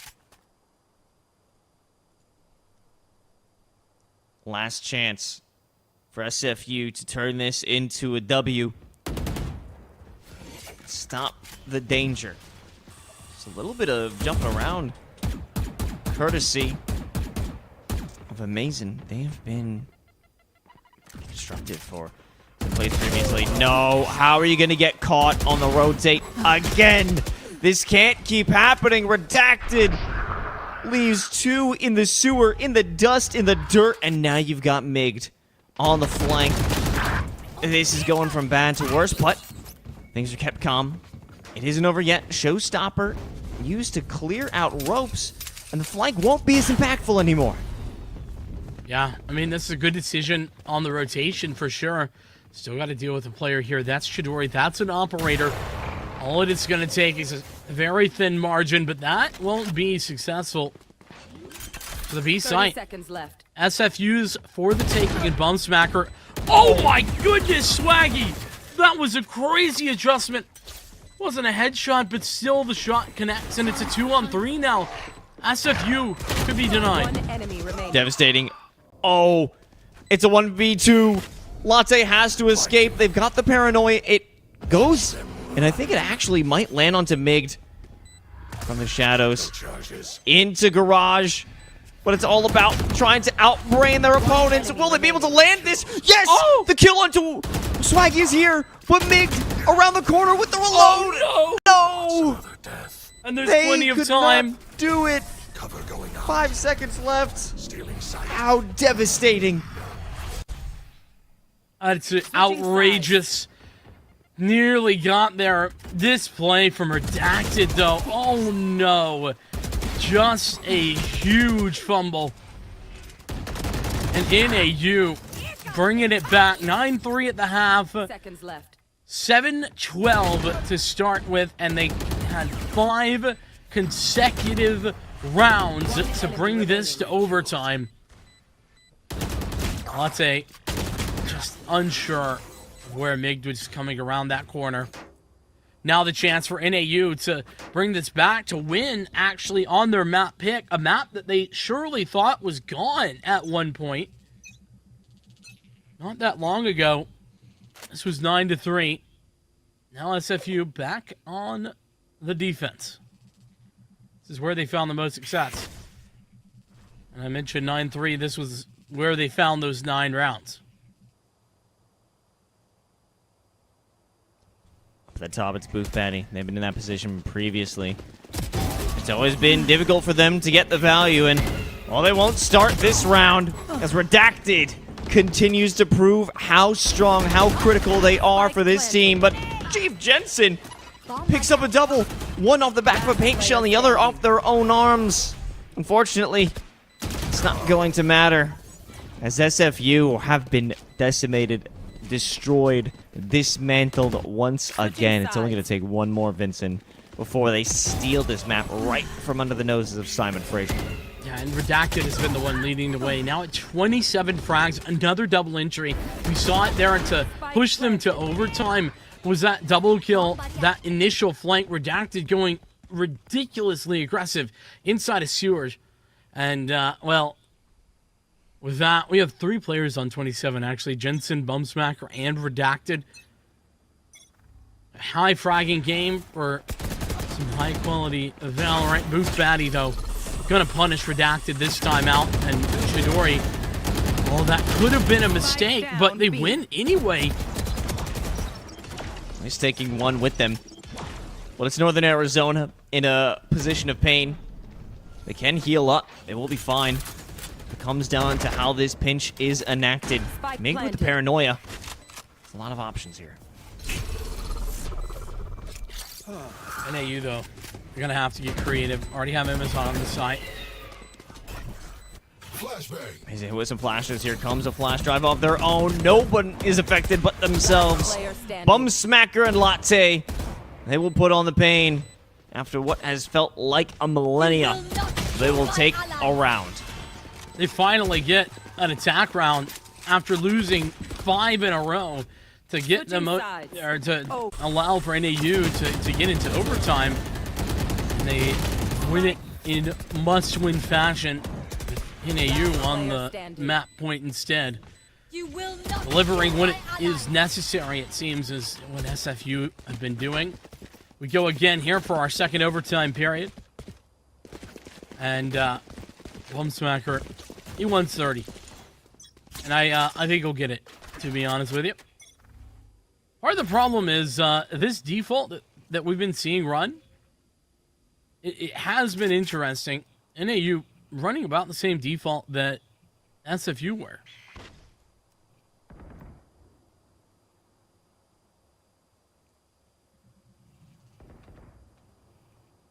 Four players split A. It's going to be Suzu. It's been able to provide a little bit more value as the map has gone on. Unfortunately, hasn't been able to really come alive just yet. Good information off the guiding light, and realizing they don't even want to take that engagement. They'll back off to rejoin their teammates. A wall going down at a perfect time, and look who it is. It's Redacted once again. Swaggy up on ramp. Takes the skirmish. Won't make the commitment. Neither Sky wants to play this one out. Boof Batty working alongside Suzu. Puts in some pressure, but the additional manpower here on ramp is simply too great. Look at the rotate. There's a flank coming, and it's coming fast. left. Redacted in the right direction, and Boof Batty is aware that there's something happening, but doesn't actually know where that's coming from. Omen killed. Smacker. Still there on the site. One enemy No commit to the plant. No commit down A. to the fight. 10 seconds left. Redacted on the flank has to secure this one. Oh my god. And an incredible flick. Bum Smacker is not denied. Switching sides. They will stay alive. A huge 4K for that player. Omen killed. I said he wanted the 30 bomb. Does exactly that. Great adjustment, and this final kill is outrageous. Whew. Little duck crouch action. Straight into the headshot. Redacted doing what he can, but it's not enough. Now, SFU with another opportunity to close the NAU map pick here and now. See where it goes. It's just been A-site take simulator, it feels like. Nobody wants to go to B. Blocked off Heaven. And this plant is all but guaranteed. It's going to be interesting on how will this Heaven play B allowed. Latte able to jump up, and with the assist of Bum Smacker, 2 more fall. Oh, this is it. This could be the game. This could be map number 1 in the favor of SFU. Control of the ramp. Control of Heaven potentially as well off the back of it. Redacted. Oh, and the gun barrel locks it off. It's 3 players remaining for SFU, but time is ticking lows. Redacted's going fast with speed and efficiency. Unfortunately, Bum Smacker works in the same way. And finally, the heroes who got us to 12 rounds will close it down at 15 to 13. What a battle it has been. And finally, SFU, they will not allow this to be a failure. They will take their opponent's map pick. Yeah, I mean, they made it about as hard as it could be once they got there, but props. They were able to close, and that's all that matters at the end of the day if you, get it over the finish line. That said, great performance to bring things back for SFU. That said, I do wonder, is it worse losing against a dominant squad? Or is it better to nearly bring it back and then lose in heartbreaking fashion? I don't know. It's kind of tough on the mental. That's what I'm kind of thinking. Regardless, a great comeback there from Northern Arizona, specifically Redacted. Yeah, absolutely. Redacted was just a star player, able to find those opening kills, able to find 9 first bloods throughout this map. They have been a playmaker, and I'm hoping that it can continue. Maybe they'll show a little bit more strength, or maybe it will catch on to the rest of their team. As we're going to head to Lotus after a quick break, so don't go anywhere. The final best of 3 of the night continues after this break.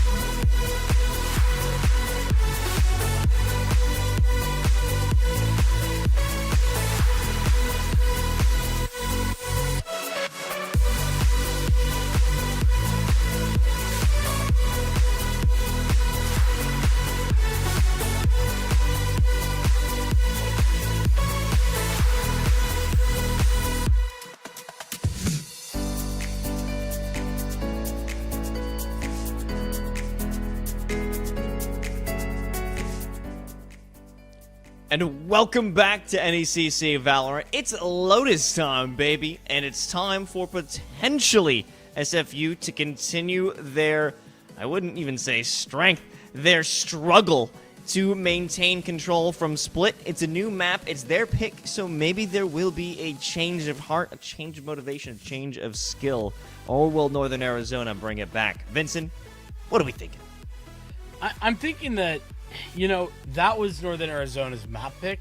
And yeah, listen, no doubt Simon Fraser really struggled to close that map. And honestly, it wouldn't have been unreasonable for Northern Arizona to win because of that struggle. That said, if they play even just as well as they did on Split on Lotus, then I think that the reality is SFU probably win this in 2. That said, I'm happy to be proven wrong. As per the usual arrangement, I'm down to see Northern Arizona take a little bit of a comeback and make us head over to our third map, even if it is Ascent. You know, I'll be okay with that. Still, Lotus, it's a tough map to get your bearings on. I feel like if you're not super familiar with it, there's a lot going on. And SFU, well, they picked it, so if they're not familiar, I don't know who would be. Yeah, that's got to be facts, and it's kind of one of those things, since it is early in the map pool, that some teams would be willing to pick into it in the idea that they're banking that they're more familiar than their opponents. So it's like ha-ha, gotcha, you don't know what you're doing here, but we do. If Northern Arizona actually plays this one and it is within their map pool, I don't think there's going to be a major advantage one way or the other. However, if it's completely far and away from what they're used to, who knows? I think SFU, based on the first half of Split, if they could bring that same energy, then we're looking at a potential display of force, overwhelming force, from the Emerald team. Well, and let's not pretend like it wasn't like a key part of that victory for SFU on the first half of Split wasn't Smacker and Chief Jensen just kind of winning on their own. Like, those two dropped 20 at the first half of play each. And then Smacker ended on 36. I mean, understand we were in a bit of a double overtime situation, but that's still really impressive for double overtime still. Like, I consider that a top 1% performance type of situation for them. And so if that doesn't continue, then we could also be seeing a very different Northern Arizona. To be fair, so there's a lot of different conversations going around on how this could go, and it's all very dependent on how these individuals perform. Yeah, the individual factor is certainly going to be a big conversation starter. I mean, two players that I think specifically from SFU that could show up a bit more, I think, is got to be Suzu and Boof Batty. But, you know, that kind of goes to the pick from Boof Batty on the chamber. I think Chidori had a fantastic effort early on back on Split when it comes to their chamber play. It wasn't specifically due to the kit. It's simply they were just a great dueler. They were great at engagements.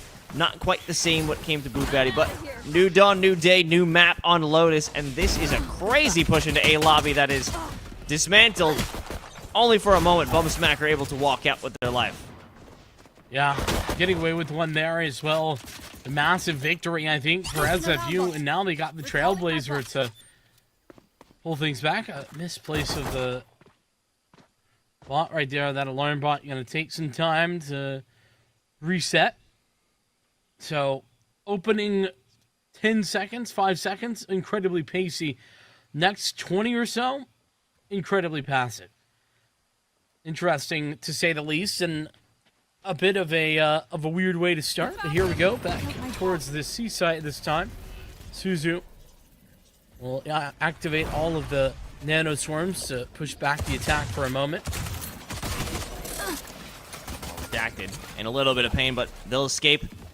Suzu, I think, in this role on the Killjoy is going to have a lot more success, but Bumsmacker is just having a field day right now. This is incredible with their speed and efficiency. 2 HP left, and you've got the last member, Chidori, coming up from Link, and they'll be able to potentially bring one to the table. No, not even that. Nice finisher, specifically from Bumsmacker's ability to maneuver around C-site. I'm not gonna lie, I didn't know they introduced Tracer into the game. That's kind of crazy. Bumsmacker just teleporting everywhere. Ridiculous movement. That's just outrageous. Love to see that. And that's one of those things that I think as Neon as an agent is around for longer and longer, we're gonna see the skill ceiling for these movement abilities get higher and higher. It's making me think, oh man, I gotta hit some practice range on that. I know, pretty impressive to say the least. Early stages of this second round, it's not really anything but E-site being looked at. Northern Arizona, they have their jet kind of hanging out towards B, made their way through P pillar, and well, come on. Yeah, I don't even know why you even peeked that one. You know, if anything, they've got heart. Unfortunately, at this long-range battle, this is certainly going to go in favor of Chief Jensen and crew. No one's even got a chance. No one's got the range to make it happen. Amazing. They'll just hold on to A lobby. Maybe the alarm bot is going to be some piece for them to work off of, but not to be.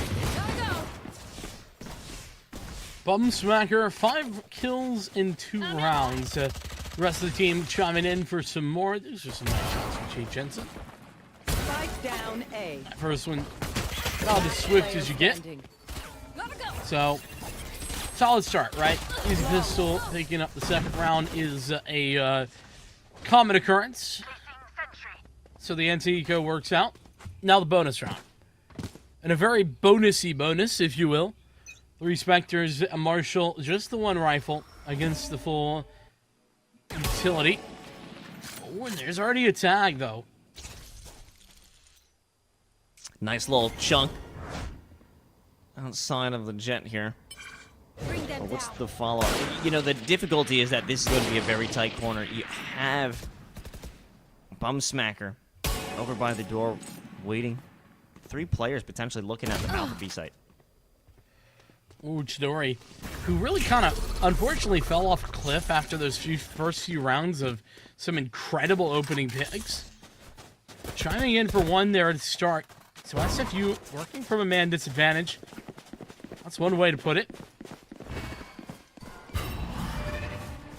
Guiding light. That timing would have been fantastic if it caught anybody, but it doesn't. So SFU starved of info for a moment.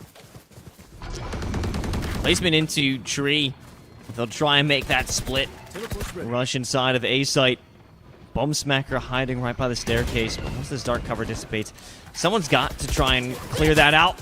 Now zipping out from staircase. Unfortunately, it's not going to be enough as Amazon's waiting.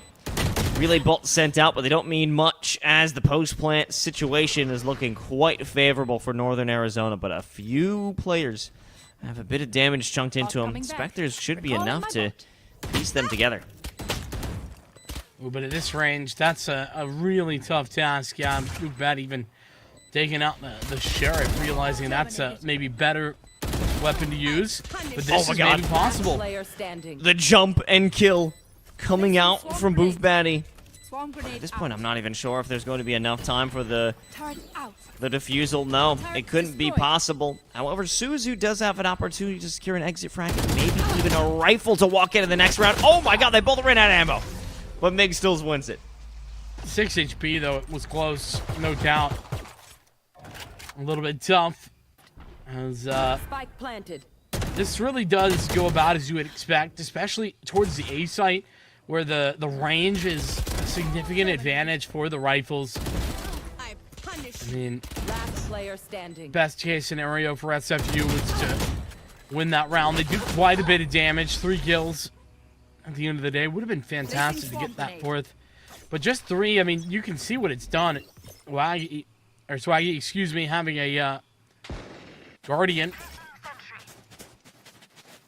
gun so bad I forget it exists. Whoa, whoa, whoa, whoa! Now, whoa, now. I knew that'd get a rise. Now, I don't personally use it, but there have been some. Could work magic with that. Suzu, see if they're able to work magic on this Killjoy setup. And and at least able to work out a prevention of the attack. Everyone running beyond the mound, especially with the cascade of the cabbages. No harbor. Yeah, I was about to say, where's the harbor? What are you on about? Coming back. It is a little weird not to see a harbor here. Every single map of Lotus I've seen has had at least one harbor, actually. First one I've seen without one. Jensen, operator. We didn't actually see SFU wield an op all of last map, I've now realized. Blocking vision. Ready? Oh! Wow, good timing on them. Able to activate the utility and just pick up 3 without a single hitch. 30 seconds And that's crippling the effort. 1v3, able to stop the full push. Amazing. Might be able to take down 1 or 2 more in this corner they're sticking themselves in, but it won't be the case. Unfortunately, Northern Arizona, they committed the cardinal sin of Lotus. I've just deemed it thus. And that is trying to hit B. One enemy remaining. This is like early Haven. You should just treat B like it doesn't exist at all. Seriously, that's my hot take. What do you think? Not too bad, honestly. There have been worse ones. Like my Guardian hot take? You know, there have been worse ones. Oh, no way! What a ripper of a shot from Chidori on the Marshall, no less. And wow, the finger blasting. Unfortunately, the finger guns show nothing. An op and an ult both lost in quick succession. You know, that's maybe another one, but this is just a general strategy. If you're not like Silver, just don't use overdrive. It's just not worth it. Like, you just lose to better players, it feels like. You should run. Well, that's what we saw here today. Unfortunately, now that is given an opportunity for this bare bones team. Now walking in with the lockdown, now feeling confident enough to take this. Amazing. Oh boy. Certainly living up to their name this round. Yeah, I mean, this lockdown really makes this B-side a lot easier to bring into. You don't have to deal with all the space, and even beyond that, the other side of that node is you also don't have to deal with the amount of players that kind of makes B really bad. Like, I feel like B is really tough to hold on to because of how many avenues of re-entry there are. But when there's only 2 players remaining, that's no longer true. And NAU taking advantage of just that. Suzu now simply playing for their life. No one will go hunting for them, or if anyone does, it'll be far too late. So that's a Thrifty. crazy conversion from Northern Arizona. Unfortunately, unable to take a 3rd rifle out of this one, but you know, it happens sometimes, Vincent. Take advantage. It does indeed. So a round that really should have been SFU's to win becomes theirs to lose as NAU take advantage. It all starts with Chidori. I was talking some smack. I said didn't exactly continue having that impact we saw early on Split. Shutting me up. Showing exactly what they have to offer, and it's fantastic. Now we've got Redacted here on the op. Another one back for SFU. Not sure if this duel is going to return into play. Suzu, again, the lone defender here. Not a larger commitment of the utility. In fact, it's still in the back pocket. This could be very interesting for Booth Bounty as well. Hanging out right there on the other side of the door. Paranoia up top. Unfortunately, that from the shadows doesn't lead to much, but it was just an added layer of pressure that helped alleviate and clear the sight. NAU, they're doing fantastic so far. Unless Booth Bounty can make something happen here with the door, but just a 1-for-1 and nothing out of the ordinary. Shadows traveling. No, I mean, it kind of felt like SFU should have been a little bit more passive, allowed NAU to take the point, and then from there go elsewhere, but instead trying to gauge the more aggressive maneuver, take those fights early, and they end up going for 1v1s that just don't work out. I hope to see a save, and I think we are going to see one from SFU, but they'll be tied up. It's going to be a 3-3 scoreline as soon as the spike goes off, and that sets up NAU for a lot of success. When you look at their economy, their ult economy specifically, they're going to have Nightfall able to use that to get onto his site. Chidori already has an op. If that was a problem, for example, if they were to lose that for some reason, then they also got plenty of money to buy one, but they have the Tour de Force too. There's just a lot to like for what NAU have on offer right now. And it's a very steady departure from what we saw previously on Split. This is a nice, even ebb and flow between the two teams. But NAU, at this point, the rate they're playing, I was about to say, it's not showing any major signs or flaws, but a fantastic win by Jensen there. It's going to give him a major opportunity, but now they're expecting a push from mid. The crossfire's here. Unfortunately, the crossfire isn't true in actuality. Now you've got the zipping laser finger shooting bum smacker falling flat on their face. The re-aggression for Suzu is actually beautiful. It's going to allow a 3-on-2 is NAU.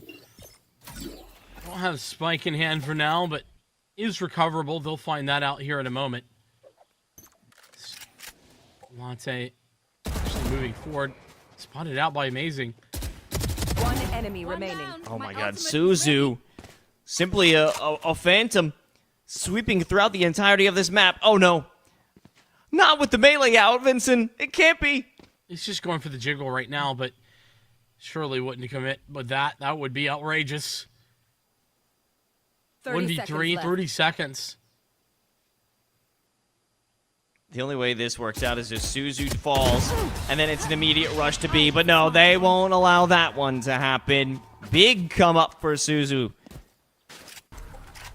The big 3K indeed, but it all starts with Jensen on that operator. And, Chidori doing a really good job of recovering here. It's just too bad Suzu comes around the corner and takes that frag there. That really turned the tide of this round. That was the winning point where SFU had actually put themselves in a position to come away successful. Really good stuff from Suzu overall. And picks up all three in the end. So, a good recovery round for SFU, and the buy here in, once again, for NAU. They're going to be having that alongside the Tour de Force. Suzu back of the site. Oh, Suzu just able to land that shot onto attack at 7 HP. They need to stay in this one. Commitment of that Nightfall. No audio here for Bumsmacker, but they're able to pick up one before they fall themselves. 3 on 4. Able to get back across towards the site there, and that's going to allow for the overgrowth to heal them up as well. And Jensen has already rotated, but a key miss there. An unfortunate one, but at least they're able to stay alive and keep their life. It's only a Tailwind sacrificed. Swaggy still want to commit to this site. Northern Arizona don't have a foothold elsewhere, but it's still the thought that this is a possibility that A is going to be the hit. Not quite the case. Is Swaggy the first one to interject into C site, but they can't make any connections. Nothing is gained, nothing's earned. Hunt goes out into the back of the site, close, and nothing gathered from that with 29 seconds and counting. They're adjusting back towards B. And now the paranoia, no, the dark cover, now another guiding light. Completely blinds Migd. And it allows Swaggy to find one, but that's all they'll be able to secure. A delayed rotation and a perceived rotation from SFU. Allow them to be ready for that B rotate. Well, here's the thing. The other side to that is, yeah, SFU rotate, but NAU didn't know that. They thought there was still a possibility that Jensen's holding that angle towards the pillar. And that means getting back out, rotating away for Northern Arizona would have been problematic. Obviously, SFU didn't hold that angle, but NAU have no way of knowing that, Los. It's, to them, still an op there. So I think that's why we saw them recommit towards C, and then when that didn't work, they were simply forced into that B hit. Not a lot of options when they had that delayed commitment. Now looking into round number 9, we've got 2 lockdowns, and as well as that Cosmic Divide, could be a good piece of utility in the idea that SFU will allow a site to be taken, but for a retake, that'll completely cut off the post plant. Not only that, but the lockdown situation with the Cosmic Divide can be a powerful combination of ultimate utility. Though, you know, with the lack of a Sova, we might be seeing a little back and forth action with the lockdowns, with both teams having one. Maybe using them to counter each other out. I think it all comes down to whoever uses the first lockdown loses in Northern Arizona, because there's no need to do it in a preventative effort, especially now that we have Suzu on the exact opposite side of the map. Pull it up with a guiding light. Latte opens things up, but Redacted and Amazing are there. Now we'll see that lockdown force everyone off site. Unfortunately, the back placement with that op of Jensen, they're still safe. Oh my goodness, sticking around just in time. Isn't going to get locked out of this, and the Blade Storm as well. Oh my god, the updraft, a great look, but it just hit nothing. Now it's the lockdown for the defense, and it corrals all of the post-plant Northern Arizona into tree, especially now that Chidori's gone. Great timing on that swing from Booth Batty. Last player standing. Oh, Cosmic Divide, oh my. To add even more efficacy to this one, it's got to be placement from Bums. Wow. Was surprised by that one of Bumsmacker to get a kill before the Cosmic Divide fully puts a purple curtain on. And that just goes to show you, I mean, just as you and I were both discussing a moment ago, the efficiency of using both of those together are brilliant. Chief Jensen, really good play here. Just didn't deliver when it came. I mean, you just have to hit that right click. That's the reality. But sometimes it doesn't go to plan, and then, of course, the lockdown plus Cosmic Divide at the end to confirm. An expensive round, though, to be fair, from SFU. But a win is a win, and with 3 rounds in a row, they forced another save. Of course, that save bolstered by a Blade Storm.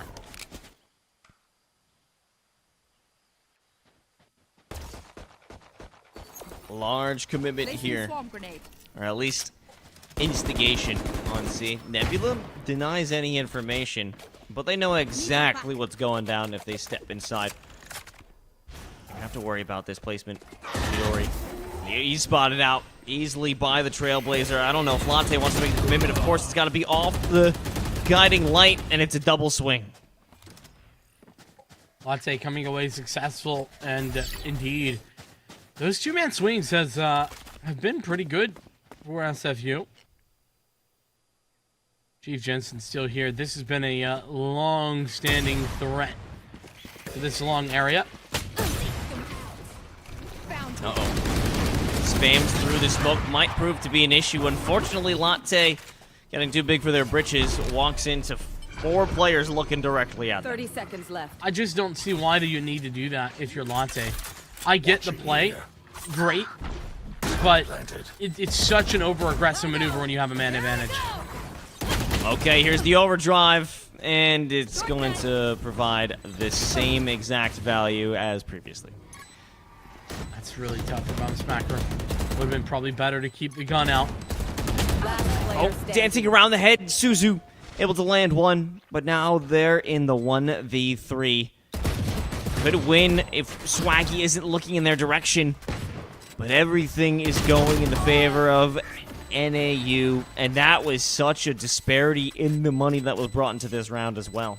Yeah, an eco round with very little actually invested, and you know, I'm not going to say this is Latte's, like, fault that they lost or anything, but that's just not a frag to go for.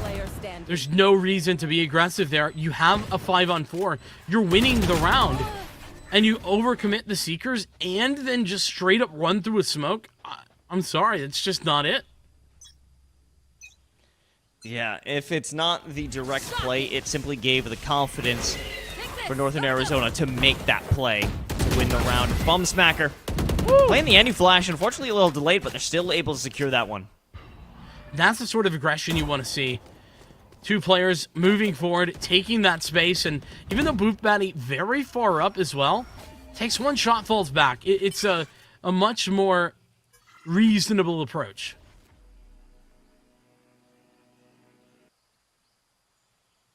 Oh, a judge on Jensen. Okay, I like this idea. However, we've got some serious patience coming from Northern Arizona. Is it's going to work out, though? Is it going to pay dividends? Oh, that's hurt. Instantaneously. And guess who's ready for it? It's Suzu. They've been having a field day this time on Lotus. That they have, and, you know, it's tough because it's not always obvious where that player is going to be, but Suzu just reads it perfectly.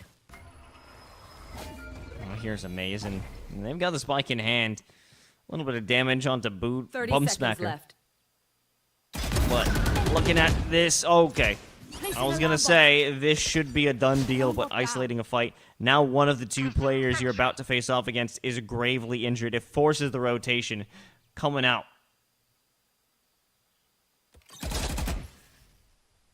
That's at time ticking. It's might be time to go down here unless you want to keep this gun. Bone Smacker's making it a very good decision. Or amazing. Rather taking that decision out of their hands. And so what started out as a very close first half is now turned into, at the very least, a solid one for SFU. All signs pointing to a decent 8-4 or even a 7-5 is going to be acceptable for either side. Looking at a Nightfall, potentially a lockdown if Amazing is able to secure an orb. And that is good stuff. That should allow them to find a nice little entry. No ultimates in sight, however, for Simon Fraser. I like the aggressive maneuvering over towards A as well. There's that Nightfall being prepared. We'll see if that's going to end up being the plan of action. Bum Smacker ready for all the smoke. Unfortunately, not ready to act upon it once they're realized. Face your fear! However, they must assume that this is all that is going to come from a flank, and I'm certainly wishing that's all it was. What an epic failure. That is tragic is what that is. You have to feel bad for that situation. Jensen should have delivered. Now Suzu needs to, but Suzu will not. 7-5 seems like it's likely in a 2-on-5 scenario. 7-5 is all but inevitable. Good kills by Latte and Booth Batty, but I'm imagining there's going to be an entrench of the post plant. Okay, I'm just crazy. Lockdown is available, but if one makes the commitment to go for the defusal and the other just trying to get half, that might be an opportunity. Or, sorry, the other tries to destroy the lockdown, that could be an opportunity, but it's all but over at this point with the time wasted. Oh, maybe not so much. Booth Batty's just not going to be aware. That should be the close, and it will be 7-5 indeed. So, I think if you you look at it from either direction, a solid half. SFU will be glad that they walked away with the victory, though they're gonna want this whole situation back twice over. Just an initial miss and the whiff from there. Happens to the best, but it is a very frustrating situation to deal with. Valid attempt on the retake. It's just a little bit too slow and a lot of utility to deal with, especially that lockdown making life very miserable. Amazing. Speaking of both of these KJs, actually, Amazing leading the way, and Suzu right next to Bum Smacker. So you're right, indeed, lots to love from the KJs. Now we're coming up on a true attacking side here for SFU. I mean, the points of aggression that we saw previously have been disappointing in terms of Bum Smacker's flank, but it is okay. Now that they're making that main aggress into B, they've done it in spades, securing the spike as well. You know, it seems like the pistol round is just the time to go B. There's no other time to do it, and so that's why everybody goes B on the pistol. Is that just me, or have you noticed that as well? I think you'd only go there if it's pistol or you got a lockdown in hand. Yeah, that's fair enough. Especially if you can take that heavy control. I don't know if that's actually what it's called. I'm bad with comms on this map. I know basically none. But yeah, if you can get that upper control, then you're all good. Getting there is the problem. NAU going to head into this round with limited, if not almost nothing. Chidori, the only one who actually has bought anything when it comes to the weapons. Oh, what? What is even happening? I don't know. Bum Smacker just being... He's just so fast. Just Sonic the Sonic, Hedgehog. yeah. Exactly, Sonic. Gotta go fast. And we're about to see another one. Oh my... Let's just talk about round number 14, right? Yeah, I mean, I'm down to go back to the Sonic thing song. Yeah. That's a good memory. Did you ever watch the like Sonic shows? No, I was really the only Sonic I was playing was Sonic Adventure 2 with the Chow Garden. That was my thing. I loved it. I had one on the game. Oh yeah, that's what it was. You played as the different characters, and you could feed I guess the little things, different fruits, give them bars, and then you force them to compete in child competitions. Yeah, you know, classic stuff. Child labor and such. Love it. That's gonna get taken out of context somewhere. It's okay. But speaking of being okay, it seems that Bum Smacker is going to be okay running this one up, especially now that the main line of defense Story is out. Swaggy, no chance. Multiple players inside of the door. Amazing. Good for one. Won't be able to deliver more. And Migged as well for the staircase. Takes one down. The spike is trapped by door and then flank from Redacted. Well, this is a big turnaround from NAU potentially. With Suzu down. I mean, granted, this is a bonus round, you understand, but still, Migged with a triple kill. You have to appreciate what's been done there. An important round to win for Northern Arizona. That's the key. But it's not over yet. SFU are still buying. That's allowed courtesy of all 5 members surviving against the anti-ego. And I think from here, SFU can really turn up the pace a little bit. And Chief Jensen actually just one orb away from a Blade Storm. Not that I think that could be used this round, but something of note. Blocking sight. Nice, much more of a statement presence here on a Call on the Seas, but there's no one who can actually capitalize on that. Swaggy, though, sending shots into the dark cover will do such a thing. Chief Jensen, on top of that guiding light, will be able to work wonders. Now that the blades are out, the spike will be planted. Amazing. Spike planted. We'll have to work in tandem. There's a pinch here, but it is going to be long-winded unless Redacted is able to land it. No one even expecting that possibility. Not even Chief Jensen. I mean, 2 HP. I guess it's enough. He's dodging bullets. He's Neo from the Matrix. And that bot could kill him. He knows. But there's so much space to clear Jensen out of. Turret's destroyed. Given an opportunity, Redacted has to find the kill. No. Failure here means failure in the round. So it'll be just that. As Jensen has an unknown locale. And they don't have to worry about it. Round secured. Victory assured. Maybe kill acquired? Nope.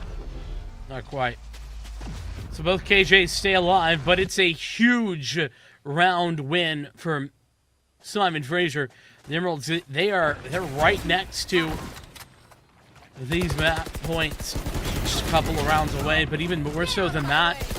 Sure, one of those players getting a saved rifle, but beyond that, it's eco round territory in the economy situation, and it now gonna fall onto it. What is probably a little bit of a tough question to answer: do you buy or do you save?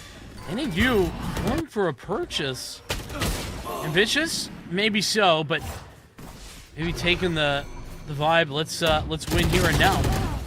Have to make that commitment, have to go full force. Bumsmacker wants to continue to deliver that pressure. Amazing.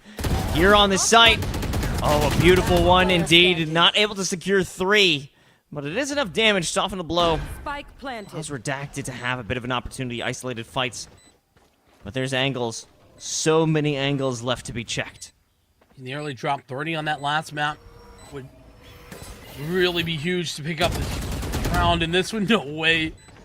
No way. He's just got out, Latte. I think you gotta dash in. You gotta make the fight. Take the fight. Suzu's here on the flank. And everyone wants a piece of Redacted. Another one goes swimmingly for SFU. And as you said, we're getting closer. We're inching to eco territory. How we are. Times they are getting hard.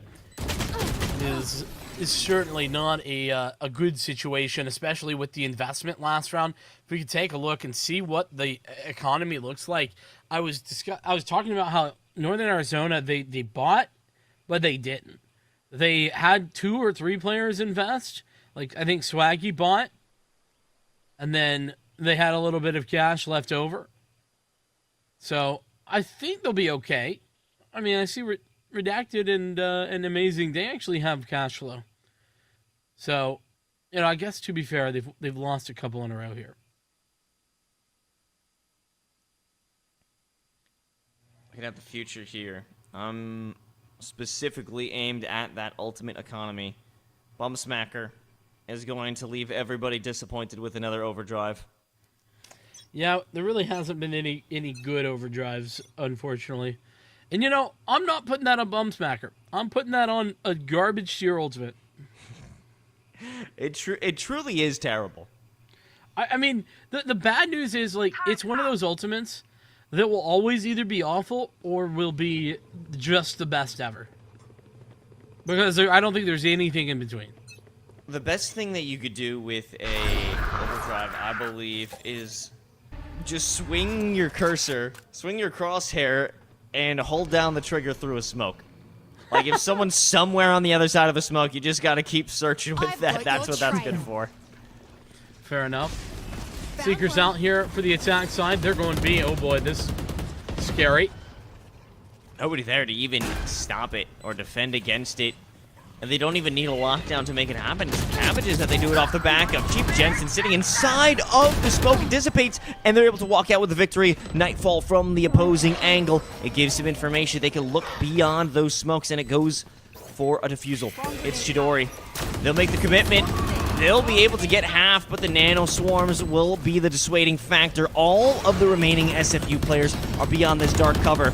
No more nano swarms to speak of. They've been spotted by the launch. Someone's going for the commitment. It's Amazing, hoping to get the defusal. Unfortunately, not the case. Alarm bot on the opposite side. The commitment of the defusal had to make it through eventually, and it did with Swaggy.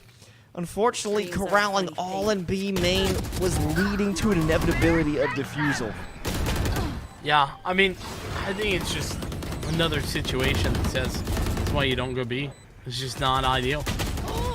Valid attempt, though, for sure. SFU, they were just a hair's breadth away from winning that, bringing it back, and finding those shots through the smoke required.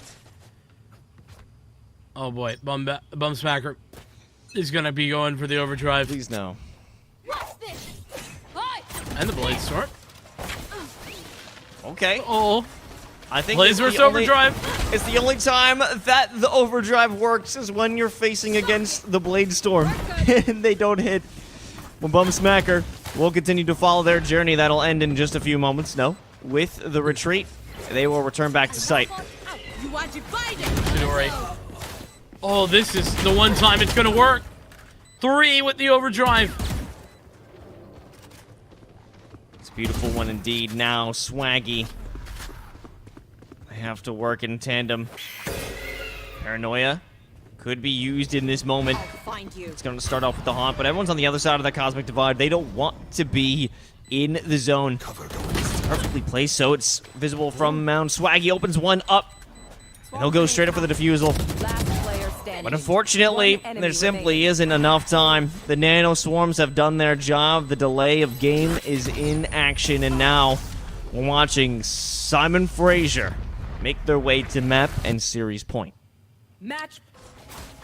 SFU Emerald here, and we just got done talking about it. The overdrive, it's been rough. It has not been good to Bum Smacker, but it is in this round. And you're right, against the Blades. To be fair, that relay bolt and the smokes were put down in good spots as well for them to take advantage, but an investment-heavy round that goes their way. 5 rounds in a row. That is what's required. You to force overtime, but I got some deja vu. Oh, I've got that PTSD as well. SFU, they have been in a situation where they simply could not close. Well, we're in a different scenario, different map, different vibe. Amazing here with the lockdown, waiting for the right moment. If Chidori exposes themselves, it's been a major issue, but they'll get the kill with the Tour de Force. Inspire confidence and continue that onslaught as well. Teleport's ready. Quick double kill. First easy way to turn the entirety of this round on its head. An adjustment being made as the spike in hand. Back to seat. Seekers going to be a possibility, though I don't think they're going to want to use those. We'll spot the player backside as well.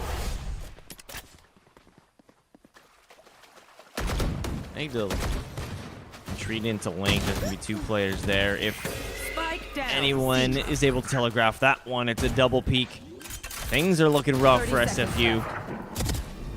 Talked about this potentially being a repeat. Here come the Seekers, but you don't need to look too far to find your opponent. It's a flawless round for Northern Arizona. Yeah, they thought they were the ones seeking. Instead, they were found immediately. Up to a difficult round, at least on paper, with the weaponry the way it was. But this Tour de Force, I mean, it takes the first 2 opening picks, makes it look quite simple. Mig waits for the players to come back in, and then just 5v3, straight up easy. For Northern Arizona, they're in a good spot. They forced SFU back. And SFU, they don't really have a lot to work with in this round. They're struggling just to get a couple of stingers and a sheriff. And Latte has, what do you think? Armor and a classic? I'm not a fan. You know, it's the best gun in the game. Why not support it with armor, I would say. Okay, well, speaking of classic, Booth able to secure it. 1, as well as the share from Bum Smacker. This isn't looking good off the rip. Migs is able to keep their life, but with 40 HP, it's gonna be a problem. Lockdown enacted. Nothing to combat it. This is going to be an issue. I think they could just defuse it straight up, and they'll make their attempt.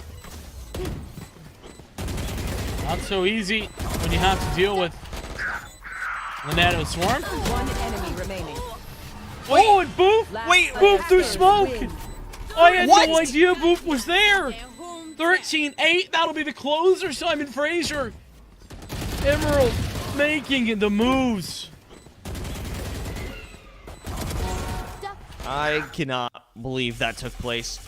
Boof completely slipped my mind, completely slipped the idea that they were still holding that position. And that's how you actually play on B. You have to hold these different opposing angles. That's why it couldn't be closed out previously. It was all one-dimensional now, adjusting, adapting, even with the lesser firepower. That's how SFU is going to take it, and they'll do it into a much better performance by them, not throwing things away, not choking to get into an overtime situation. But hey, a job done is a job done, Vincent. That's fair enough, yeah. And you know what? I think that a lot of credit to Bumsmacker, who absolutely stupendous. I think he had like 50 frags, just about, which is insane. I think it was like 47 actually, but close enough. That's an incredible performance, especially in a game of Valorant. And even beyond that, perhaps to Suzu, who I felt like stepped up, was really critical with the utility especially. Obviously, that can be a factor on the attack side, playing defense of the spike, but tended to be left in those situations and delivered more often than not. Yeah, Bumsmacker will take the MVP, but Suzu gets the most improved award. And a good effort coming out from Junior Northern Arizona. They were able to make it a much more contestable game, but unfortunately, it was just SFU that was a stronger team today. Things got out of hand back on Split, but that was also the preferred pick for Northern Arizona. But I would have to say, a great series. I enjoy it, but unfortunately, that's going to be our final series of the night. Thank you so much for joining us here at NECC Valorant. We'd love to have you, and we'll see you soon.